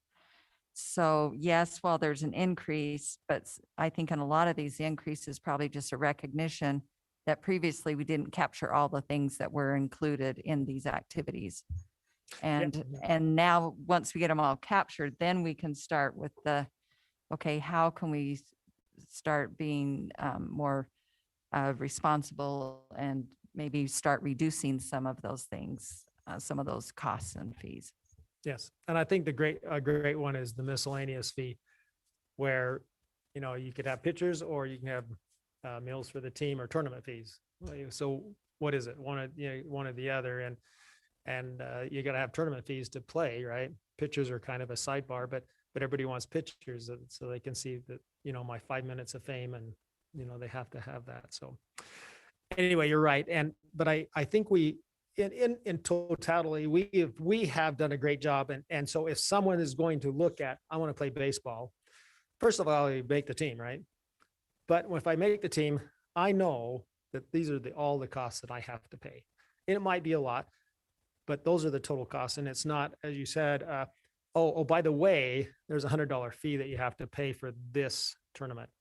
Oh, wait a minute, that wasn't part of the thing. Here, it's the total cost. And that's what we're trying to get through to the parents and the students. So as I say, these are just part of the fee increases on these 2 slides here. We have a $30 maximum fee for classes. That hasn't gone up. We have added a lot of classes, especially the middle schools.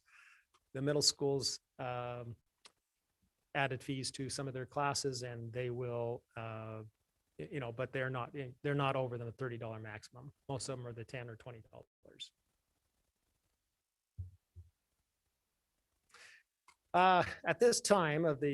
During this time of the school year, we've only had one student that has reached over the $5,000 mark. And at this point, we'll have to reimburse the student $1,860.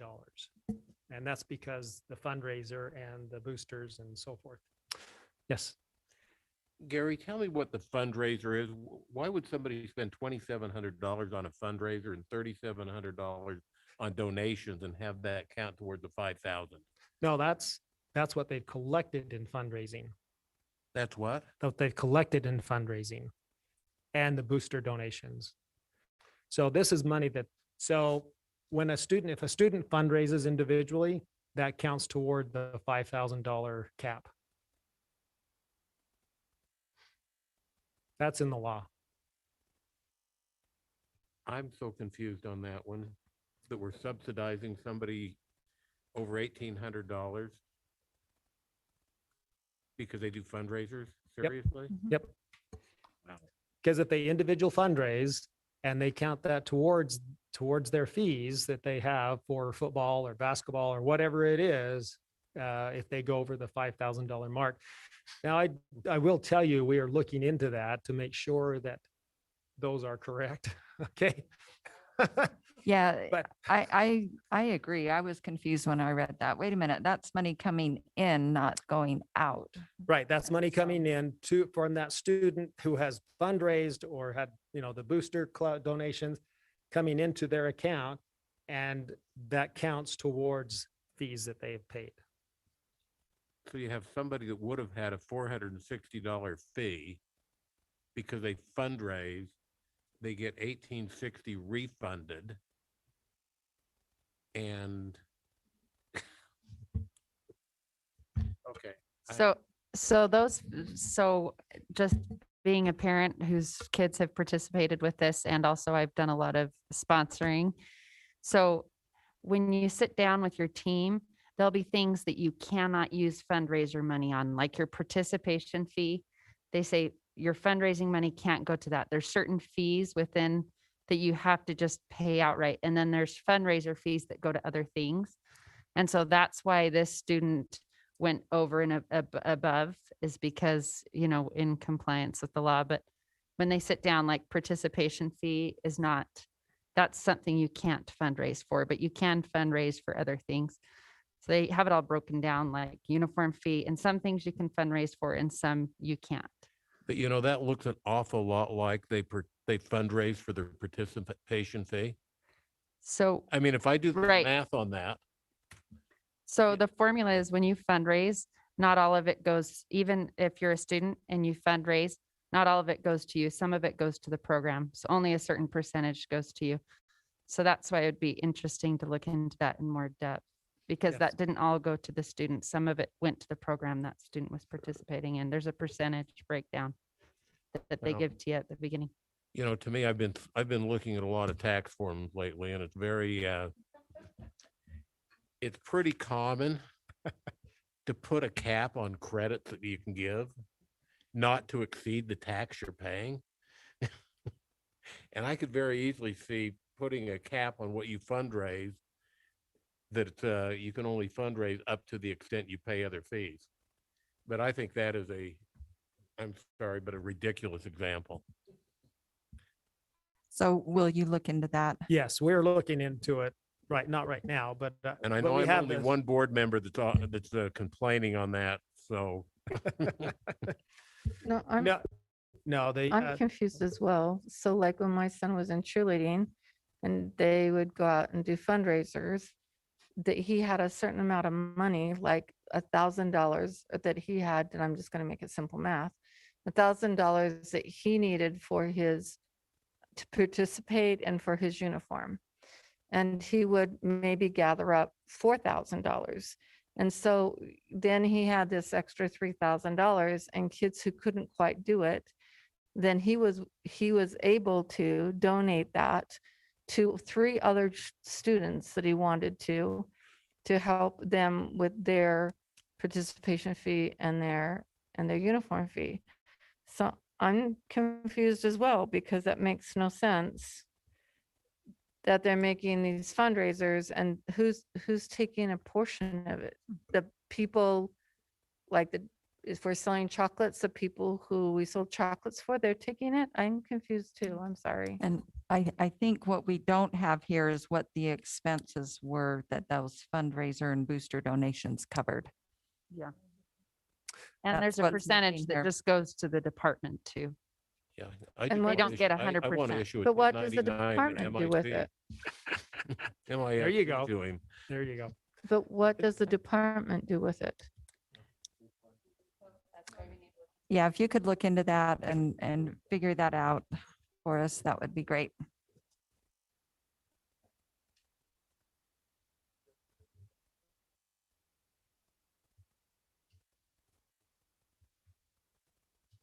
Okay. But there was only one. So I mean, gotta look at the bright side, right? Well, when we started a couple of years ago, I think we set 4,000 as a possible maximum. So Yes, we did. And we odds increased are that to if we 5,000 and. had kept it at 4,000, there Well, might have been more than one. And that- some districts have 10,000, so Yes, glad yes, we other, don't. yeah, other districts have bigger ones, and and then you wouldn't run into that problem, but we will look into that and go from there. Let's see. So here are the next steps. So the second reading will be on March 2nd and the third reading will be on March 16th. Public comment must be accepted at both meetings. We will have a notice to the parents go out either at the end of this week or the first part of next week that the fees fees for the fiscal year 2022 preliminary ones will be on their school sites. And I'll work with communications to ensure that they get something out to the parents so that the parents can then ask questions or leave comments with their respective principal, and then have the principal send their comments to me, and then I can present them to the board at either the March 2nd or the March 16th meeting. Also, we have internal auditors, and one of their tasks right now is reviewing the fee schedule as of, for the fiscal year 2021 and associated costs for compliance to ensure that what is being charged is being used, and that hopefully that they're going into the right buckets. I feel that they are. We have great secretaries, administrative assistants at the schools, and they do a great job. And then the last thing, I have looked at reviewing the school account balances for reasonableness. I'm still on that process.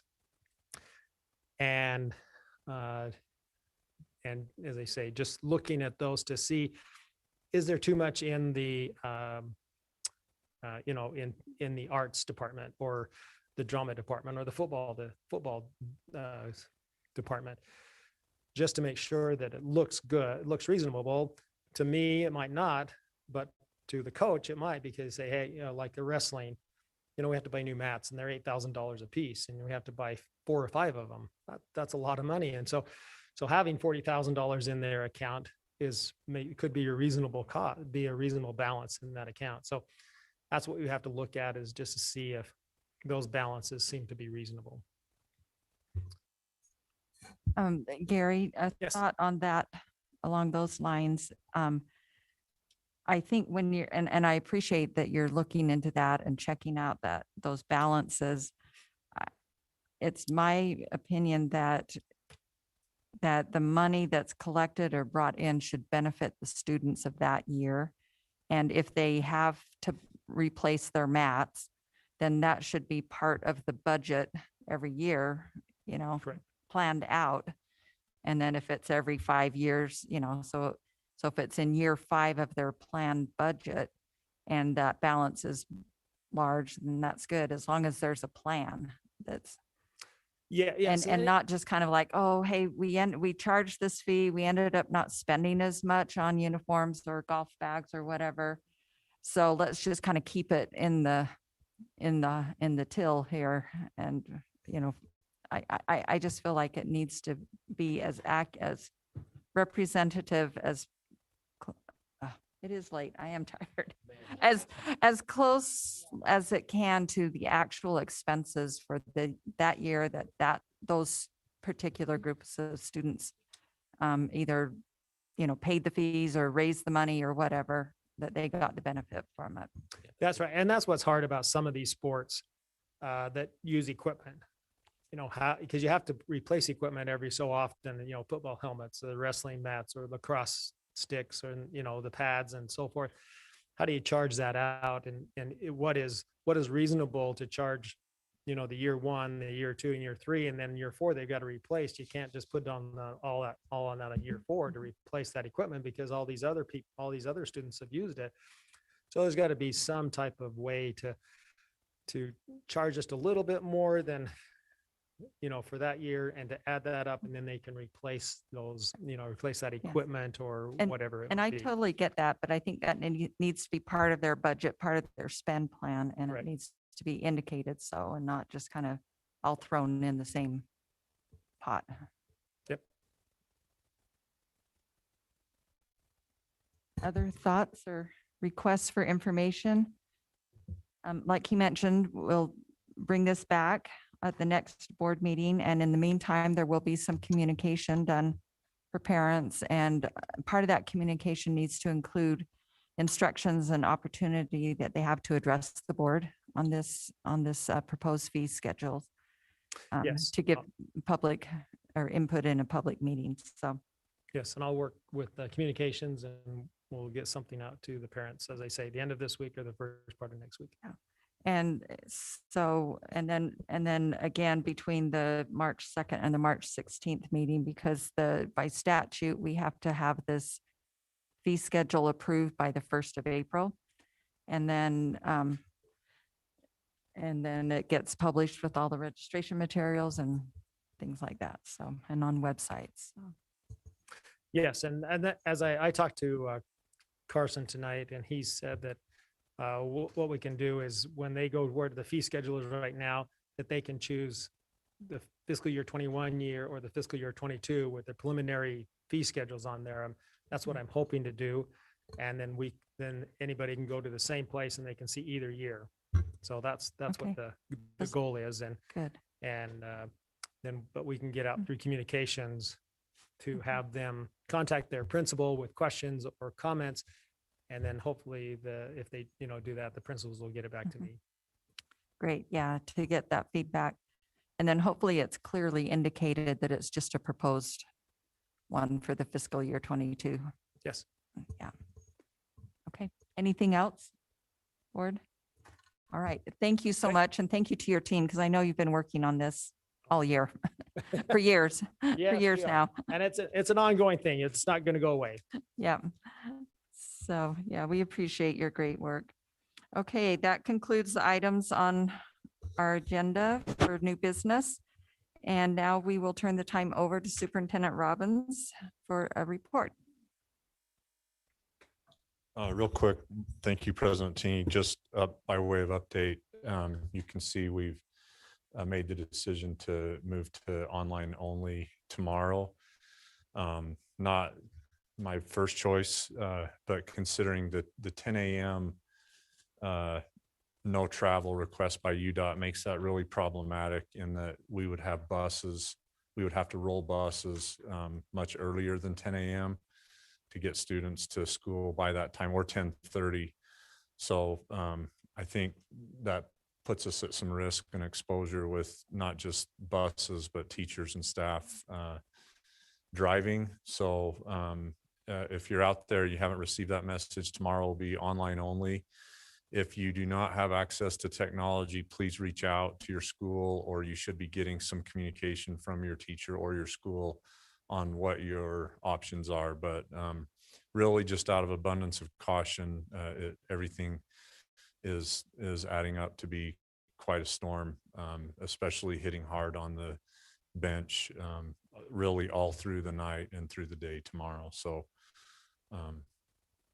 anyway, so that's that. Thank you. That's all I got to say tonight. Okay, thank you. And Mr. Wilcox, Business Administrator report.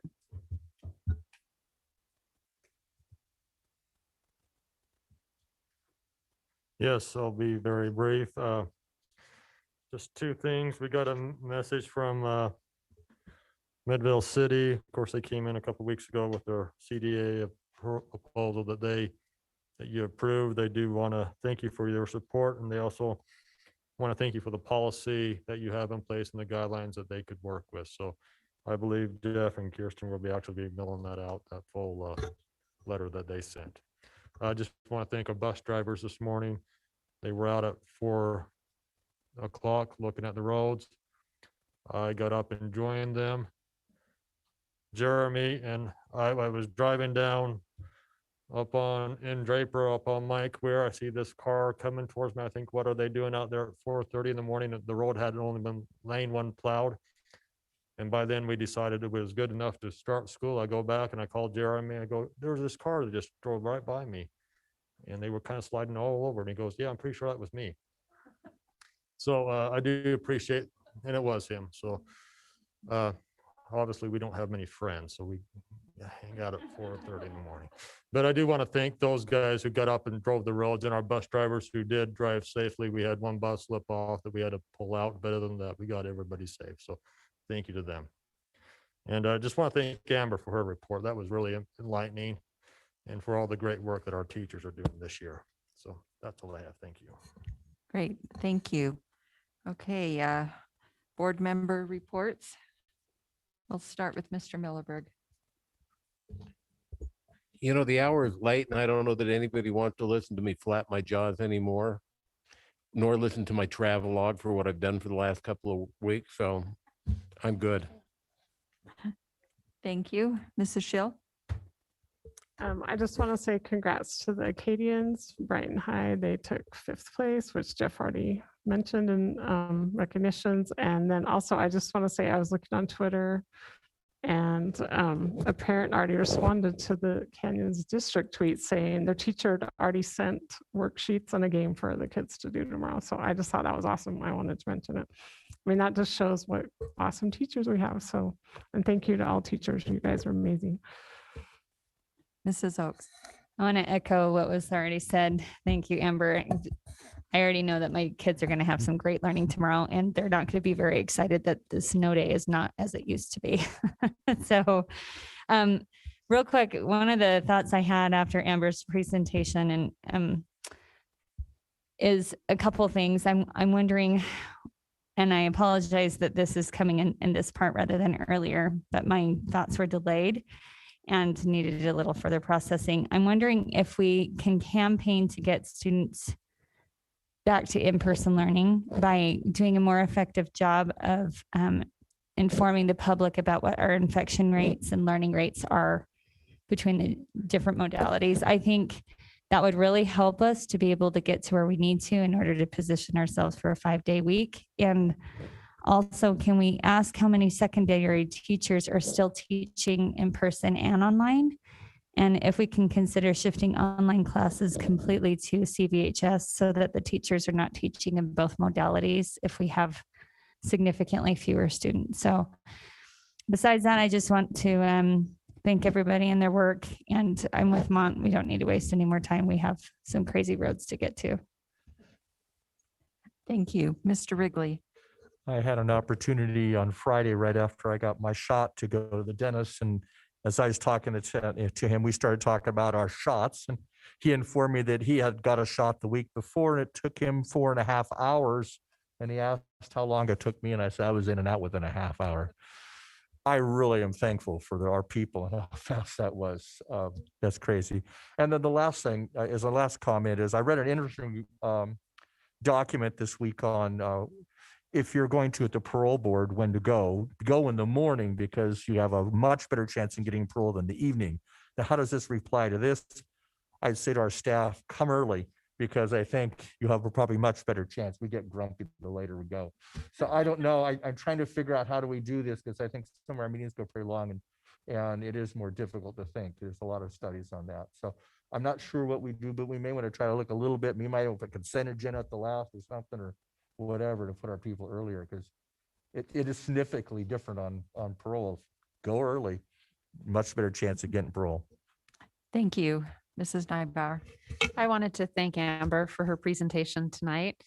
I definitely do see it as an opportunity, and I feel we're in good hands, and I'm really excited to continue that conversation that was started in December. I was sitting in the room when it was started, but in a different chair, and excited to have that follow-up discussion in March. I'm very grateful that our district has taken the approaches it has. I agree with what Dr. Robbins said. I think the extra day for teachers was vital and very important for them as they were trying to do online learning and in person. I'm grateful for our teachers and grateful to be able to be kind of looking on the other side of this in some respects, although COVID is still going on. We've got that vaccine and numbers going down and have a lot of data on our side as far as what the spread is like in the schools. So I'm come from a position of gratitude for the choices that have been made and also excited for the choices to come. So I wanted to make that clear. I also am grateful for the presentation on CTEC I thought that was fabulous as well. Grateful for all the wonderful programs we have in our district and for those of you who are leading the charge. And also I just wanted to wish my congratulations to the Alta principal, Principal McGill. I think he's a fantastic leader and always felt like he has a great way of reaching the students. And that's really evident whether you sit in a meeting with him or you observe him on the sidelines, and grateful for his efforts there. That's all. Thank you, Mrs. Arnold.